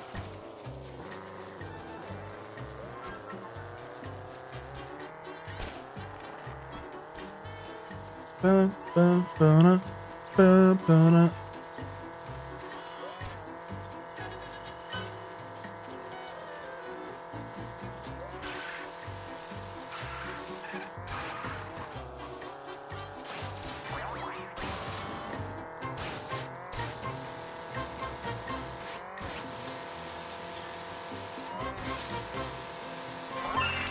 Nice. Yeah, that was me. That was me who told that story, yeah.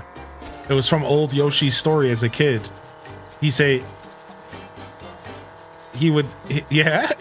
it was pretty funny. I've told that story for sure, though.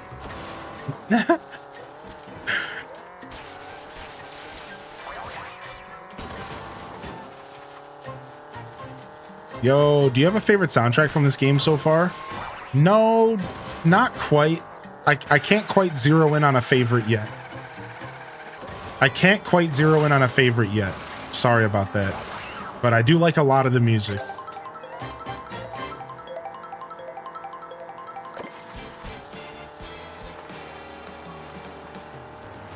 Yo, look at these. Yo, farming in Mario Kart? Yo, sick. All right, let me go ahead and harvest my crops real quick and then we'll start the run. Yeah, give me just a second. Let me go ahead and just harvest my crops real quick. Do do do do do do do do. Those radishes are huge. Yeah, dude. Whoa, look at this. What the frick? What is this, Super Mario World? Yo, this is sick. Yo, what, dude? What the heck? I was not expecting that.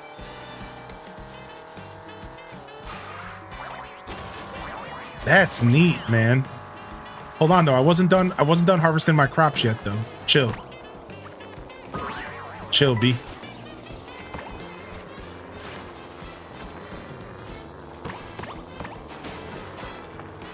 All right, now I'm ready to go on adventures.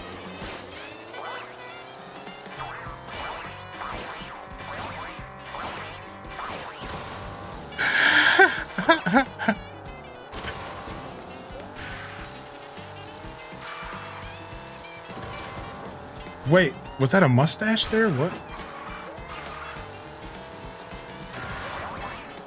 All right, anyways, I'm done. Have you found the nabbit in free roam? I have, yeah. All right, let's go ahead and get our GP going. Oh, how do you join? Oh, I got you, Charburst. So you want to go to online play, then choose friend, then go to join room.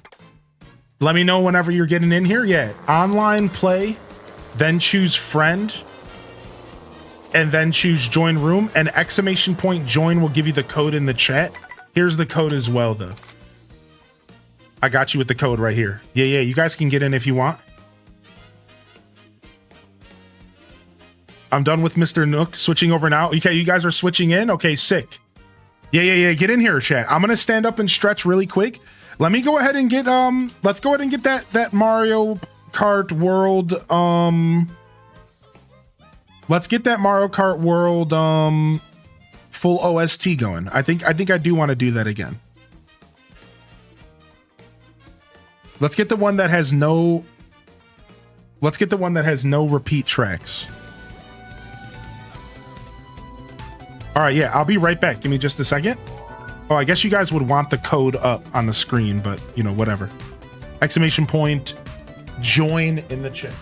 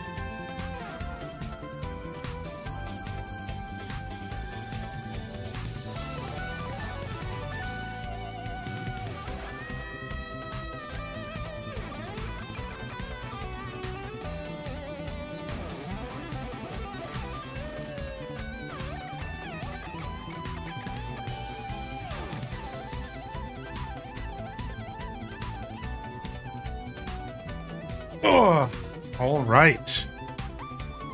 We're ready to lock in, baby.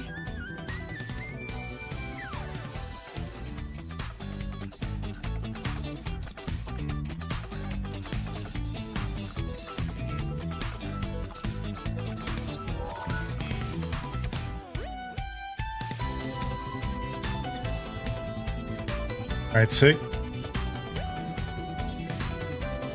Go ahead and lock in here. We got some GP, baby.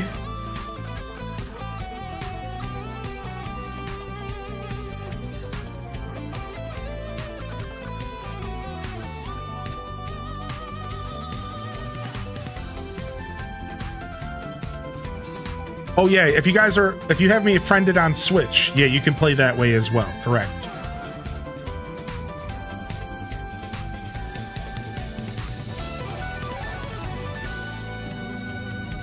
Yeah, dude, I'm so happy that we have a big enough community that we can fill up our lobbies pretty healthily, and I don't ever have to actually play this game online with strangers, but instead we can just play in custom lobbies where we can kind of control the game a little bit more. Like, for example, I can outright choose 3 lap tracks, or I can choose any connected track in the game. Like, I have the choice of choosing whatever I want. So I love that we have a community that's big enough to like really enjoy this game with 5-10 people at pretty much any given time. When we did Mario Kart Night on Friday community game night, I think we had about 15 players at any given time for our community game night. I don't know. I don't think we filled up the lobby on community game night, but I think we had some pretty good races. So it's nice, man. I'm sure as more people pick up the game, I'm sure as more people actually pick up their Switches in games, we'll be able to fill up lobbies again, like the game had just come out. I don't expect our lobbies to fill up when I play for just like a couple hours on a random afternoon with no heads up. But I think that our community game nights, I think we'll be able to get pretty close to filling up lobbies, because we plan those out. I usually announce those ahead of time, and people can take off of, they can maybe not make other plans. They can take off of work or whatever they need to do. It's cool.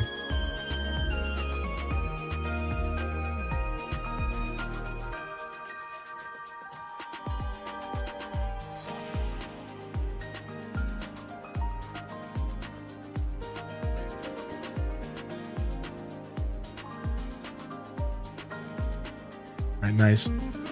Said I missed community game night. Haven't raced in a bit, but I'm down to try to join today. Yeah, join us. I just started Mario Kart, so I try to go for a couple hours when I load up this game at least, because I know people, they see me loaded up, they say, okay, I'm in the middle of playing this game, or I'm in the middle of doing this, but I'll go ahead and I'll get myself prepared to take a break so I can join in, right? Like, so I try not to tease with this game. I try not to tease too hard and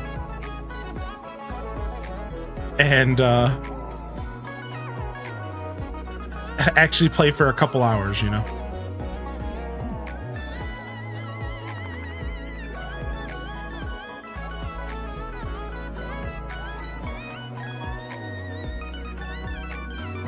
Dang, I got hit by your blue shell. You freaking cow. Top of the day to you peeps. Let's go. What's up, Nieces? Hey. Thanks for bringing that good energy in here, dude. We're listening to Mario Kart World tracks on YouTube while we're playing Mario Kart World here with the community. So if you're curious why I'm doing that, it's because I find that the music in game is like a little quieter than I would prefer. And you mostly just hear the sounds of items and, you know, you hear the sounds of, you mostly hear the sounds of like the cars. For some reason, when they decided to mix this game, they thought that we all wanted to hear the sound of the cart moving. I don't get that. This isn't like Gran Turismo. I don't need to hear my V6 engine. Let me hear the music. Like, I truly don't understand it. So no adjustments to the audio. Unfortunately, that's a very not Nintendo thing to do. Like, Nintendo never gives us options, and when they do, it's a rare treat. It's a rare treat when they do. Like Pokemon Scarlet and Violet had like a pair of headphones you could pick up that would like allow you to adjust settings. Like, it's a very rare, very rare. Gran Turismo's been a step above for years. You can adjust the sound levels in that game. Take notes, Nintendo. Yeah, it's like... What's up, Julie? Glad you're still with us. How you doing today, Bako? Welcome in, dude. Charbear, I hope you're feeling good. That's evil? Yeah. Less evil and more incompetent, but they say that the most evil comes from incompetence now, don't they? So, I don't know who they are, but I've heard that before somewhere.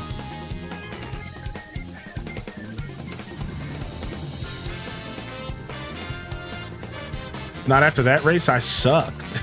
That's all right. We're warming up, man.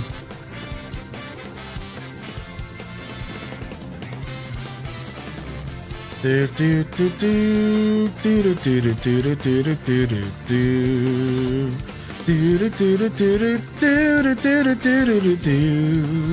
do do. I like this remix.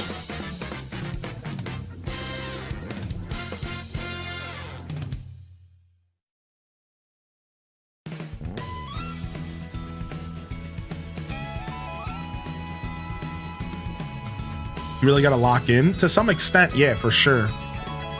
Yeah. It's like, if you're okay with losing, you don't have to lock in. Is that a harsh thing to say? Yeah, like if you're okay with losing, you don't have to lock in at all. You can just chill and just enjoy the experience. But if you're trying to win, you got to lock in this game for sure. Yo, what up, Ryan Perp? Dude, good to see you, man. Join us, man. I'd love to have you up for some races, dude. Good morning. Happy Sunday. All right, we're connecting over to Cheap Falls.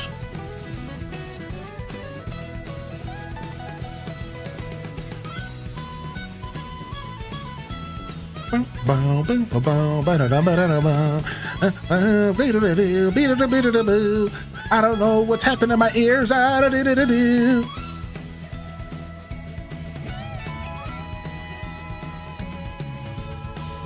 right, cow. I'm coming for you.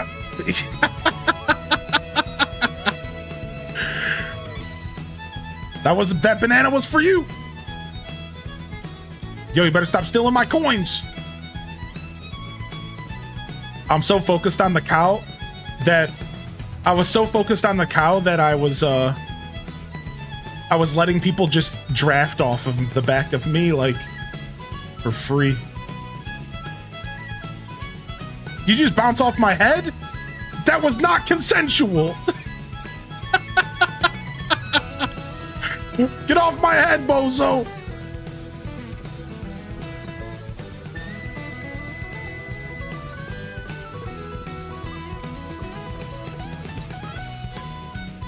feel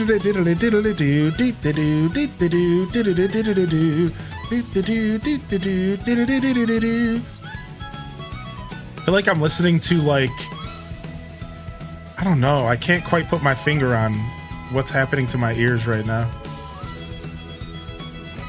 Whoa, where'd that bomb come from? Holy heck.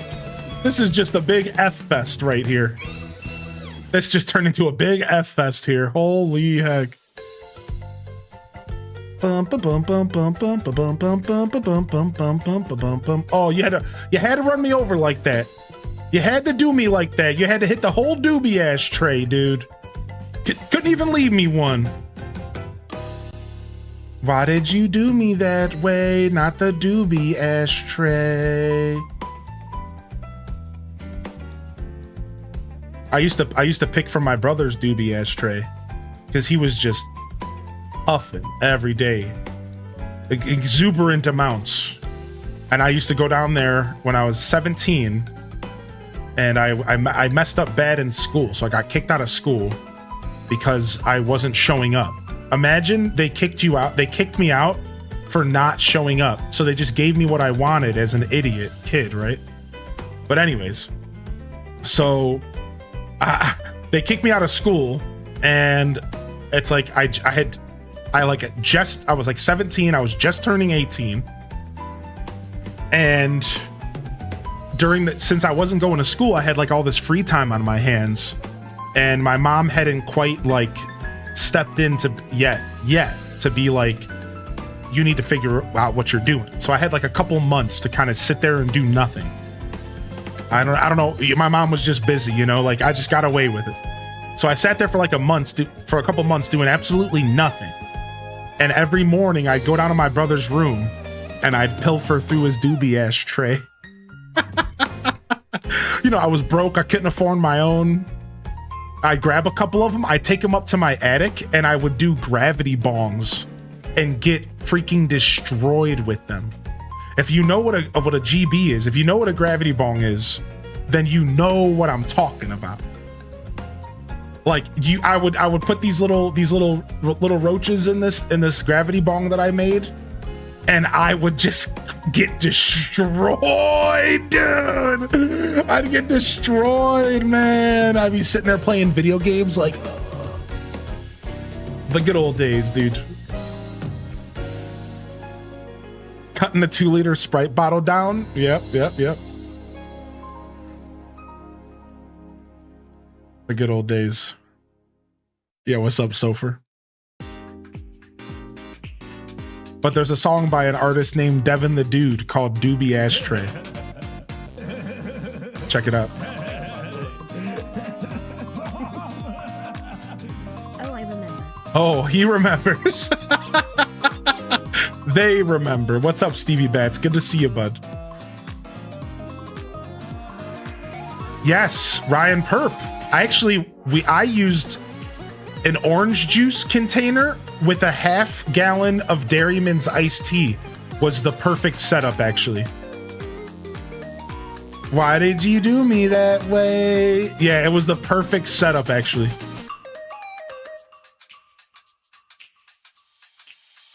Yeah, what's up, Cozy? Putting them HS brows in the chat. I love Devin the Dude. Yeah, Devin the Dude's so OG, man. Wasn't that the jam, dude? Why did you do me that way? Not the doobie ashtray. It was like a ballad. You know what I mean? It was like an R&B song about some dude stealing your roaches. Like in hindsight, it was an insane concept for a song. It was like on par with like a love song. Why did you do me that way? It was a love song. It was about heartbreak. Yeah. Precisely.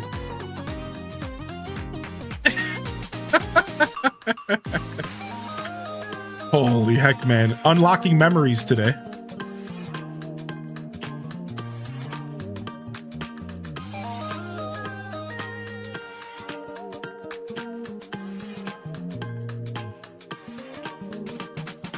Dude, sorry. Whoever I knocked off right before they the jump. I'm really sorry. I feel really bad about that, actually.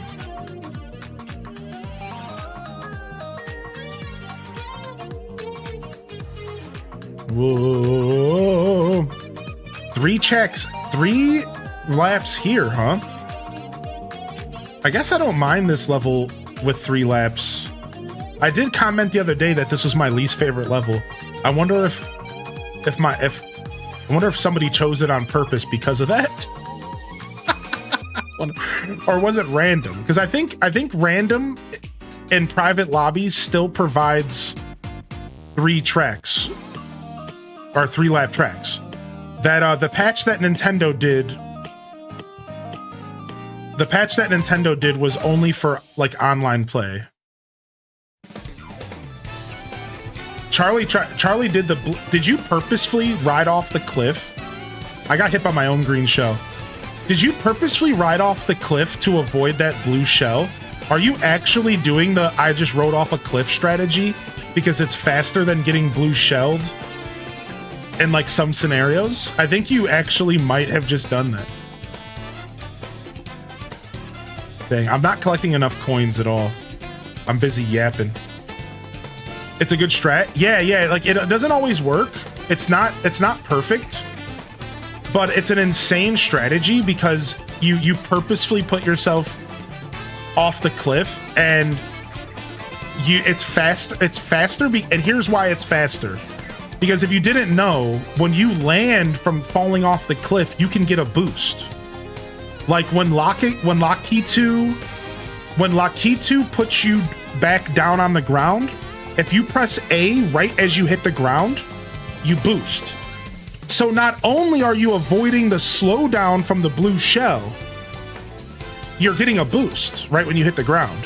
So it's actually a valid strat. You should do a DJ stream and stream all the classics. I would love to do a DJ stream one day. I really think pretty hard about it, and one day I will. It's not a matter of should I, it's a matter of when will I. That was slick for that Rosalina. Yeah, Wonder Waffle, you just got hit by my blue shell right before the finish line. Homie, I saw you. Dude, I just watched Charlie. He got hit right here. Literally right in front of the finish line, he got completely halted and lost first place. That was my blue shell. I'm sorry about that. I did also throw myself off intentionally. I knew you did. I knew it. Emo night? I really would like to do it. I have a couple ideas. So, like, I'll share one of them because it's not my own idea. All right, let me turn down the music, though. I'll share one of them because it's not my own idea. So on TikTok, I've noticed that there's this growing increase, and this is not just TikTok anymore, where people make TikToks where they say they make a TikTok, a live TikTok, and they say request music in the chat, and I'll play it for you. I even saw one last night that was like, request your favorite songs and I'll judge them. And I think this is a really cool trend that I think is going to stick around for a while. It's going to catch on with more people, and people are going to like just hang out on TikTok specifically because you can't get in, like, they don't have the same rules and stuff. Like Twitch is pretty bad about DMCA. YouTube will just straight take your live stream down. But like TikTok doesn't really have the same regulations yet. So, you know, this could it could get regulated later. But they'll just sit there and listen to music. And I'm like, dude, that's amazing. Just sitting there and listening to music. A request night, but not a request night in the traditional sense. More so where you're requesting music specifically for my ears. And then, of course, you have, like, you know, classic Twitch music request nights and stuff like that. And like that's always cool, right? So I don't know, one day I will commit to some sort of DJ stream, whether it's something like I just described or something more personal to me and my journey, because I do have some ideas. I've actually wrote down a lot of ideas regarding what I would do with music. So like I have some pretty good, I've been cooking in the lab, to say the least.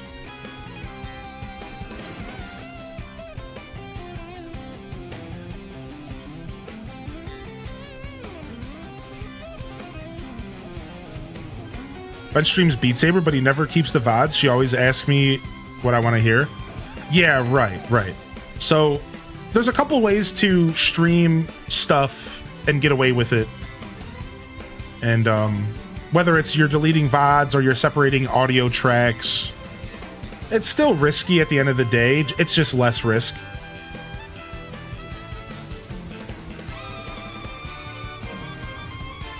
But it's there's definitely plenty of people who either do it and just don't care, or you can actually sign up to be a DJ streamer now, and they take away some of your features like the ability to clip, but it's sanctioned by Twitch, and it's really cool. There's a couple DJ streamers around us in our community. So I think what I might end up doing one day is just making a separate Twitch account, applying for the DJ sponsorship thing that they do, and then just doing it on a separate Twitch account, because, you know, obviously that's like the best way to go about it. You know what I mean?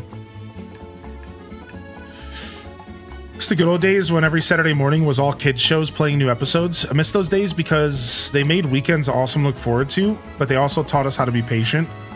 I liked Saturday. I was a big Saturday morning and Sunday morning cartoon enthusiast. Every Saturday morning I looked forward to cartoons. Every Sunday morning I somewhat looked forward to cartoons. Yeah.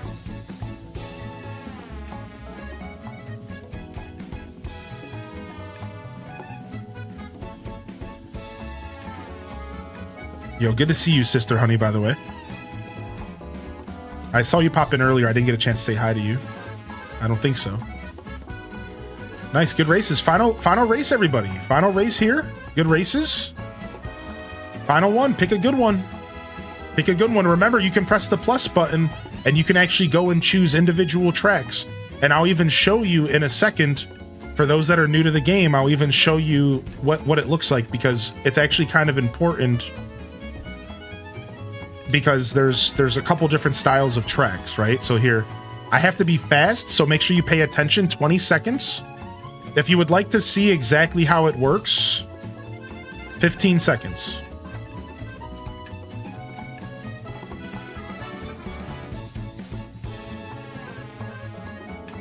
I think it's actually faster to take the rail here. Maybe not.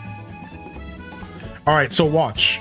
So you can choose the 3 tracks that come up, or random, but if you press plus, you can actually go to a track. The top one is always the 3 laps, the traditional track. And then you can do any of the connected tracks that you choose from that track. So if I were to choose the connected, it would be from that track to the next one. So you have enough time to actually go and pick what you want, which is really sick. So just a heads up to the newer players out there. Don't be shy to actually like spend some time actually finding your favorite connected tracks and your favorite 3-lap tracks, and don't be shy to pick them, you know? I like connected tracks, so what I try to do is I try to do a blend on my stream. I would prefer there to be like a 3-lap track for every 2 connected tracks, or every other. That's what I would prefer. Either every other, a connected, a 3-lap, a connected, a 3-lap, or at least a 3-lap every 2 connected. That, because we do 5 races, so that means we would get 2 3-laps, right? Ideally, we'd start with a 3-lap, we'd do 2 connected, do a 3-lap, then do another connected. So I know a lot of people, you know, have expressed their opinions towards the connected tracks, and you're welcome to have an opinion about not liking them or whatever. That's fine. But just know that here on my channel, like I do like them, and I'm gonna attempt to do them every once in a while.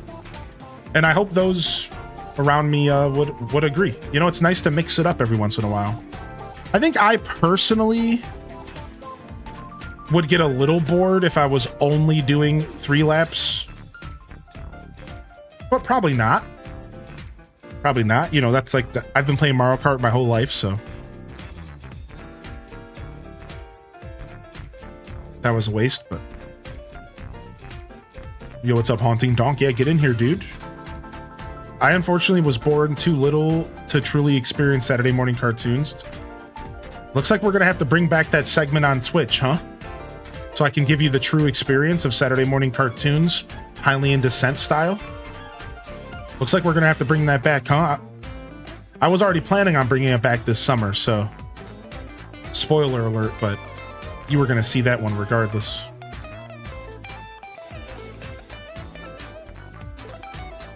Oh, rough.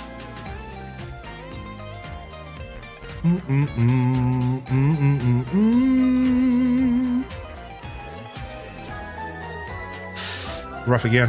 What's up, Listina? Congrats on your Jirachi. It didn't take you long at all.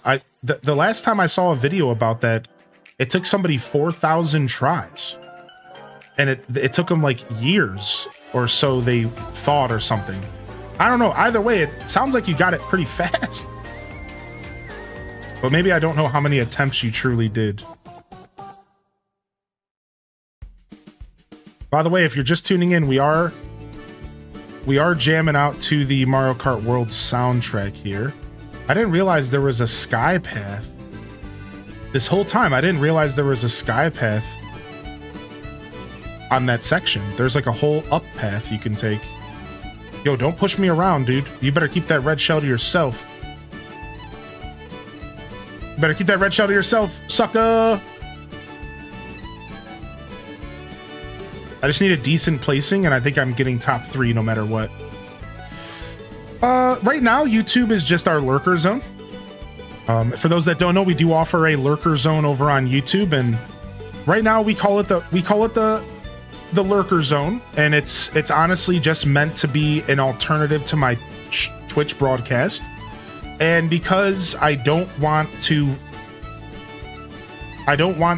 move too quickly, and I don't want to affect my Twitch experience, I have yet to feel the need to pursue YouTube chat. I think it could take away from the Twitch experience. So I'm taking my time. I've actually polled my YouTube audience, and so far, everyone who enjoys the YouTube, most of the people who enjoy the YouTube show, has said they like it this way. So we're gonna keep it this way for now, and we'll see if we change it in the future. Yeah, good question. But for now, YouTube is just meant to be what I call the Lurker zone. And it's an alternative way for you to enjoy the show. If you are over on YouTube, you'll find my Twitch link in the description if you'd like to come and chat.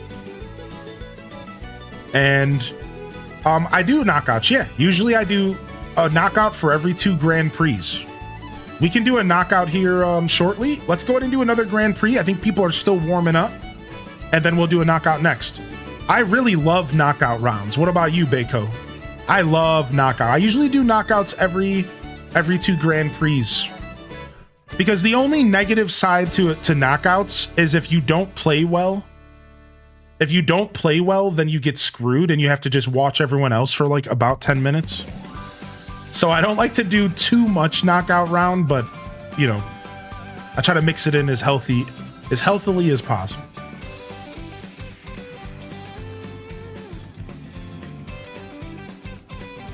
Gary Bowser, maybe?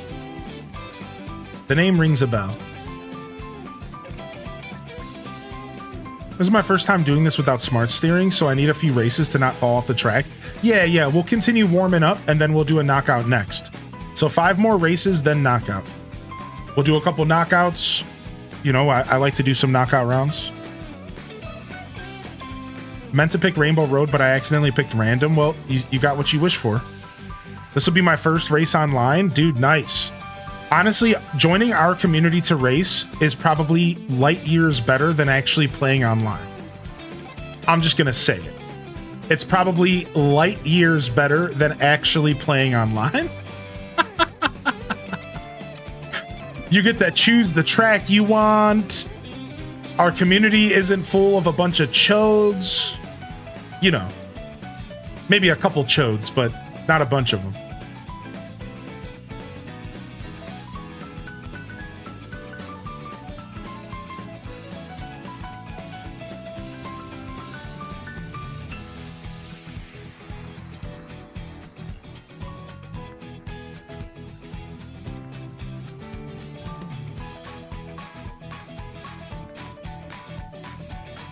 Avoiding the sweats, it's all a win-win.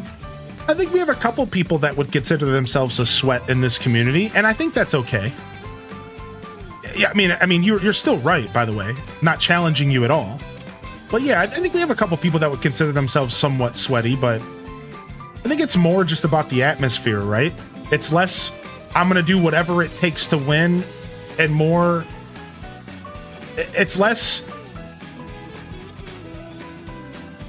It's like less, I'm going to do anything it takes to win, even if I have to make the game stupid for myself and for others. And more, I'm just going to showcase my skill and race better than other players. You know what I mean? Because I think that's the line between the real sweats and like online is like,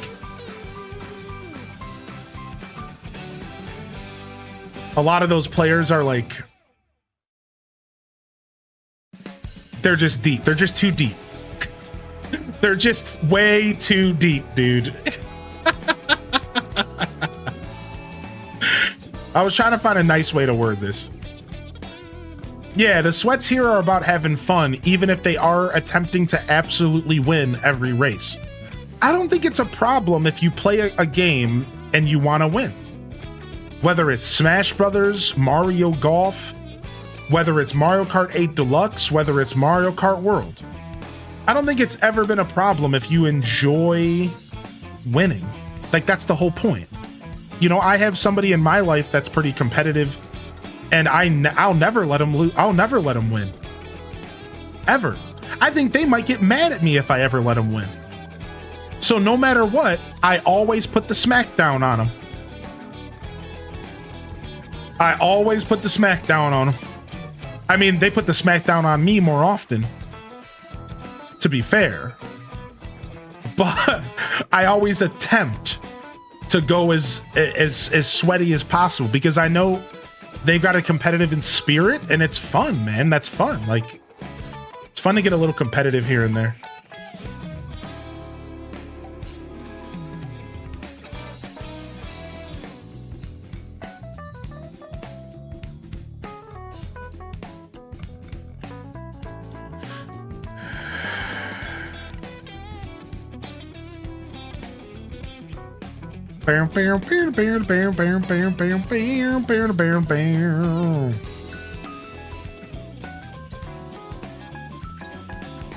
Oof.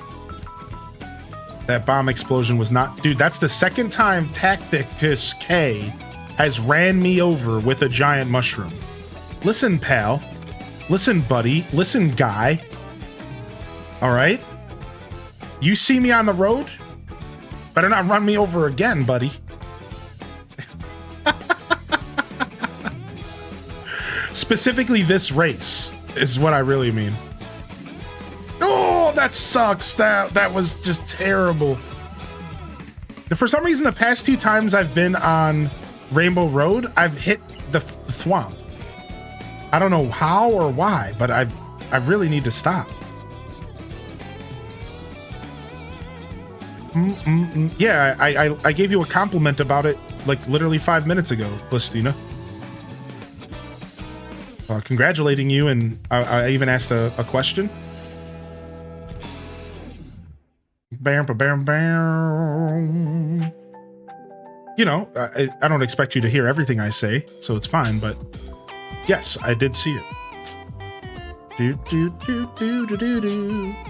Do do do do do do do do.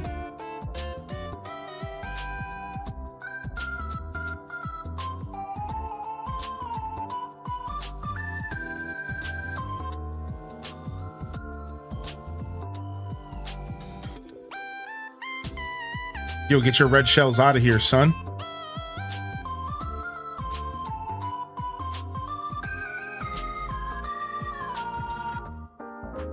This is still Mario Kart World music? This must be like free roam, big chillin'. Oh, dude, how did you dodge that green shell? You must have saw your life flash before your eyes, homie. Oh, and then he got red shelled. Sorry, dude. Playing some RuneScape today.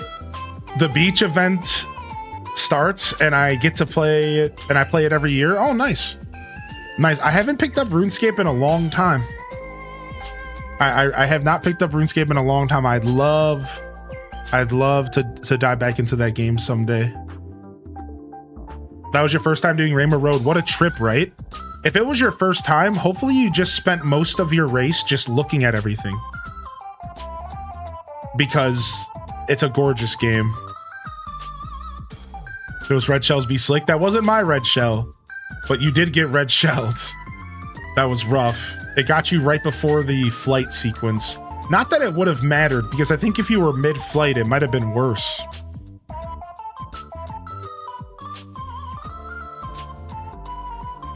All right, I like to do a minute between races. It's nice to free roam a little bit and explore or check out the racetrack that we were just on. So I hope you guys don't mind. I like to take my time and just relax, you know? And I think a minute between races is kind of perfect for just that kind of chilling vibe. Oh, I didn't tell y'all. I almost made a YouTube video about it. I rode every single railroad in the open world. Did anybody else do it? I rode every single railroad in the whole open world, I'm pretty sure. I think I might have missed one railroad in the south. I just sat there and rode them all the way around until they dead ended. And then I would turn around and I'd go back and I'd go to the different split, because there's a couple splits. One night I was just sitting here and I was like, I want to go to every road. I want to go on every railroad. You did that last night. It was so chill. Yeah. I was just sitting here and I'm like, I want to see every railroad, bro. Sailing releases soon in old school RuneScape. Time to get in. Good time to get in. Always has 130k active players. What's up, Carpy? Yeah, I played old school RuneScape growing up, and I was pretty into it. I don't have my account or anything anymore, but what's up, Sarah Nicole? Sorry, yeah, it's join. I mixed it up on y'all. Sorry about that. Love the setup behind me. Thank you. Are you loving the new place? Absolutely loving the new place. It has its quirks like every other new place, you know, but I think all in all, it's been a beautiful journey, and I know this was exactly what I needed to do in my life personally. So yeah, it's been good. I'd say one positive thing about it is having space to spend time outside of my office is huge. It's actually almost been detrimental in a good way, because I haven't really wanted to do any out of stream work, because I'm so happy to be out of my office, because I just didn't really have a space for out of office at all in the old house. And like I said, it's almost like to a detriment to, like, I have so much stuff I have been needing to do. But as soon as the stream ends, I'm just enjoying the other spaces in my house. And I just don't want to even be in the office. And then, so that's like an overwhelmingly like positive thing. And then a negative thing would be, I was used to central air. I spent 5 years, 5 years in central air. And now, not only am I on the second floor of this apartment, but I also, dude, my green shells are always so on point. I also don't have central air. It's a pretty old house, so it's like the summer heat wave kicked in and I wasn't ready. I'm gonna be honest, I wasn't ready. It was a rough week. Usually it takes me a little bit for my body to like adjust to the heat. and we didn't get any adjustments period this year, right? Like it went from like 50 degrees, 60 degrees, 70 to 85, 90, 95 in the blink of an eye. So because I didn't get that gradual build up to the heat, it was like a rough couple days, but I'm already adjusting well. I'm going to be picking up a new air conditioner to go along with my other new one I bought, and everything is going to be fine. But so there's one negative for you and there's one positive. The positive being having all these spaces to enjoy and live in. Negative being the adjustment to the lack of central air is a little weird. I think it's going to be healthier for me though, because I'm not going to lie, I lived in cold temperature year round. Like we kept that house just frigid year round. Never over 70, never, like sometimes as low as 65, 60. So I think in some ways I'm actually going to be healthier in the end, because like I think it's good to like take a break from the cold, windows closed, you know, like our windows were never opened. The house kind of stunk. I'm just going to be 100% blunt about it. The house had like a wax smell to it because we never opened the windows. We never aired the joint out because we just always had central air. Whereas like now in this house, as soon as the weather goes down a little bit, I'm opening every window. I'm getting the house, I'm letting all the fresh air in.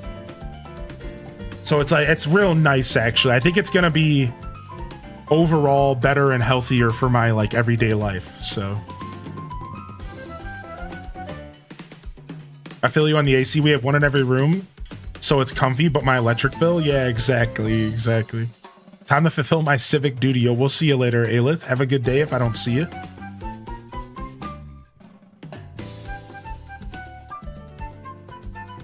Sailor Scout, I'm glad you can relate. So yeah, there you go. Yeah, thanks for asking though. Just a little bit about my journey for you. And yeah, I'm loving my setup back here. It's so sick. Yeah, I'm excited for DK. I'm big time excited for DK.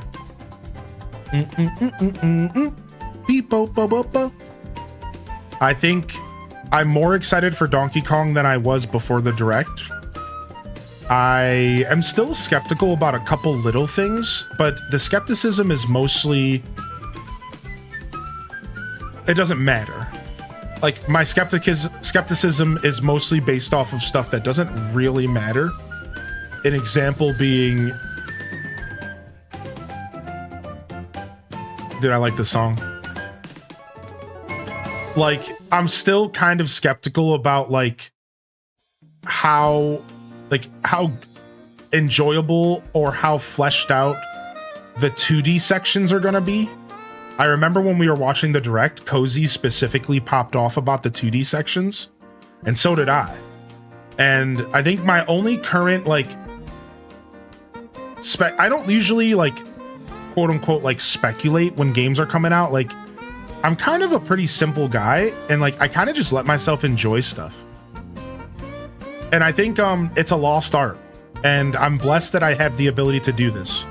But I in fact can just let myself enjoy stuff, even if it's not perfect, even if it has drawbacks. So my point is like, I don't normally sit here and like speculate on, you know, is this going to be a good experience or whatever. But this time around, I am kind of wondering like, are the 2D sections going to be fleshed out and interesting, or are they going to just be like little bite-sized morsels that don't really add a ton to the game? Because I would really like to see some pretty cool 2D sections. I would really like to see them do my inner nostalgia for Donkey Kong would love to see some good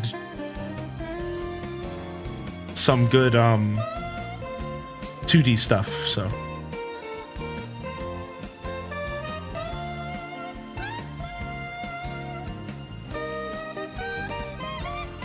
thank you for the raid, Ginger King. What's up, dude? Thanks for your patience. I was in the middle of a yap, but you're well aware of the yaps around here. Okay, all right, thanks. Cool. Anybody else want to take a shot at me?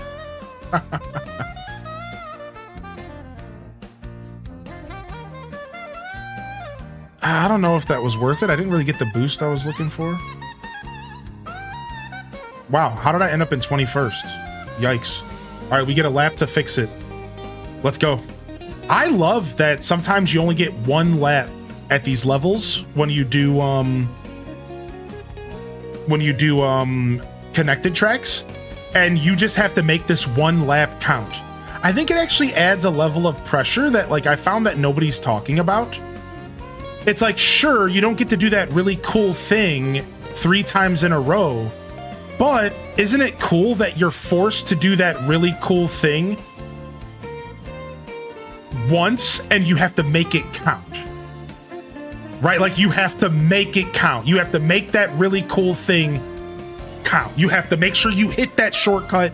You have to make sure you hit that corner perfectly, because you don't get any do-overs. One track, one lap.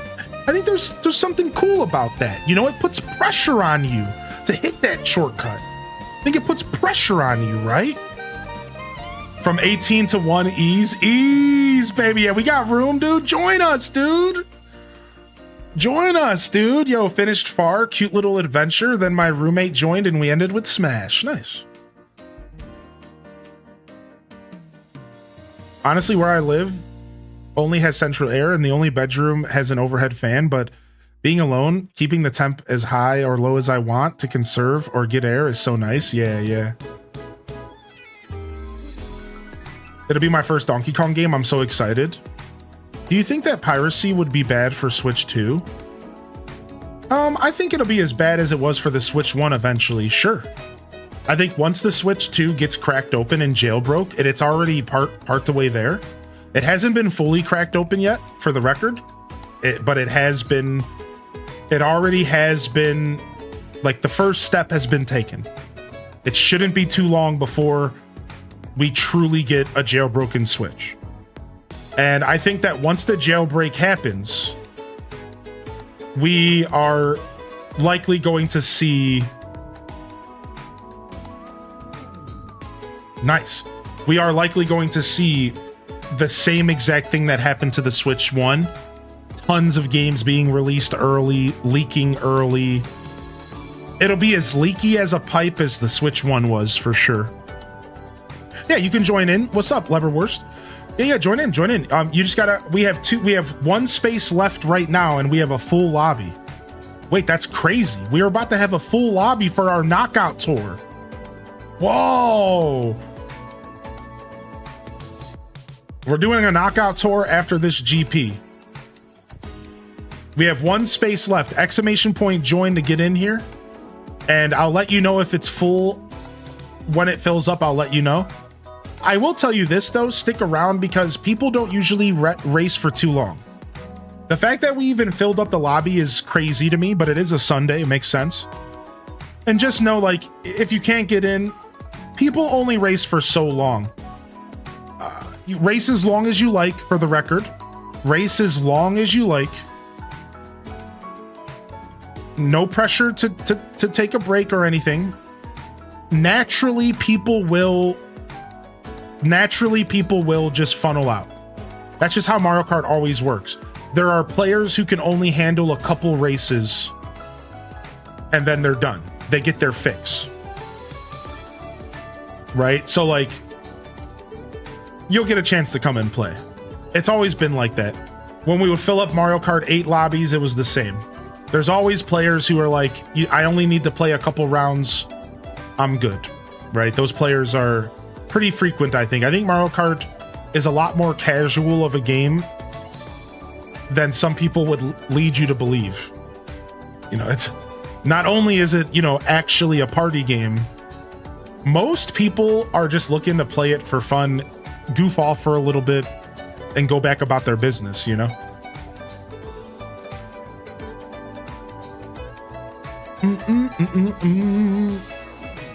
Dude.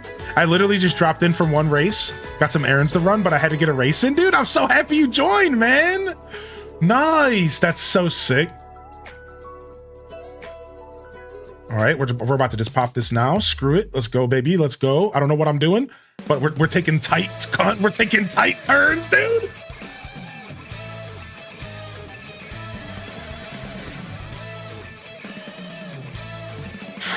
No!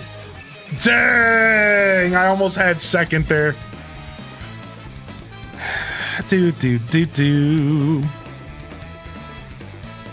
Yeah, that was good. That was a fun run.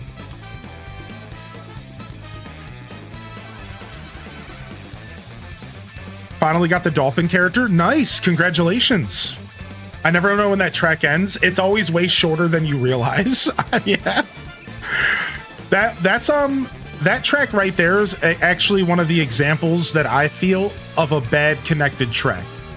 Because the connected track that leads to Koopa Beach, you only get one lap of Koopa Beach. And look it, I could do the lap in just a minute. Watch. This is it right here. There's only 50 seconds on the clock. Watch this. This is the race. So I like Koopa Beach. It's very small, and it reminds me of like a real life racetrack. The problem is that when the connected takes you here, like you just do one lap. And like, I think this is one of the tracks that you should probably use 2 or 3. Right? You could probably use 2 or 3 here if you're going to do a connected, because it's just such a little shorty, you know? So the problem is that you never know where you're going to enter the track from.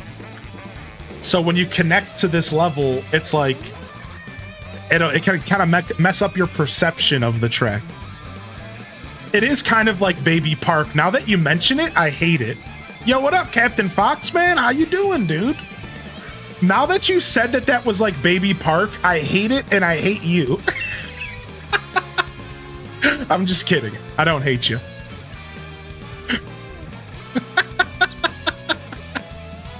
Thanks for ruining Koopa Beach for me.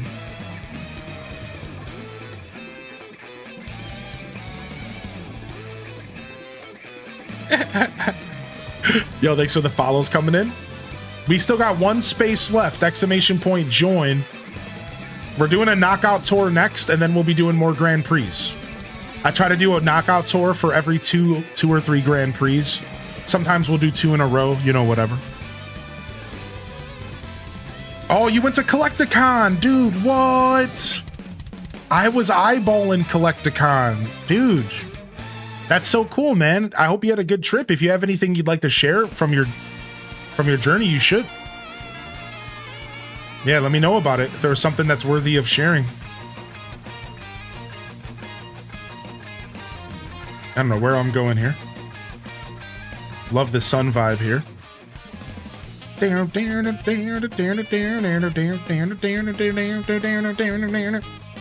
need some Reptar saxes. Is that a tier 2 now? Hey, I'm just gonna pop my star here because it'll be safer to just pop my star here. Sorry, Kyle.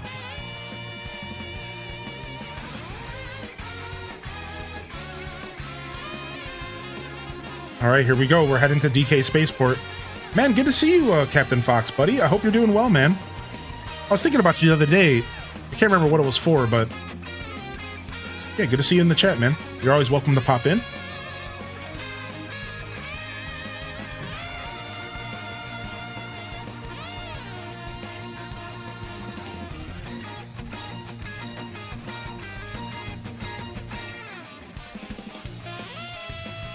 Dang, if I would have known you were going, I would have maybe tried to go myself. It would have been cool to meet up with you again. We'll have to try to meet up sometime. It would be cool. It'd be cool to grab a brewski or something if that's the thing that you do, or stop at a video game shop and talk games. But a con is like perfect for that. You know what I mean? That's like the perfect environment for that. I really like this song. Here you guys go. Unlock some outfits, baby. Hopefully somebody unlocked something. I see 2 dolphins ahead of me. I'm not too good at this track. I don't know this track that well. And I don't think you want to bounce.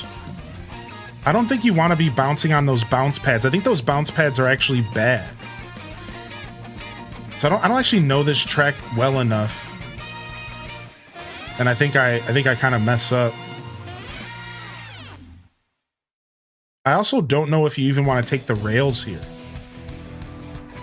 Rails can be faster, but I don't think... Come on! I got hit by that fireball? Like, unfortunately, I know here, the walls are actually slower, technically, unless you're just trying to style and have fun. Right, and that's what I'm all about. I'm all about just styling and having fun.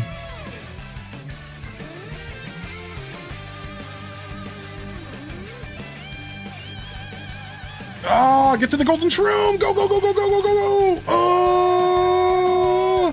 That was a nightmare. I might have lost my lead.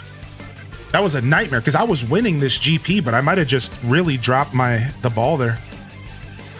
Car washed, vacuumed, dishes cleaned, clothes folded and put away. It's time to game. It's time to game, baby! Yeah, the rails give you a boost. Yeah, you're right about that. I believe you want to use the bounce pads and grind the rails. Dang, dude, MKW sneaks the win. I think I was beating you at one point.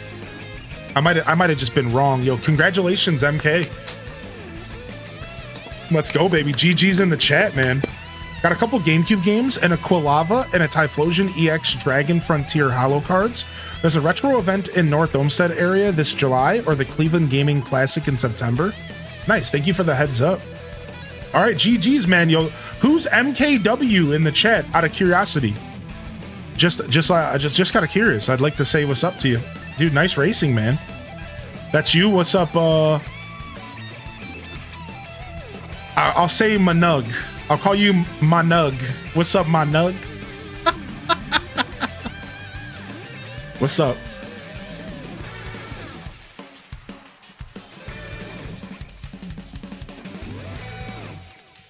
All right, let's go ahead and do a knockout round. All right, so I'm going to give anybody a chance to fill out this last slot if you want. We're going to do an almost full lobby knockout round in just about 30 seconds. If you're trying to join, let me know and I'll wait for you. We got 2 slots open. Yeah, no worries, Charbear. Yeah, that's cool, man. Yeah, like I said, people take breaks naturally, I've noticed. Yeah, you can try, man. Yeah, yes. Yes, I'll wait for you. Let's see if you get in here. Yeah, I think they'll release a classic mode later. I think they'll release a classic mode at some point in this game, Blistina, for sure. That's the play, right? It is unfortunate that it's not on release, though. But, you know, that's just like Nintendo nowadays. Here's a great game, and wait a year for the rest of the content. Like, oh, okay. Cool. You knocked me out of first place with the boomerang, and I'm pissed. I'm slightly scared despite the kappa. All right, we got one more slot here, we got one more slot here. So somebody filled up one of the slots. I don't think it was Captain Fox, though, so you're still good right now, Captain. And the next slot got filled by Captain Fox. All right, we're going to do a knockout round, and then we're going to go back to GPs. I know some of y'all didn't get a chance to warm up, but we're locking in anyways, all right? We're locking in anyways. We'll be doing GPs after this. All right, I'm looking to do one that we haven't done in a while. Let's do this one. The Acorn Cup seems sick. Dude, I can't believe we got a full lobby, chat. Let's go. We're full lobbied up on a Sunday, dude. Nice, dude. Super sick stuff here in the Thunderdome. You should be scared. I don't play. Oh, we got the Acorn Cup. Sick. This one's fresh. I haven't done the Acorn Cup in a long time. This is fresh, dude. We're gonna be able to pass through 2 of my favorite tracks, Choco Mountain, and we start at the Toy Factory. Here, we'll do a round with the in-game sound effects.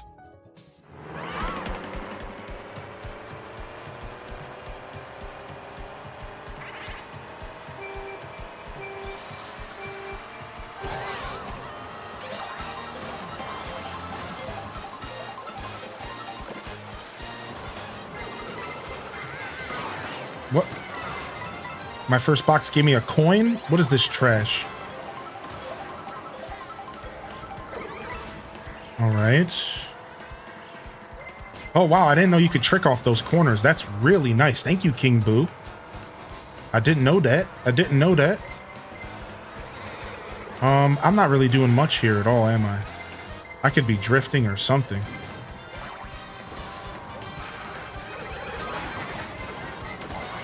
All right. I like this like pipeline area as you leave the factory. I really like this. Makes me think of like Grand Theft Auto San Andreas. Wasn't there an area in San Andreas that kind of looked like this? Like that's what this makes me think of. I really like this area. It's goofy, but all right, here we go. First 4 people going down. Let your shame be known in the chat. Let your shame be known in the chat. And by shame, we mean your terrible bad luck because you probably just got hit by 15 items and couldn't recover fast enough. You know, quote unquote, shame. By shame, we mean you got beat up by a bunch of shells. Feel free to explain how you got devastated by shells, because I'm sure that's spot on. Pretty effing much. Yep. If you don't get out of that first pack early, that's why I think when you're doing Knockout Tour, you want to consider using rails and stuff, chat. Don't worry about being the fastest on Knockout Tour. Worry about getting to the next lap. Once you make it to the next lap, it doesn't matter. And using rails and grinding on walls and stuff is totally the play, dude, because you're off the track. You're not in the middle of everybody getting hit by stuff. So I firmly believe, like, when you're doing Knockout Tours, there's a completely different strategy. Right? It's like you want to just be focused on making it to the next gate. Then you want to focus on being fast and, like, you know, all that stuff. That's why, like, online, you know, people bag and all that stuff. Now, I'm not saying that. I don't think that, you know, I'm not here to tell people how to play the game, but I certainly think that bagging sounds like it's not fun at all. So, you know, but again, I'm not looking to, I don't care how you play the game. You play the game how you want.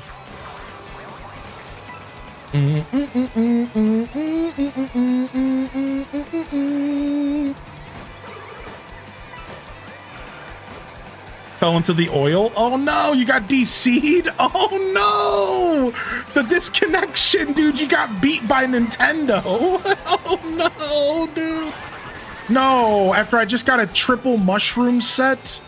Trash Boat City.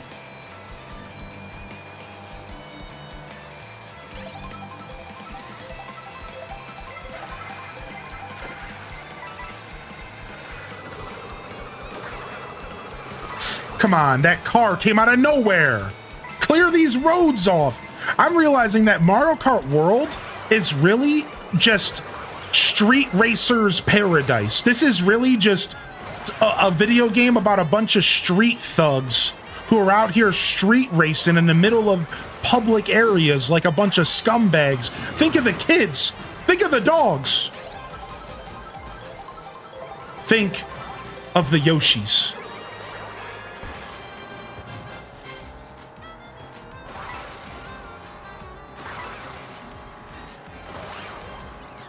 Come on! It was like that bomb was made for me, dude. But so was this golden mushroom. And that's how you bullshit Bill your way into second place. Let's go, bullshit Bill, baby. Wait, that's not the right way. Oh my gosh. I was not paying attention. I haven't done this race in a while. This is probably the least knockout tour I've done. Dude, I gotta get to 8th place, dude. I bombed it. I'm throwing. I'm actively throwing with that turn. That turn destroyed me. I'm actively throwing. Dude, I need a miracle right here. And I might have just got it. I might have got the miracle I needed, baby. Let's go. Bullshit. Bullshit. Bullshit. No. Back up.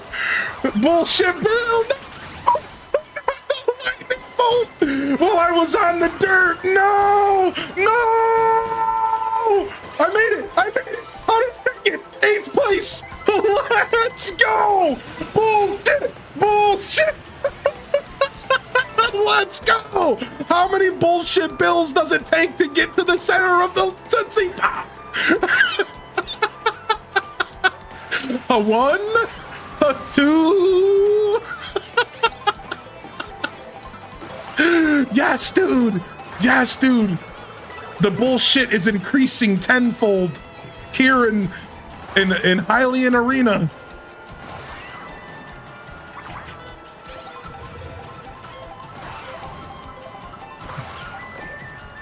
All right, we need a blue shell, baby. Come on.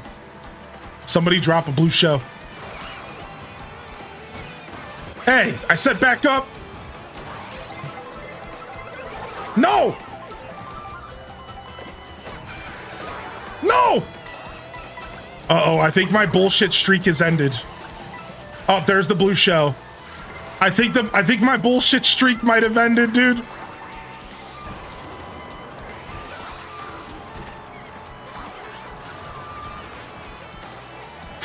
This is tight.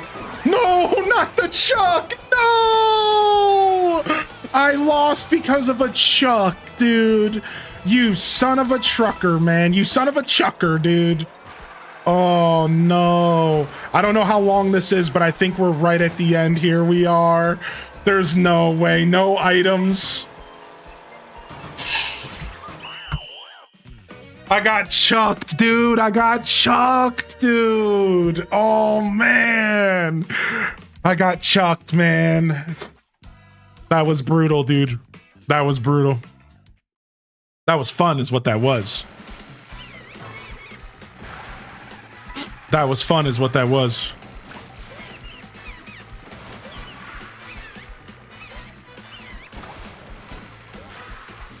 Yo, MKW is looking to take their next win.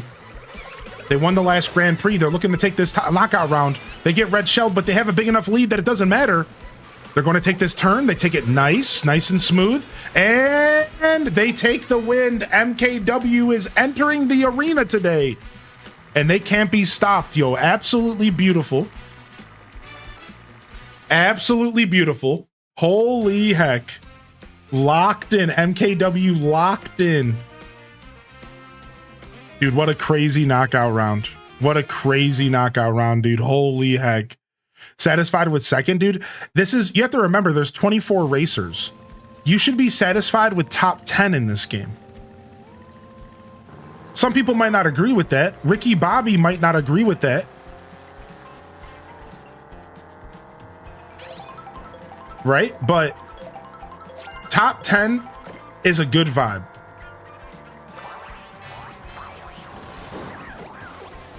Top 4 is the goal. Yeah, top 4 for me is my goal as well.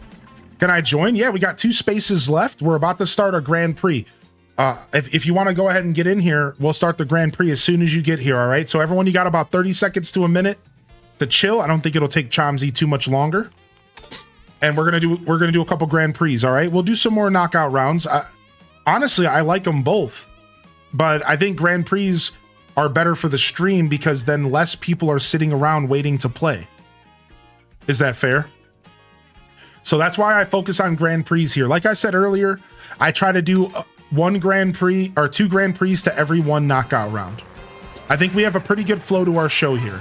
So those that like 3-lap tracks, you can vote for them to your heart's content during Grand Prix. And then we get a knockout round in where we get some nice intermissions and connected tracks. And like that's fun, right? And then we rinse and repeat. What's your thoughts on the new update? So I don't really play online, so I don't really have a lot to say about it. But it's obvious that it's a very, what's the word for it? It's a very, out of touch thing for Nintendo to do, but Nintendo's always been out of touch, so people shouldn't be surprised. They've always been the grandpa in the room that has no idea what's going on, and it is what it is, right? So, sucks. Out of touch decision. Doesn't affect me because look around you. This is how I play online. I don't need to go play online lobbies because I have a gorgeous community of people to sit around and play the game with. By the way, Chomsy, we filled up. Hopefully you got in. So I realized this just the other night. I realized it doesn't affect me at all. Funny enough, I realized it doesn't affect me at all because I was sitting there and I was like, people are making a big deal out of this. I get it. But then I paused and said, well, you know, this isn't really fair for me to even judge or to comment on. Because I am a very unique individual in the sense that I get to play this game with my own private lobbies. We can choose any track that we want at any time. It doesn't matter. We always have at least 5 to 10 people minimum to play with. So once I realized that, I was like, well, I guess it's not fair for me to even comment on this, let alone have an opinion, because it's just not my place. I don't play online. I don't need to.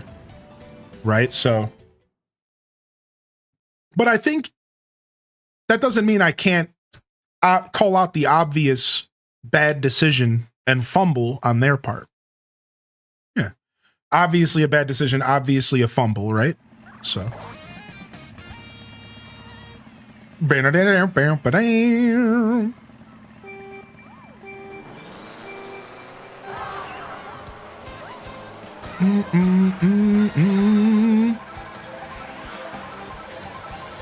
Yeah, and I understand that, Charlie, for sure. I think I've heard that argument like pretty often online about the update and about how the whole bagging thing, and I think my take on it, but this is probably the most BS take, and I'll call it what it is that I see that's a better path to take. Oh, I've never seen that path. My take on it really comes down to, look, man, it's not all about winning.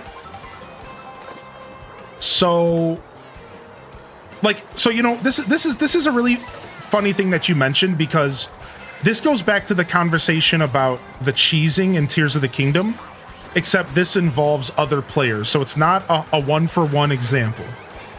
But if you remember what I said about the cheesing, it's like developers can't necessarily be expected to design games based around the select few people who are going to ruin the game for themselves, and in this case, potentially kind of for others. So just because a bunch of sweaties decided that bagging was a good decision and it was a good strategy, I don't think Nintendo should be making decisions based off of a bunch of chodes. And a lot of the online dialogue is kind of like that. It's like, oh, well, no, it's actually Nintendo's fault because they developed the game. Therefore, they're saying bagging is the best way. Therefore, it's completely in their control. And it's like, I don't think it's that black and white, man. I don't think you can just say, oh, they should have made the game a certain way. Like, no, they shouldn't. People should stop being jerks and stop making the game terrible for themselves and others by bagging. And there's always going to be the human element, and Nintendo cannot develop around every human element. Because even if it wasn't bagging, it would be something else. And if you disagree with me, that's fine. You know, I'm not looking to change anybody's mind here. But you have to admit, if it wasn't bagging, it would be something else. There's always going to be the slippery, slimy way to play the game. There's always going to be the stupid, ridiculous strategies that no one wants to do, but it's always the best way to play the game. Oh, you gotta use Funky Kong and this motorcycle to win. That's always gonna be that's how video games work. So I just find it to be such a naive take that Nintendo is supposed to adjust how they want their game to be played for a bunch of people that are always going to find a way to make the game bad to play. That's on the players, man. I think it's on the players more than people want to give them credit. Otherwise, the only other thing I have to say about it is I think the game is still young, and I think a lot of people have gotten a little ahead of themselves with talking about the quote-unquote best strategies. I think we're far from seeing the best strategy. And I don't think that things are going to stay the way they are now forever. And I think anybody who thinks that is, again, being pretty naive. I think if you think that this is it, and that 2 weeks into this game's life, 3 weeks into this game's life, we've figured out all the best strategies and how to play the game, I think you're getting a little ahead of yourself. And I think that we are going to quickly realize that bagging isn't the best strategy on every connected track in the game. Sure, it's going to be a strategy that people are going to do. I read online that bagging has been a part of Mario Kart since its conception. I didn't even know that. Apparently, it's always been a strategy to just sit in the back, get the best items, pass everybody up, find the perfect shortcuts, and win in the last lap. It's just seemingly worse in the connected tracks, which is fair. It's probably worse, but bagging isn't new to this game. And I don't think it's going to be the end all be all strategy over time. So I think people should just be patient, man. Be patient and give it some time. I think people are going to discover ways to enjoy the game and like ways to play the game efficiently that don't involve, you know, every connected track being like this quote unquote like bagging strategy, right? So I don't know. That's just my take, though. That's my two little takes about it. I've thought pretty hard about it. Again, this isn't my way. I'm not trying to change anybody's mind. I'm not trying to like say I'm right or wrong. I just think people should be more patient before they judge a game that's been out for 30 days when it comes to strategies. And I think that Nintendo can't be 100% at fault for everything that the players decide to do. Have you ever played Call of Duty and gotten spawn camped? Because let me tell you, getting spawn camped sucks. Now, are they supposed to design the game in a way that makes spawn camping not possible? Because that's pretty hard to do, considering players need to be able to respawn. And at the time where spawn camping was super relevant, back in the Modern Warfare days, the way that they designed the levels made it to where spawn camping was possible.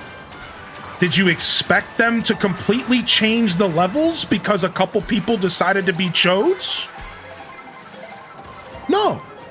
So I just find it so ridiculous that people are like, oh, Nintendo, they ruined it. It's like, dude, no, you are ruining it because you are making a conscious decision to play the game like a chode.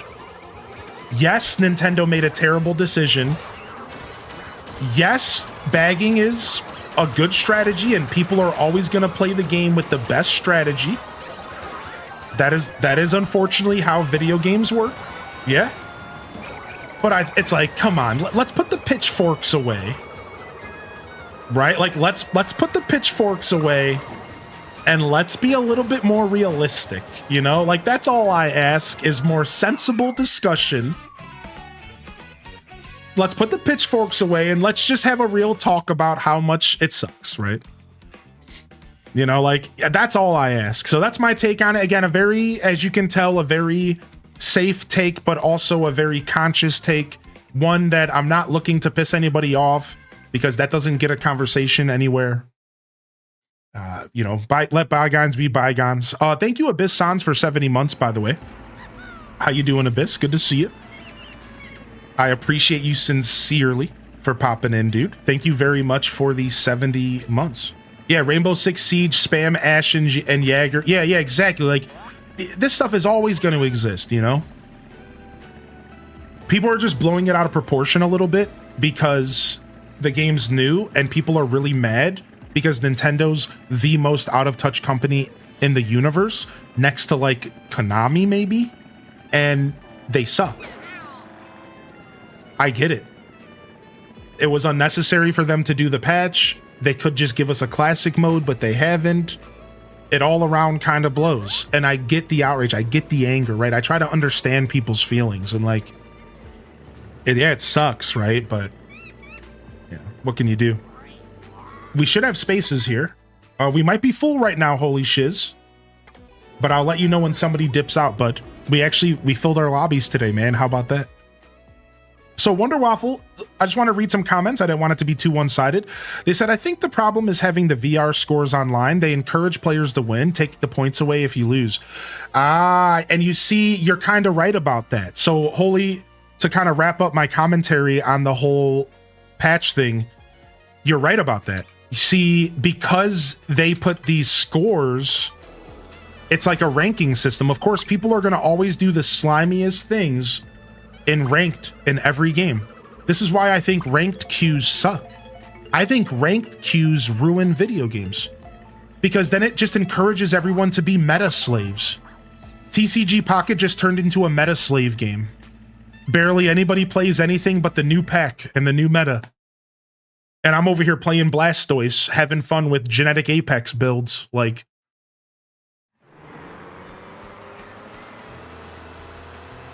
you know, so it is a little rough. I do think that the VR scores might be a big part of it for sure. That's why I almost exclusively play online with this community. I don't cycle. I don't enjoy the cycle of online with randoms. Yeah, right.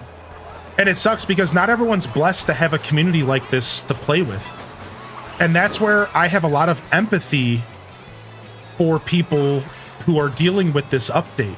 And I think people who are fans of Nintendo, you know, we don't need to defend Nintendo. They can defend themselves. And if you really have some empathy in your heart, you realize, imagine only being able to play this game online. The only way you can interact with other players is playing online, and Nintendo just stripped one of the core features of the game that you've been enjoying for months now. You know, not months, weeks. I feel for those people, man. Like, that's why, like, I don't join the internet outrage discussion on either side. That sucks, man. And I realize, like, I'm so blessed that we have this community to play with. Like, because that must be a really rough feeling for those that are, like, you know, not able to enjoy the game the way that they would like to enjoy it. I have a ton of empathy for those people, right? Like, that sucks. So hopefully Nintendo addresses the situation, but I unfortunately think it won't be addressed for months. And that's the worst part of the whole conversation, is that I think that they might not address it for literal months. Like, we could be waiting for them to address this for like a DLC or something. It could be that bad. Like,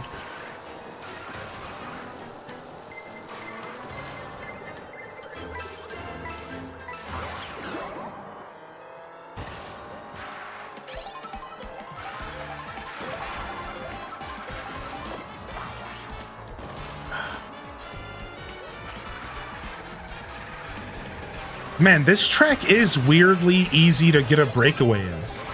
Now, I still could get blue shelled or something, but the other day, you mentioned, Wonder Waffle, that this track was easy to get a breakaway on.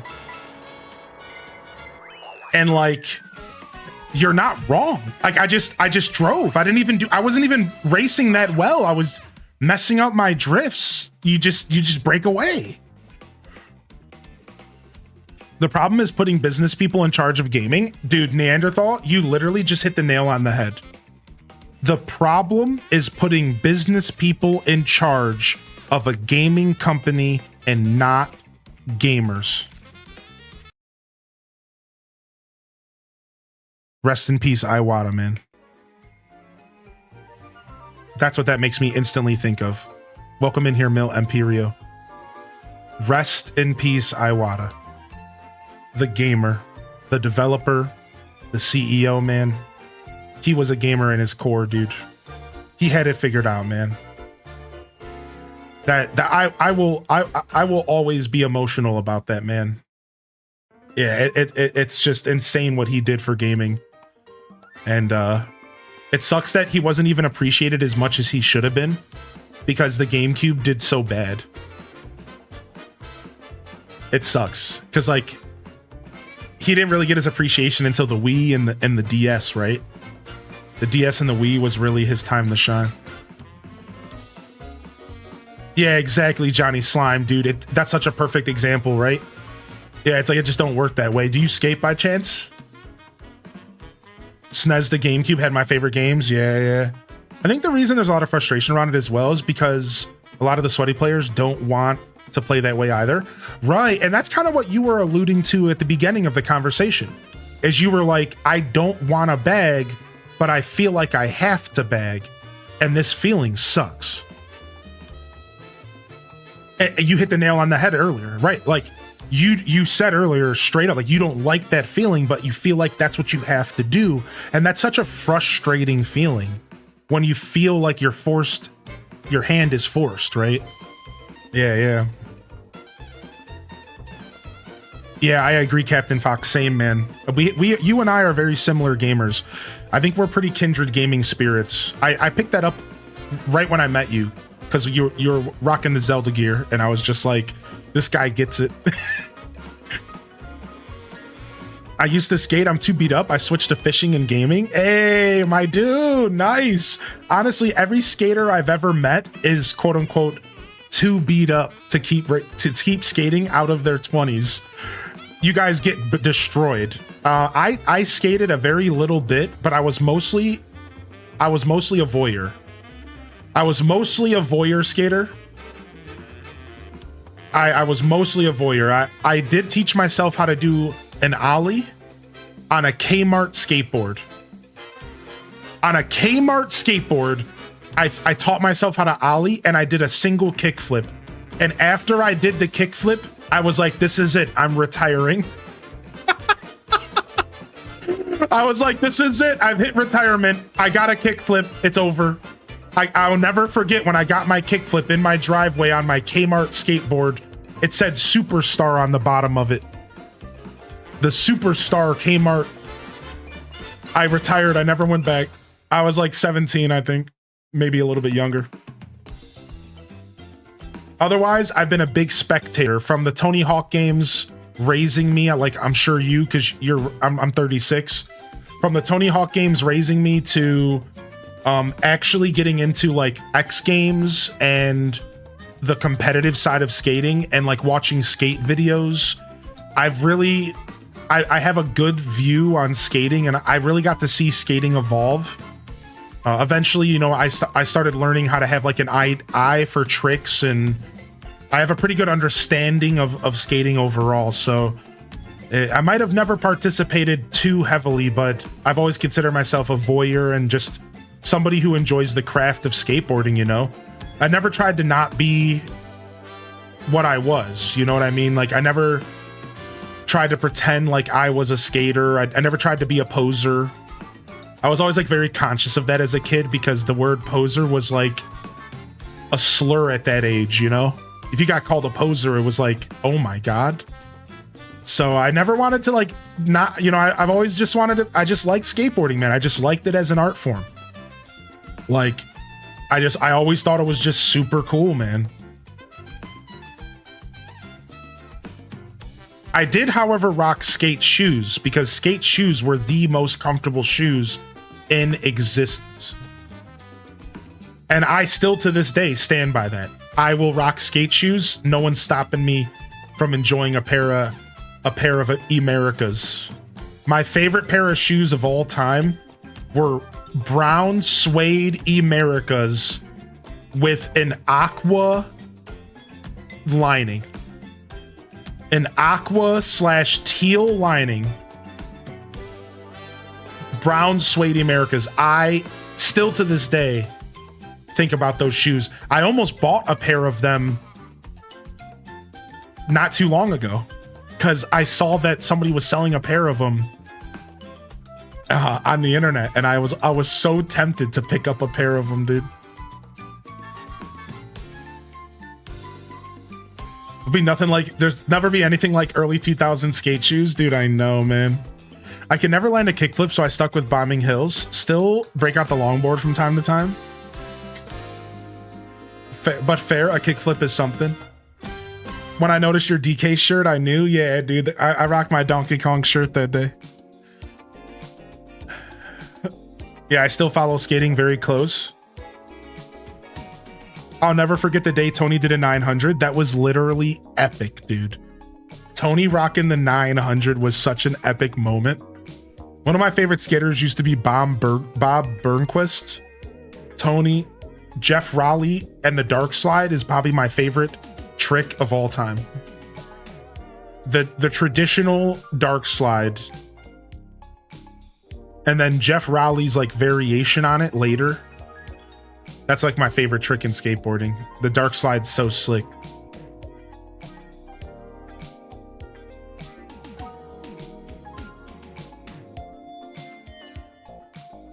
Ooh, dude. So, wait, people are already in the hundreds with rupees? That's crazy.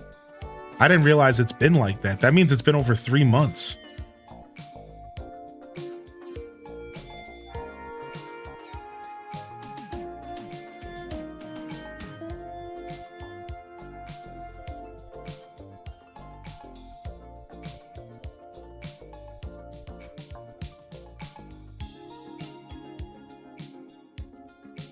All right.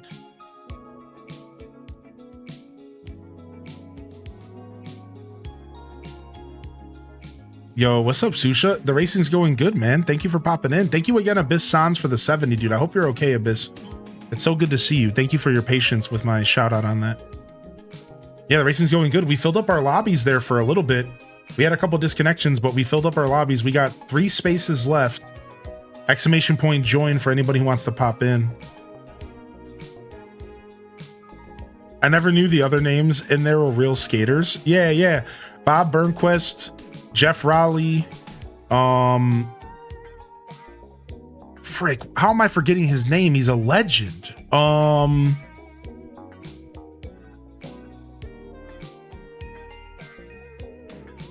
Rodney Mullen. How did I just forget Rodney Mullen's name? I'm a phony. I'm a poser. Confirmed.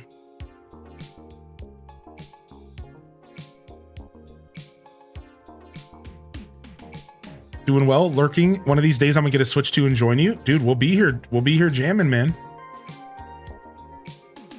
We'll be here jamming. You're welcome to join us. This game will be one of our main multiplayer games for quite some time. Right? The difference is I actually like this game, unlike Mario Kart 8 Deluxe. So I'll actually be playing it a lot more often.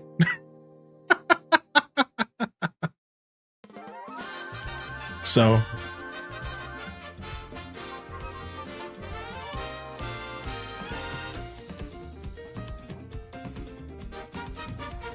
this Mario Party will come back eventually. Mario Party Jamboree will come back eventually. I don't think I'm picking up the Jamboree Switch 2 upgrade, but we'll still be playing it again. This and Mario Party Jamboree. And then I'm gonna pick up Sonic's kart game in September. And I'll be picking up Kirby Air Riders as well. So we'll be checking out Kirby Air Riders whenever that comes out. We don't have a release date yet. Hopefully we get one in July. And then, like I said, I'll also be picking up the new Sonic game. I'm gonna check out the new Sonic kart game. I don't think it's personally, what the heck? This sucks. I don't think it's personally gonna be quote unquote better than Mario Kart. I do, however, think it's going to be different and unique in its own right, and I think it's going to be cool. And I love Sonic, and I've been a big fan of the Sonic franchise my whole life. So I'm very much looking forward to how they pull together that game, and if there's any of my favorite Sega characters that are going to be joining that I could hang out with. They've already announced crossovers I think they already announced Minecraft Steve and a couple other crossover characters as well. So that could be really cool to see what crossover characters show up. Okay. Okay. Did you just see? Yeah, yeah, Miku as well. Yeah. So a bunch of cool stuff going on.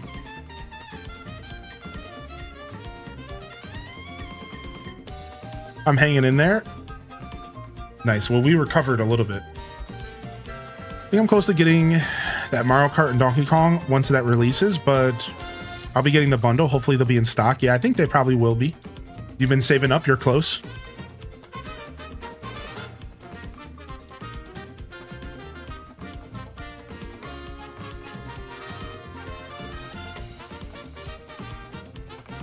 I wasn't planning on getting it, and then I saw Miku. Are you a fan of Miku? Are you, dude? I didn't know that about you. What's up, Matt City? Yeah, so I'll be picking up the Sonic Racing game, and I think it's only going to be $40. Super Sonic Racing! Yo, GG's Charlie came back with a Waluigi set and locked in. Recyclops in here taking second place. Recyclops, you're getting it, my dude. Nice, man. Nice, dude. I'll take top 3. You're in the lobby playing with us? Nice. Nice. We got 3 spaces left. We're going to start another Grand Prix in about 30 seconds. All right. Exclamation point join if you want to join in. We got 3 spaces left, baby. Chomsy Womsy, you got 3rd. Wait, what's your name in game, Chomsy? Oh, you tied with me in 3rd. I didn't realize there was a tie. How long are you playing? I'm not sure, you know? I just kind of go with the flow. I apologize. That's a pretty weak answer. What time is it? I should be around for a little bit. The community came out for this today, and I'm pretty excited to be here playing. So I think I'll be playing for quite a bit here today. Yeah, until I get bored. And I'm still feeling pretty good. You're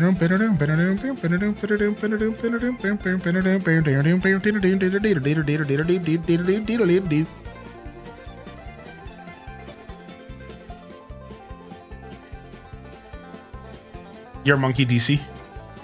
Okay, I'll hop on soon. If not, I'll catch you next time. Cool.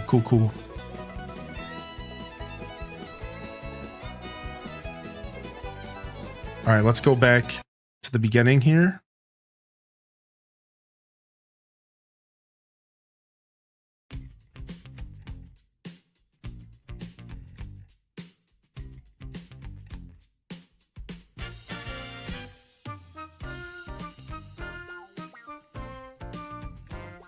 All right, let's go ahead and start. Start game. Boom shakalaka. Let's do another Grand Prix, shall we? You in here, Blood Raven? You want me to wait for you? Let me know if you're in, and we'll start. Yo, what's up, Jonathan? Good to see you, buddy. Happy Sunday, man. So far, so good. Things are good. Things are okay here so far, man. So far, so good. You're in? Have you been playing your Switch 2 handheld much? It's weird. Hold on. I'm going to go ahead and stretch my legs for just a quick sec. I just need to adjust my body. Oh.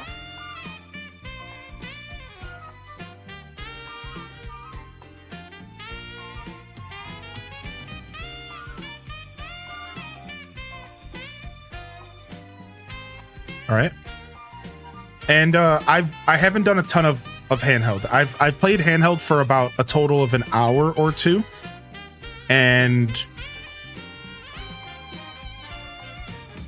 that's about it. So, but I bet you going back to your original Switch, it probably feels like a baby's toy. It probably feels like a baby's toy.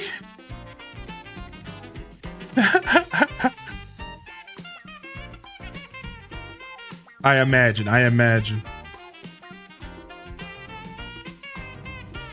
Go ahead and we'll zoom out here.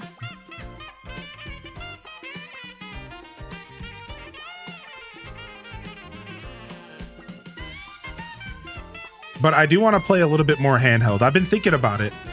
Every time I go to play my Switch, I think about playing it handheld. But I just haven't committed. But I you know what? I think this next week, I'm gonna make a point to play. I'm gonna make a point to play some handheld. I'm gonna do it because like it's something that I've been like every time I go to play every time I'm in the mood to game. The only dock I have for my Switch 2's in my office, so I just end up not gaming because I'm like, well, I don't feel like going back in my office, and I prefer to play on my TV screen. But I'm gonna make a point to play some handheld this week, and I'll give you a report back.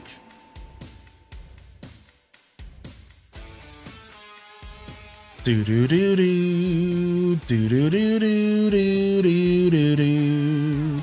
Beep bo bo bo, beep bo bo bo. Oh wow, I guess that's not quite where you want to go off. That sucks, dude. I just found out the hard way that I was double shroomed up, ready to take shortcuts, but I wasn't all the way paying attention to the track, and I just got played, dude.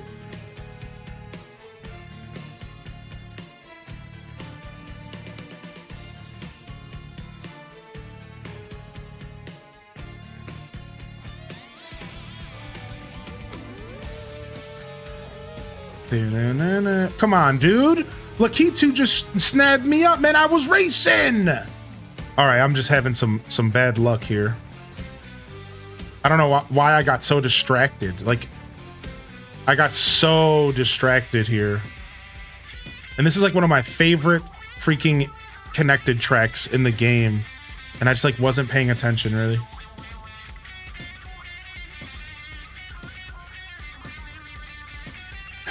Doesn't handheld make sense mostly when you're outside in a park or taking a train and stuff? I mean, yeah, but think about it like this. You could play handheld while you're watching something on TV. So you could have like a movie playing, you could play handheld on the couch. Or you could have a stream going, you could play handheld on your couch or something, right? So it has its uses in-house as well.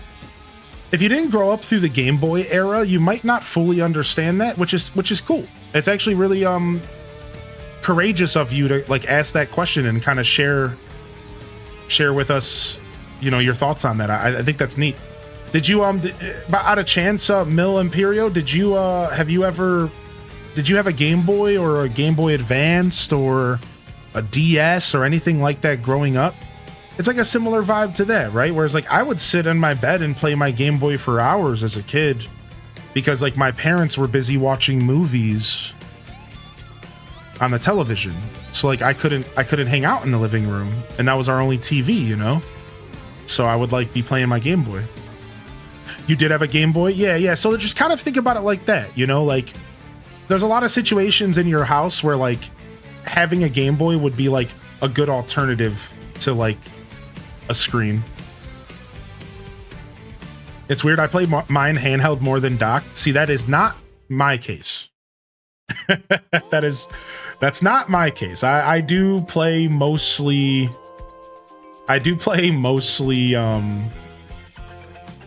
dock.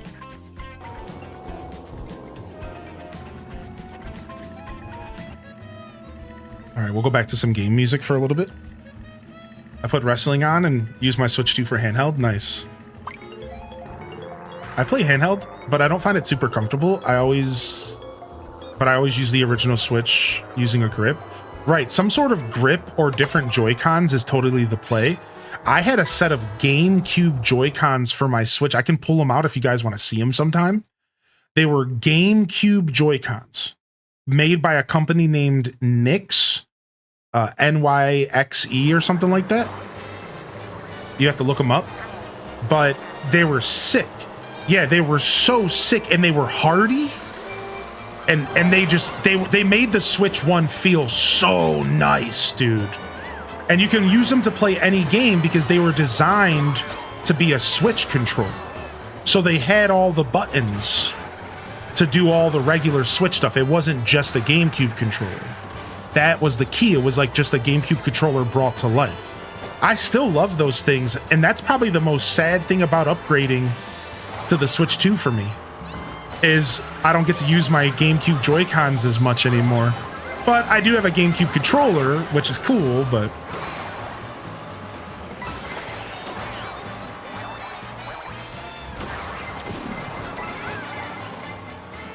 So I'm going to wait and see what happens on the market, because hopefully we get some really cool, unique Joy-Cons over the next couple years for the Switch 2. And then we can maybe pick up something like that. Or like you said, like a nice grip or something. I know there's like a couple cases that are pretty much built-in grips. There's like that D-brand case that was in the media because of some bad stuff.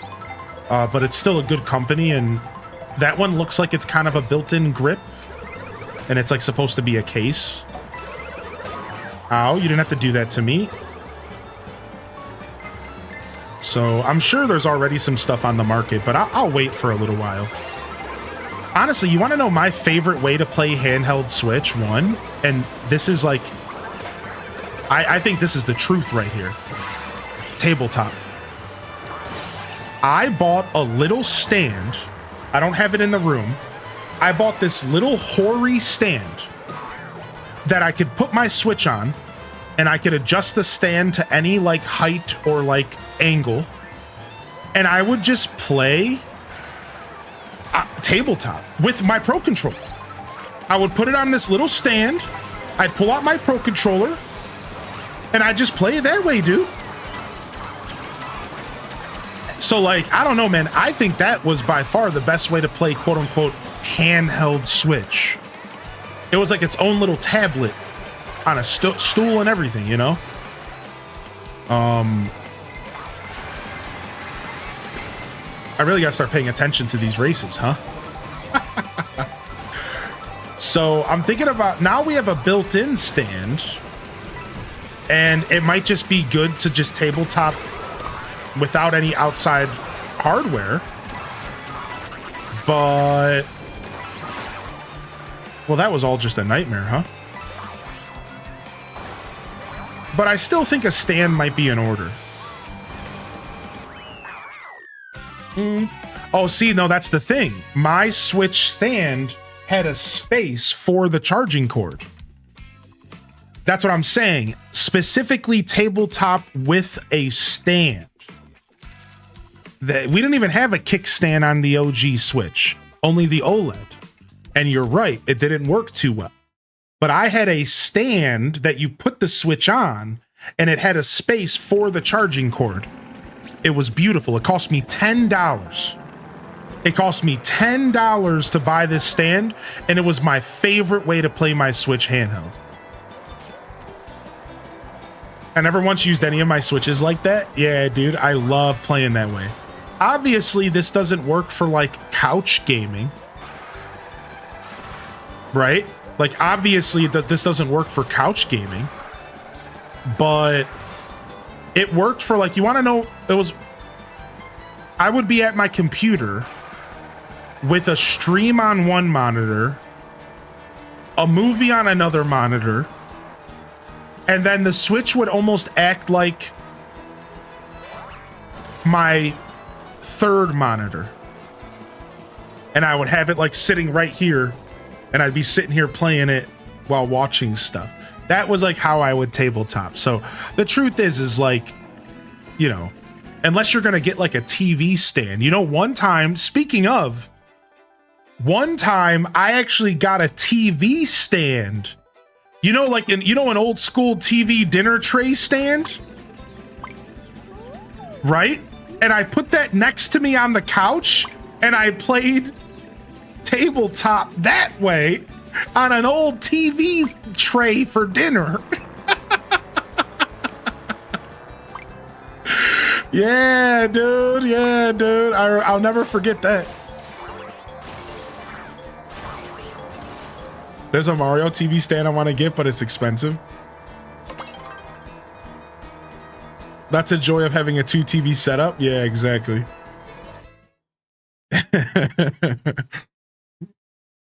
Oh my gosh. But yeah, I agree. If you're hanging out on the couch or something, it doesn't quite make sense, right?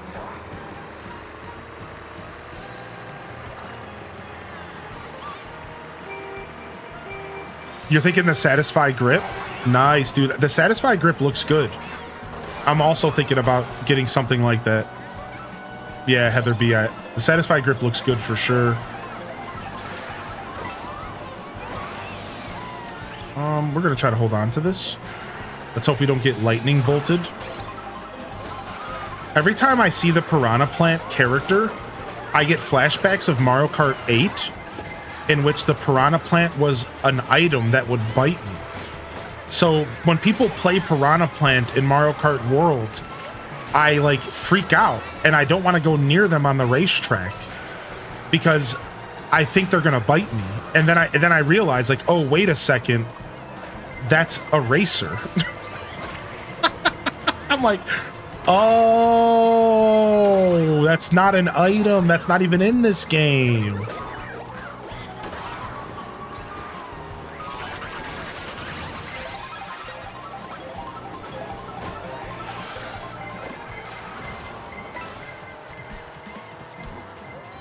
Not me watching you on the TV while playing Power Rush Simulator on my laptop TV tray. Hey, Tina the accountant knows the ways of the TV tray.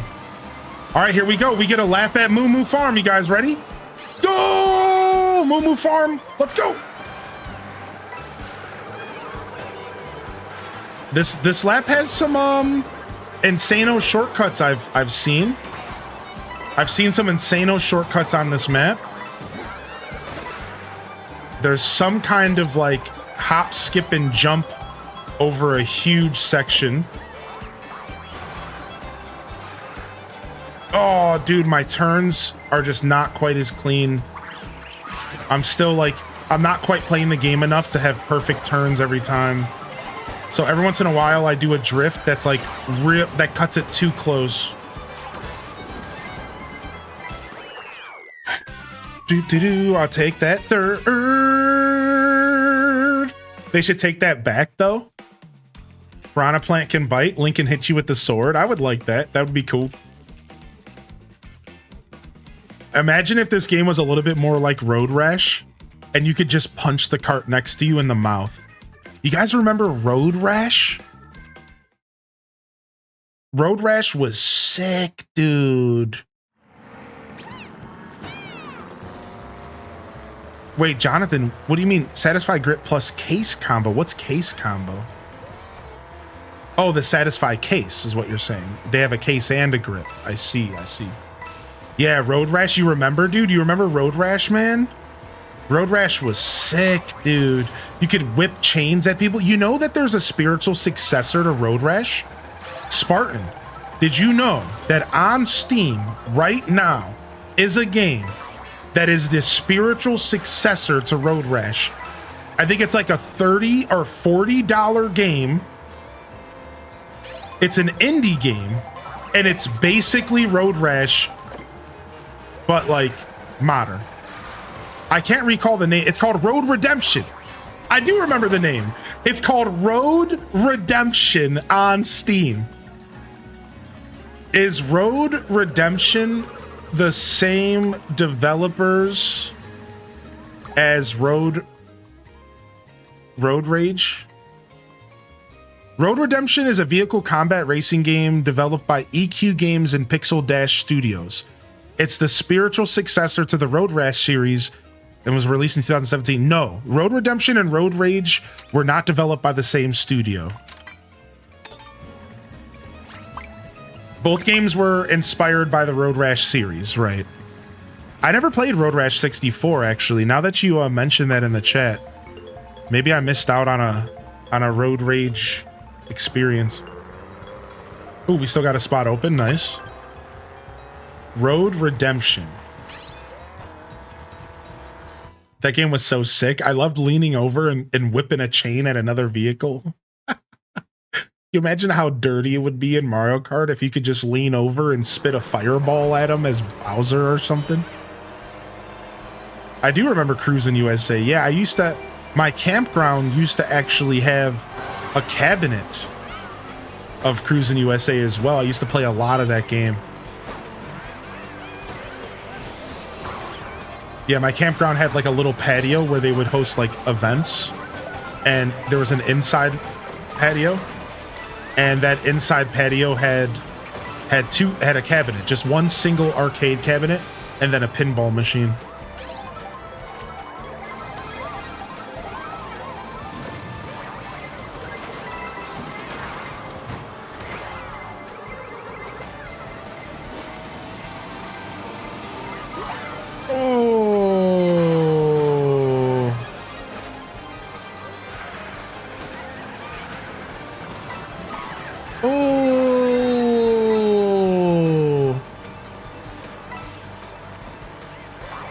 Is this the path to take? Are we all partying up here? Wait, why didn't I get affected by that lightning bolt? Oh, because I wasn't they're ahead of me. I forgot. Lightning only affects people ahead of you.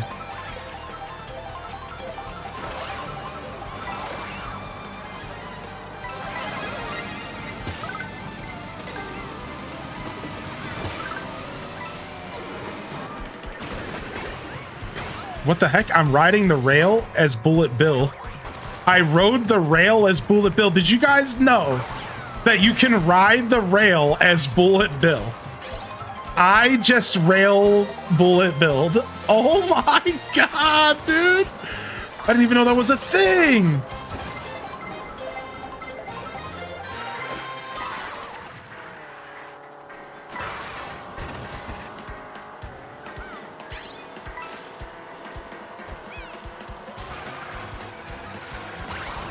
What? I tried to get that rail up there. It didn't work. Dang.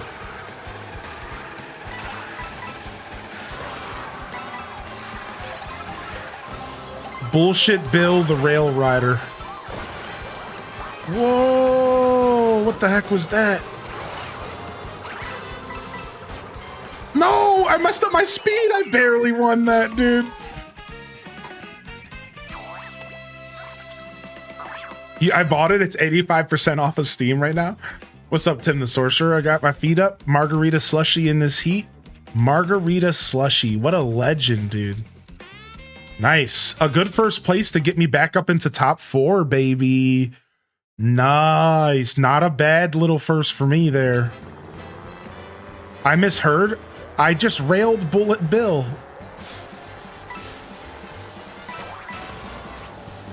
That's quite the miss here, buddy. You might be projecting on me a little bit.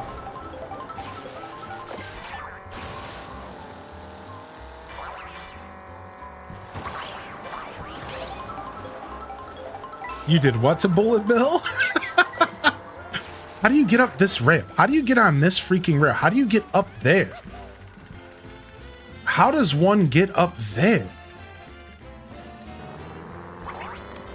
Can you even get up there from this angle? Maybe you just can't do that from this angle. Oh, I see. Oh. You have to ride these rails and try to get the timing perfect. Look at that. I don't have enough time here. Yeah, and then you can get up to the top road. I wonder if that's even worth it, but it could be cool to do. Digging the crown, thank you. All right, let's go for some DK pass. Do, do, do, do, do, do, do. Yo, what's up, Sig? Welcome in. We got a space left open right now. We're going to be doing a knockout tour after this GP. Every 2 GPs, we do a knockout tour.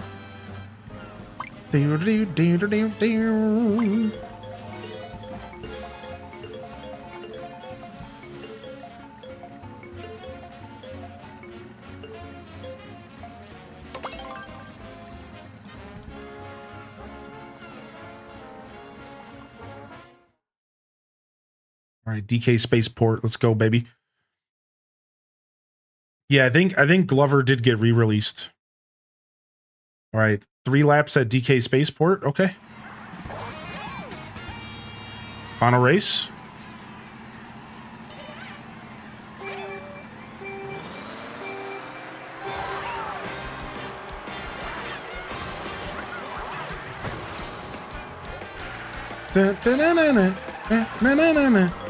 That's a shortcut right there. There's a really powerful shortcut right there on Spaceport.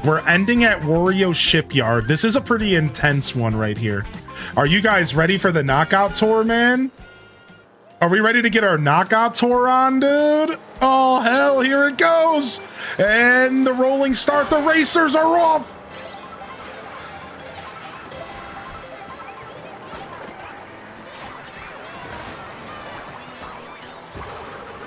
Got him! Nailed him! I'm sorry, dude. I just love a good green shell, man. I'm so sorry. I just love a good green shell snipe, dude.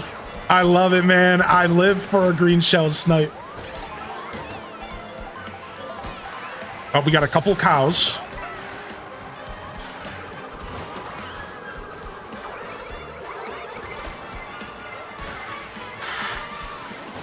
Oh, I landed in the snow. Not good. Bad turn for me there.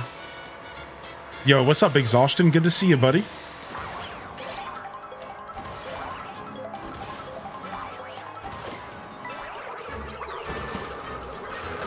Ooh, shelled.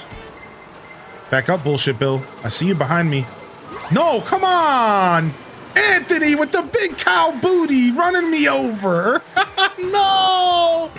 No! No!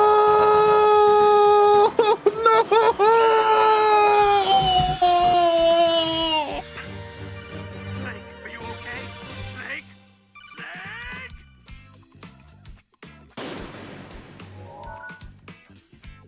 Well, shamed. Ring the dink donks of shame. Ring the dink donks of shame in the chat. Shame. That might be my first ever knockout tour that I lost in the first gate.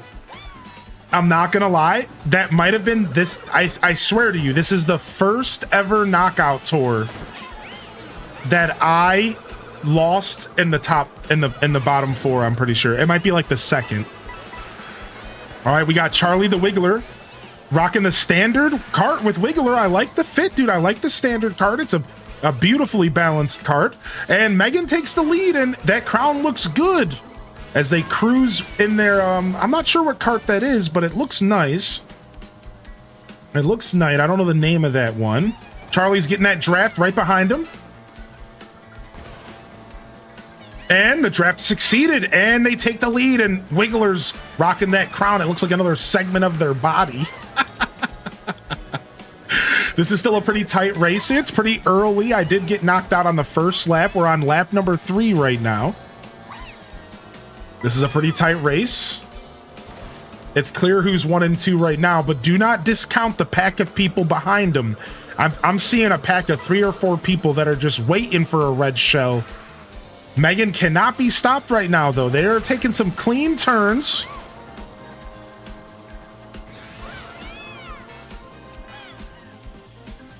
Daisy doesn't look like she fits in that cart too well. She's got her knees all scrunched up. Oh, the flight cart after the flight. The flight cart after the flight, not a bad play. I think the flight cart is actually the superior thing to do here. I think Megan accidentally flew off track, so they might be pretty far behind. I just saw them back in second place though, so maybe not. Maybe they took some sort of weird shortcut. I'm seeing MKW, I think, is creeping up on them in the Wario suit. They busted out the Wario. It looks like they're creeping up here in second place. Yeah, we should still have room, Sith. Exclamation point join. I'm not sure. We're doing this knockout round at the moment. You know, we're going to be resetting the lobby after this, though. So you might as well as wait. I mean, honestly, we don't even have to reset the lobby. We can just... Let's just keep racing. Yeah, screw it. Let's just keep racing. What's up, Anuka-zan? Good to see you. You know, if Charlie's the leader, as long as Charlie's hanging out, you could just keep choosing races for us, man. I don't mind. You're a trusted member of my community. If you want to just do some Grand Prix after this. All right, we've entered lap number 4 out of 6. Charlie's breaking away here. Can't be stopped. I'm seeing a new contender in second place behind, but not for long, Pirate Wario is creeping up here now. I don't know how many Warios are out there, but Pirate was not the one that was in second place earlier. Charlie's still cruising along here. I'm gonna go ahead and drop. What a shame. Meanwhile, let us know in the Twitch chat if you've already lost. You gotta let us know your shame if you've already lost here. If you're waiting alongside me. It looks like I'm seeing is that a monkey? No, that's Luigi. Oh, Lazy Stoneheart takes a quick first place, but MKW passes him up. He's got his trucker outfit on, rocking the classic, what is that, the Boo Lamborghini or something? I don't know what that card is. Boom, Lazy Stoneheart and Lazy Stoneheart neck and neck. Both Lazies are on the neck and neck here. Oh, and they get smashed. Anthony said back up, take a seat. Oh, but he doesn't last long. And out of nowhere, baby Luigi jumps in the first place, instantly gets knocked out of first, and MKW manages to slide into first. MKW's a threat here in the chat. He's been taking a lot of crowns, and he's not going to be giving up this crown easily as he slides in the first place. But he's got a contender right behind him, though. This is still neck and neck. I'm seeing Peach riding a motorcycle here. I was not expecting Peach to cruise up alongside Wario. You would think that Wario would be a little bit too stinky for Dainty Peach, but you know, maybe not. Oh, and she gets green shelled. Oh, the crabs in a barrel. No one. Oh, and the blue shell finally ends the reign for MKW. Anthony says, don't mind if I do. And Charlie says, scoot on over, baby. Okay, all right. So this is still a super tight race. The lead is being passed back and forth, dude. Whoa, Leafeon coming out of nowhere, rocking the Boo outfit. Very sick. Very sick. Oh, and they get red shelled, it looks, but they managed to keep their momentum. That means they got hit at the perfect angle to keep their momentum. The physics in this game is absolutely beautiful. Absolutely beautiful. Oh, and Charlie manages to jump ahead at the very last second there. The final lap is on. One lap at Wario's shipyard. This is it. Take it. It's winner takes all. You have one lap to prove yourself. And Charlie said, slide on over. This is what he does. This is what he does. It doesn't matter what place Charlie is in. It doesn't matter, because by the time he gets to that final lap, he locks in. He locks in, dude. But right behind him, all of a sudden, Lazy Stoner comes speeding by with some red shells. Oh, a little bit rough around that edge there. They better be careful. They got some professionals right behind them. I'm seeing Daisy. Oh my gosh, is Luigi gonna snatch this one up here? Oh, a little bit rough around that corner there. I'm thinking Charlie might be able to slide ahead. Charlie's trying. Charlie jumps out. What is this nonsense? He jumped off the cliff and somehow won. You scumbag. What was that tactic, dude? What was that tactic? What did you do? Did you do that on purpose? Sliding on the wall, passing the... Hold on, we need to break that down here. Was that a final lap shortcut? Because you're passing the finish line, but you're falling in the water. That was latency. I was on the track on my screen. What?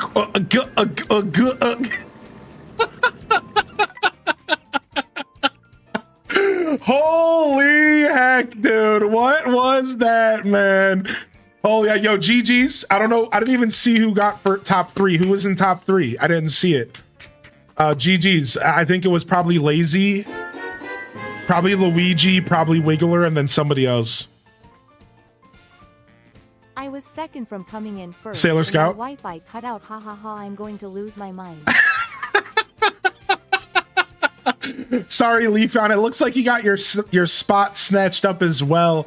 I will be locking into Ethernet in the future to help, and I recommend anybody to get into Ethernet if they can. if it's an option in their house. It looks like we do have one spot open here if you want to try to jump back in, Leafeon. Either somebody left in honor of you or they took a break. Regardless, we do have a spot left.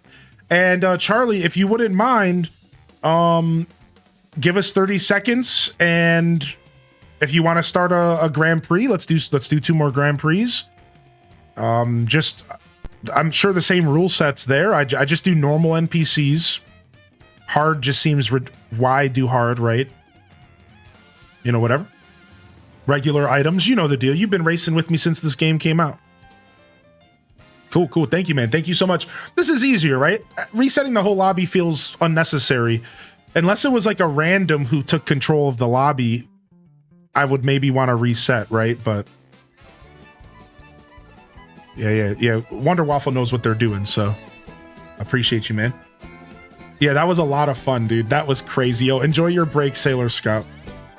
You wouldn't want me to take control?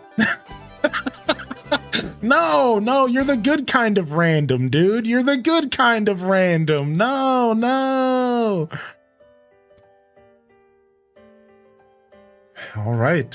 Dude, that was fun, man. That was so much fun, dude. Holy heck, knockout round. Somebody said in the chat, you should lose earlier more often because I love the commentary. Thank you so much, chat. I don't get to do enough commentary as a gamer. I really like doing commentary stuff. I really do like that stuff.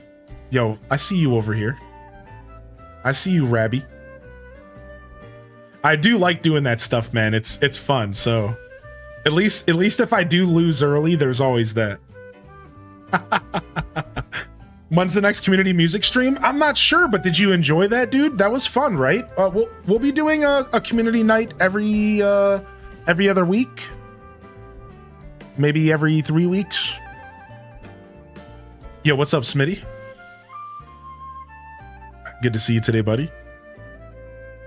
Yeah, dude, I love video game music, and sharing video game music is so special for sure. Glad to hear you are looking forward to the next one. I really did enjoy it. I think the last video game music request was probably my favorite we've ever done. It was just perfect, man. All the music was good, you know, except for that one guy who played the Sonic drowning music. I'm never gonna forgive you for that. You know who you are. You know, Kilobyte Keith. I'm never gonna forgive you for spiking my anxiety, dude.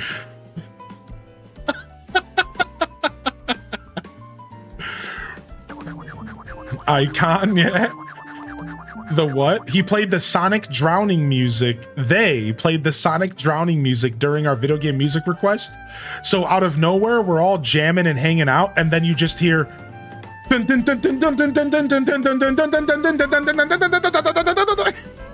It's just like, ah!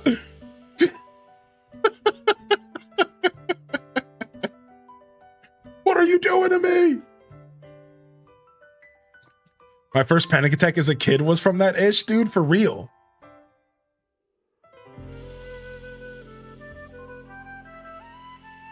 I am Error. I love your name, dude. I am Error.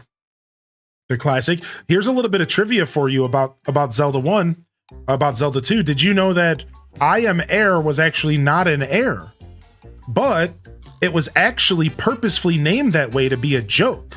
The problem is that the joke didn't get fully handled by the translators. Apparently, there's a guy in Zelda 2 named Bagu, but Bagu was supposed to be named Bug. And the whole point was they wanted to make a joke about airs and bugs as like a stupid coding joke. And it came out later that like it was actually meant to be, there was supposed to be a character named Bug in Air. And instead, for years, people just thought that I am Air was a literal error in like the game. Like, no, that was actually made that way. It was supposed to be a nod to coding, and the joke just didn't land because somebody on the translation team didn't commit or get it. They didn't use Bug. They named him Bagu. So there's a little bit of trivia for you that I am Air is actually not an air that was designed. His name is Error. For years, for those that don't know what we're talking about, for years in the Zelda community, we thought that it was a literal error, like as in the guy's name wasn't getting pulled up properly, if that makes sense. And like it was like a coding bug. But no, it was all intentional the whole time, which is silly. Come on, dude. I used my mushroom. Don't lie to me, game. I'd be the guy that didn't get the memo. Yeah, exactly. They had a whoosh moment. Yeah, big time. Dude, 17th is rough. I got pretty beat up that race. I tried to recover on the last lap, but I fell off the side. I like slid into the side like a boob. Yo, what's up, Smitty, by the way? Good to see you, man.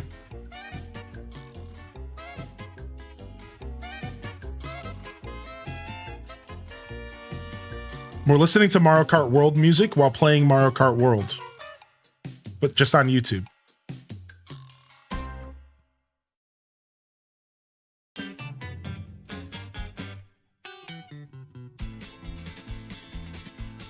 I think that's probably the best way to take that turn. Right, and then from here, I like to go to the left. I like to get a boost here. And then jump over here, ride that, and then usually I try to land. But there's a lot of air time there. And the longer you spend in the air, usually the worst. You see that though? You see that shortcut right there? Look at that. This is actually a known shortcut. You just take the very, very inside. Think about it. When you're on a racetrack, you want to take the most inside you can. So in this game, you can literally take the inside. And it's one of my favorite little shortcuts. It's short, it's simple, it's sweet, but it's super effective.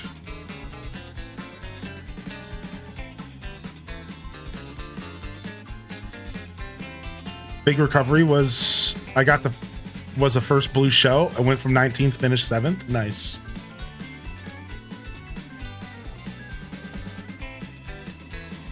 I'm going down.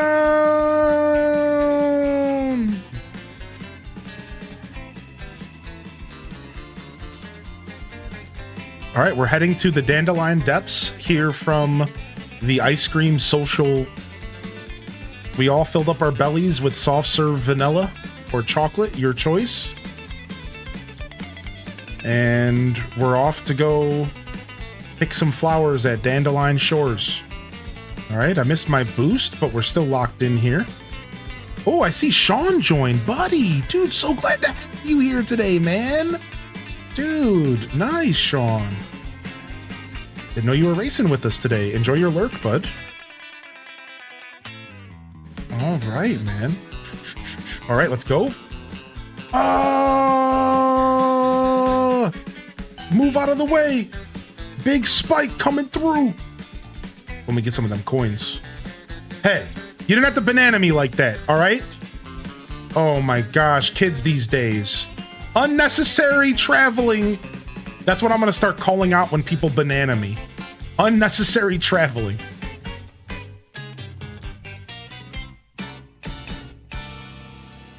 All right, we're still pretty tight, neck and neck. Nobody's broke away. I do see a cow that's pretty far behind though. They either got really effed up or they're maybe applying a strategy here. Maybe they know something we don't. Ow, I'm getting ran over. I'm getting knocked around like a... Whoa. The whole game went dark for a second. That was scary. Freaking lightning bolt. That's what it's like to see lightning go off, but not be in front of it. Now I know. Hey, Panu. Hey, no drifts off of me, buddy. All right, everybody gets one, but I'm coming back for you, you baby Bowser. And we'll go ahead and we'll take a couple shortcuts here. And we'll cruise our way back. And we're doing all right. Back in 4th place. Nice. All it takes is a nice golden shroom. A little bit of bullshit Bill, and you're all set to jet. Nice. Take one of those. Kind of ruined the boost there. I should have just went around the turn. I'm learning that I sometimes choose bad situations to drift. Ooh, when I don't necessarily need to, or I hit the wrong angle like just now. That's something that I need to clean up in my gameplay. My gameplay is not too bad, but my drifting can be a little bit rusty sometimes. So I think sometimes I don't let my boost happen because I instantly jump into another drift.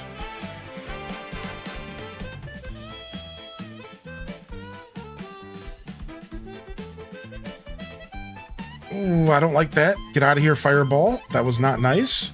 I need some coins for sure.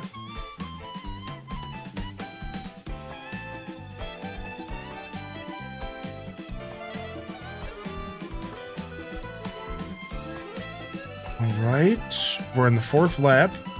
No, no. Brutal. I was trying to save my feather to see if I could find a super dope secret here, but to no avail. To no avail there. Soft drifting, yeah, I haven't quite done research on the difference between soft drifting and regular drifting. I do know the term though.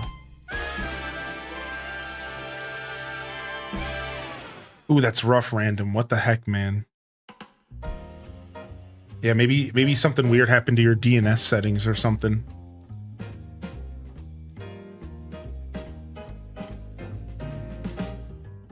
It's all new to me, so I have not gotten drift down yet at all. Yeah, it takes some time.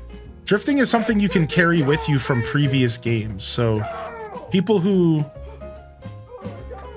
played old Mario Karts have a little bit of an advantage there. Yo, thank you for 2 years, man. Thank you again, Leafeon, for the 39-month Prime. Thank you so much. Appreciate you.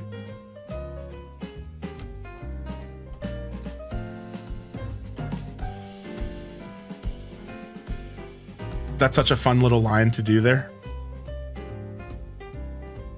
I jump out of the room, gonna take a baby bird we saved from a cat earlier back to its nest, as it has healed a bit and is looking ready. Well, first off, good on you for understanding you gotta take that birdie back. And I hope everything's okay.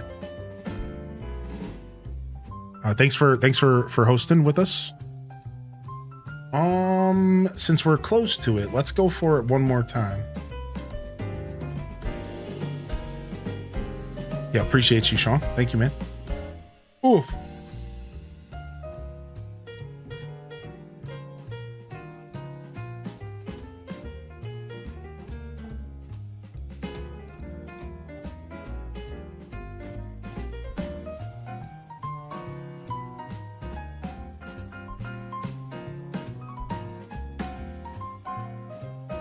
Nice. Got a peach coin while I'm here. We'll take it. Oh, we got some big bees. They're coming for me. Oh! Dude, I finally saw the helicopter. I've never seen the helicopter parked. I think you can take the helicopter over. And then we ran out of time. All right, we're going to Cheap Cheap Falls. Let's go.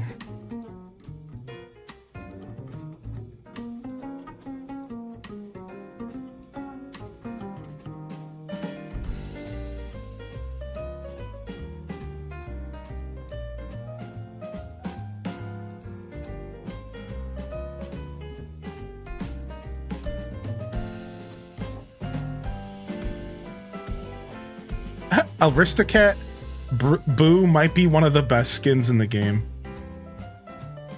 Very well might be, dude. Aristocat Boo is dope.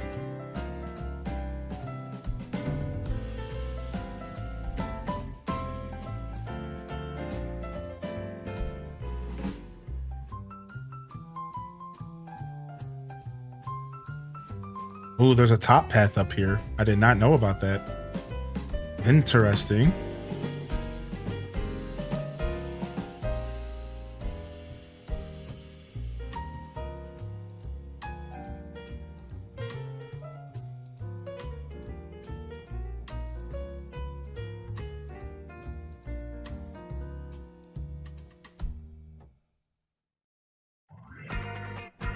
Whoa! That's quite the fall there. Whoa! Don't know where I'm going. Don't know where I am. Oh, I should have saved those mushrooms for right there.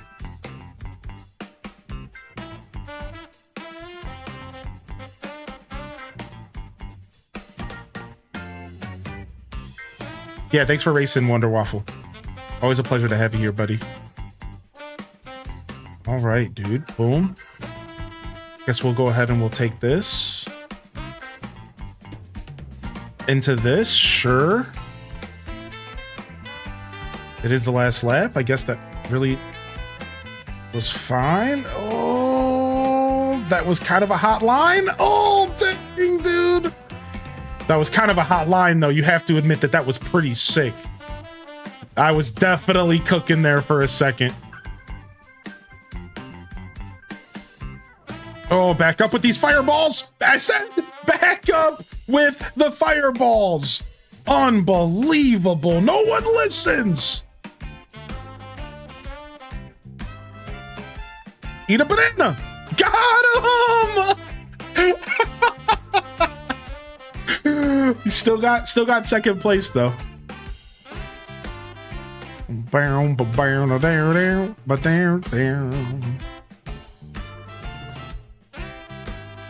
Sick.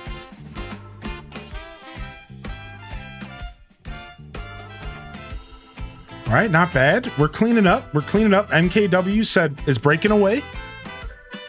Breaking away, even though I don't think they got first that round, but they're still doing well on points. All right, a little intermission here. Stretch if you need to stretch.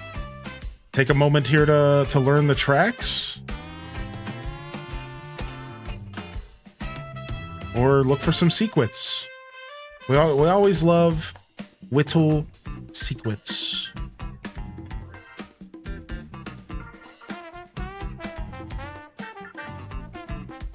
So I learned a little bit more about drifting, and apparently if you do a forward jump into the wall, then that's how you get the most speed. So when you're drifting onto a wall, a forward jump will give you a lot more speed and allow you to get up to the top faster. So really what you want to take away from this commentary is the direction in which you jump towards a wall matters, and specifically for the speed that you'll get once you do manage to make it on the wall. So it was pretty interesting. I didn't all the way realize that mattered.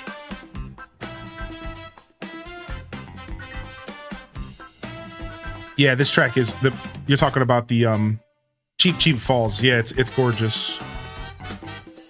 I couldn't agree more with that. Nice. Whoever took their time to pick the level, thank you very much. Because I got a peach coin.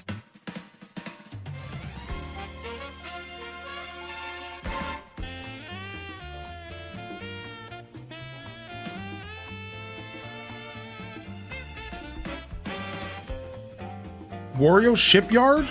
3 laps? Is that what this is about to be? Because that's pretty cool. We don't do this one too often. It is. Whoever voted on this is pretty chill. I don't mind this. Especially because we just did a connected track. So I kind of like going back and forth. I like going every other. Personally, I think my favorite flow to this game, Grand Prix, is every other. I like to do a connected, and then I like to do a 3-lap. Then a connected, then a 3-lap. I think that's my favorite way. Now, that's not the only way I like to enjoy. I kind of just like following the path that the game tries to give you. I think that's kind of neat as well. But oh yeah, I find the every other is the vibe. You get yourself a connected track and it feels, you know, it's like a nice breather from just 3 laps of sweat, allowing you to kind of catch your breath a little bit. And then you get yourself your favorite 3-lap comes up, and you could just lock in.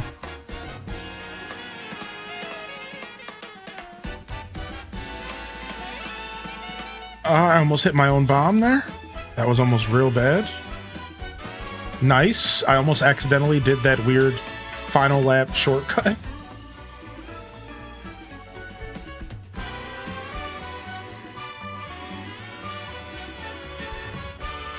I'll go ahead and do that, sure.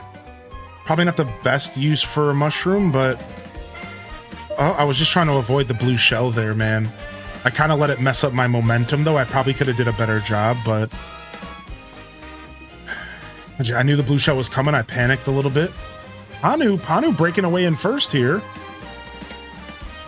I'll go ahead and I'll give myself another chance to take this rail. I think taking this rail actually seems smart, especially if you have a mushroom. Not so much if somebody has lightning. Not so much if somebody has lightning there, but I digress.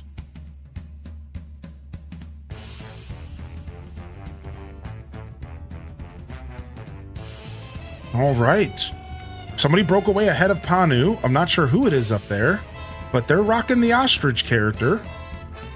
Panu is in a fierce second. Emmers just passed me up in third. It looks like they cashed in the cow for a new character.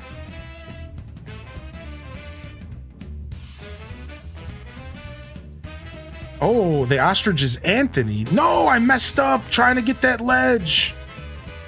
Ah, Anthony, the king of character swaps. He loves swapping his character. Do-do-do-do. Do-do-do-do-do-do. Do-do-do-do. I just got hit by my own fireball. So we're honestly our own worst enemy here on the last lap, which is the worst lap to be your own worst enemy on, as you would expect. And then we get fireballed to oblivion there. Oh, brutal. We might be able to make up for this. We'll take 5th place. We were struggling there. We'll take what we can get.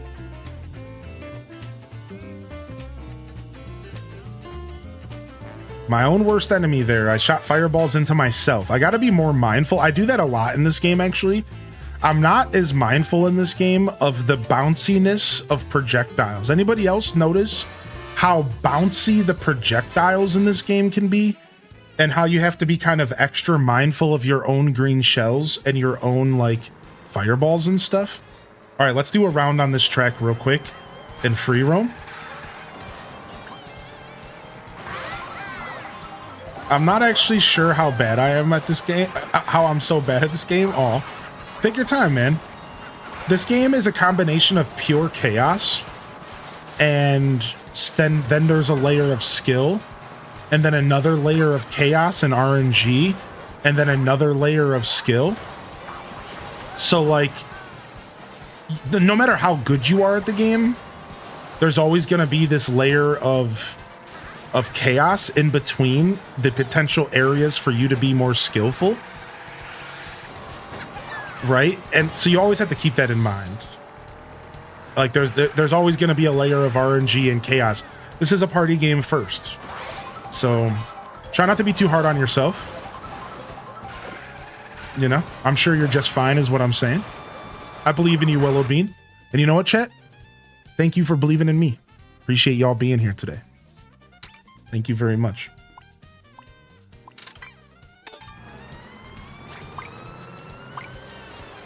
I found a dolphin off the coast of the map. Yo, what's up, Nembo Tavi? 1 RNG and going from continuing knockout to knocked out. Yeah, exactly. Ah, oh, frick. Yo, what's up, Darcy? Good to see you, homie.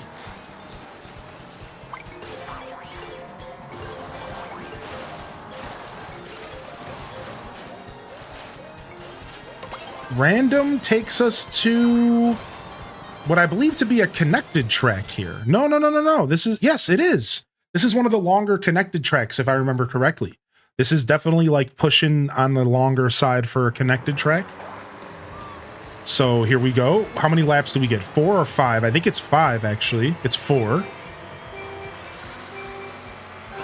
A little bit of a water section for us to go through here. And then we make it back to land, and we're instantly in the winter domain here.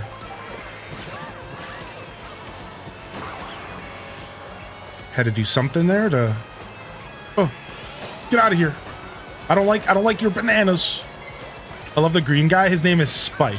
Yeah, he's my favorite, dude. Look at him. Look how cute he is.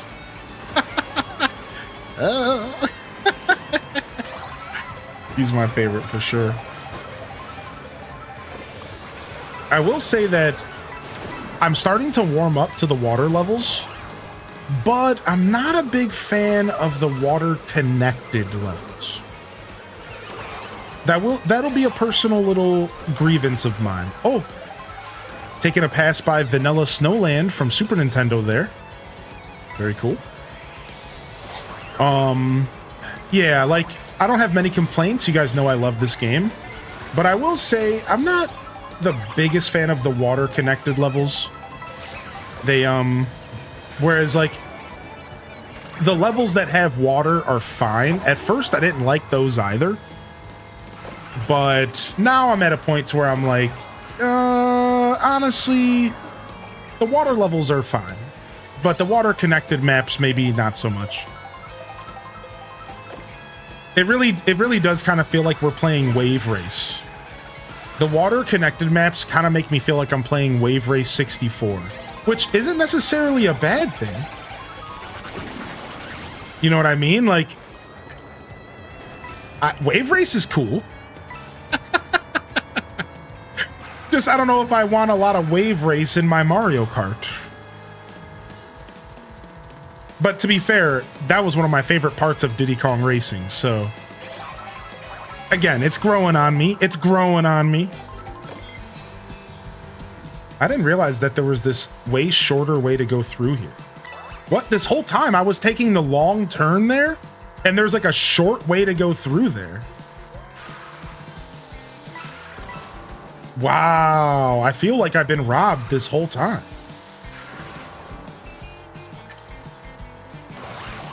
All right, we got ourselves a nice little breakaway here. We don't get many breakaways and front runs often. I don't really play a good kart for front running, so I don't get many opportunities to do so.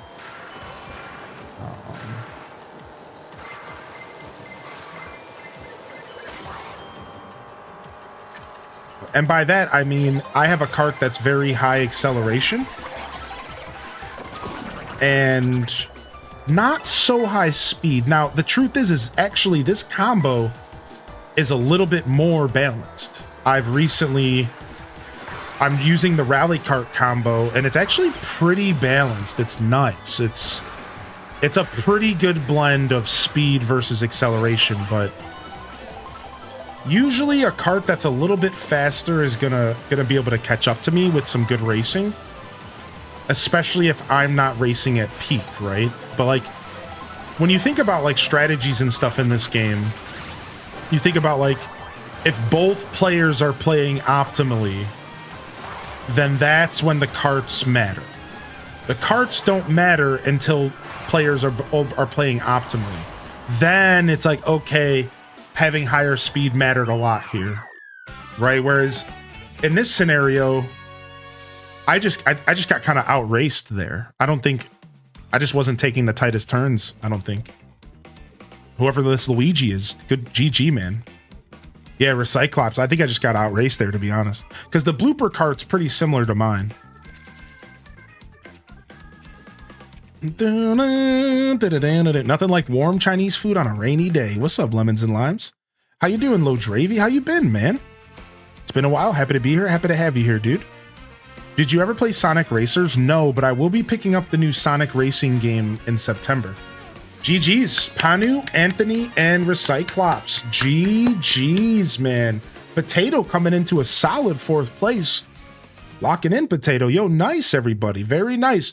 That's it for me today as well. I'm going to call my Mario Kart session here. Thank you for coming out, everybody.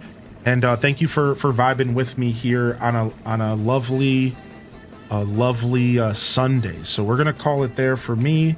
Thank you, everyone, for racing. Thanks for coming out here. And we'll be back tomorrow for the Monday morning show. If you've never tuned in for the Monday morning show, it's the best place to start your week right here, twitch.tv/highlyindecent every Monday, 8 a.m. Eastern Standard Time. Come on by and hang out. Hit that follow button, hit that like. Plenty of Mario Kart to come in the future, and plenty of content to be had. So if you enjoyed the vibes today, Hit that like, hit that subscribe on YouTube, of course, and again, hit that follow here on Twitch. Thank you, everyone. I had a lot of fun hanging out. I hope that you all can say the same. The mission here for me and my channel is to make you better than when you found my stream that day. To leave you better than when you found the stream today. Whether it's putting a smile on your face, whether it's, you know, giving you a sense of community, whatever value you extract from my show. You know, whether it's filling your ego up with W's in Mario Kart World.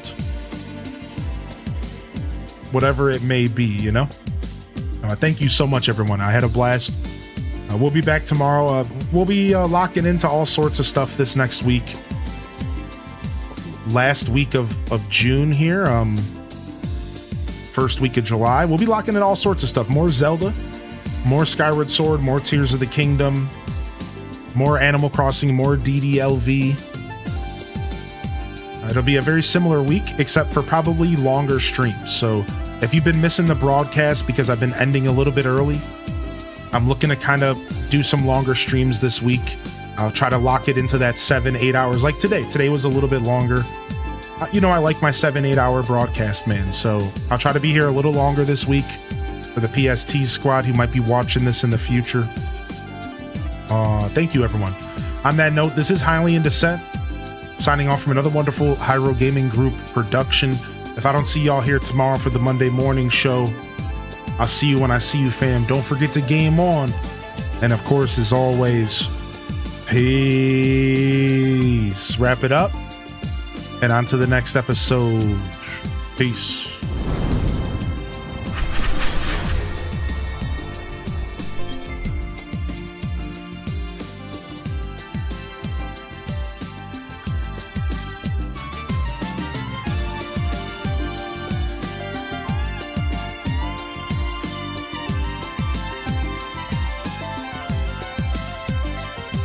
All right. Nandez, Nambo Tavi, Sailor Scout Megan. Real quick, shout out to my supporters, Sean, Letheon, Abyss Sans. Thank you so much. Stevie Bats, thank you for the biddies today.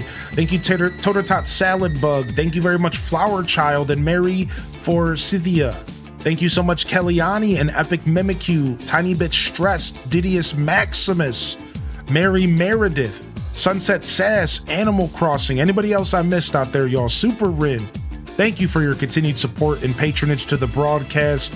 Boss Chris, Slayer Player, Aurora Sunrise.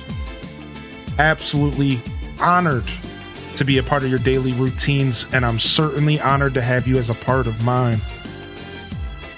Willow Bean, Sailor Scout Megan, thanks for joining us.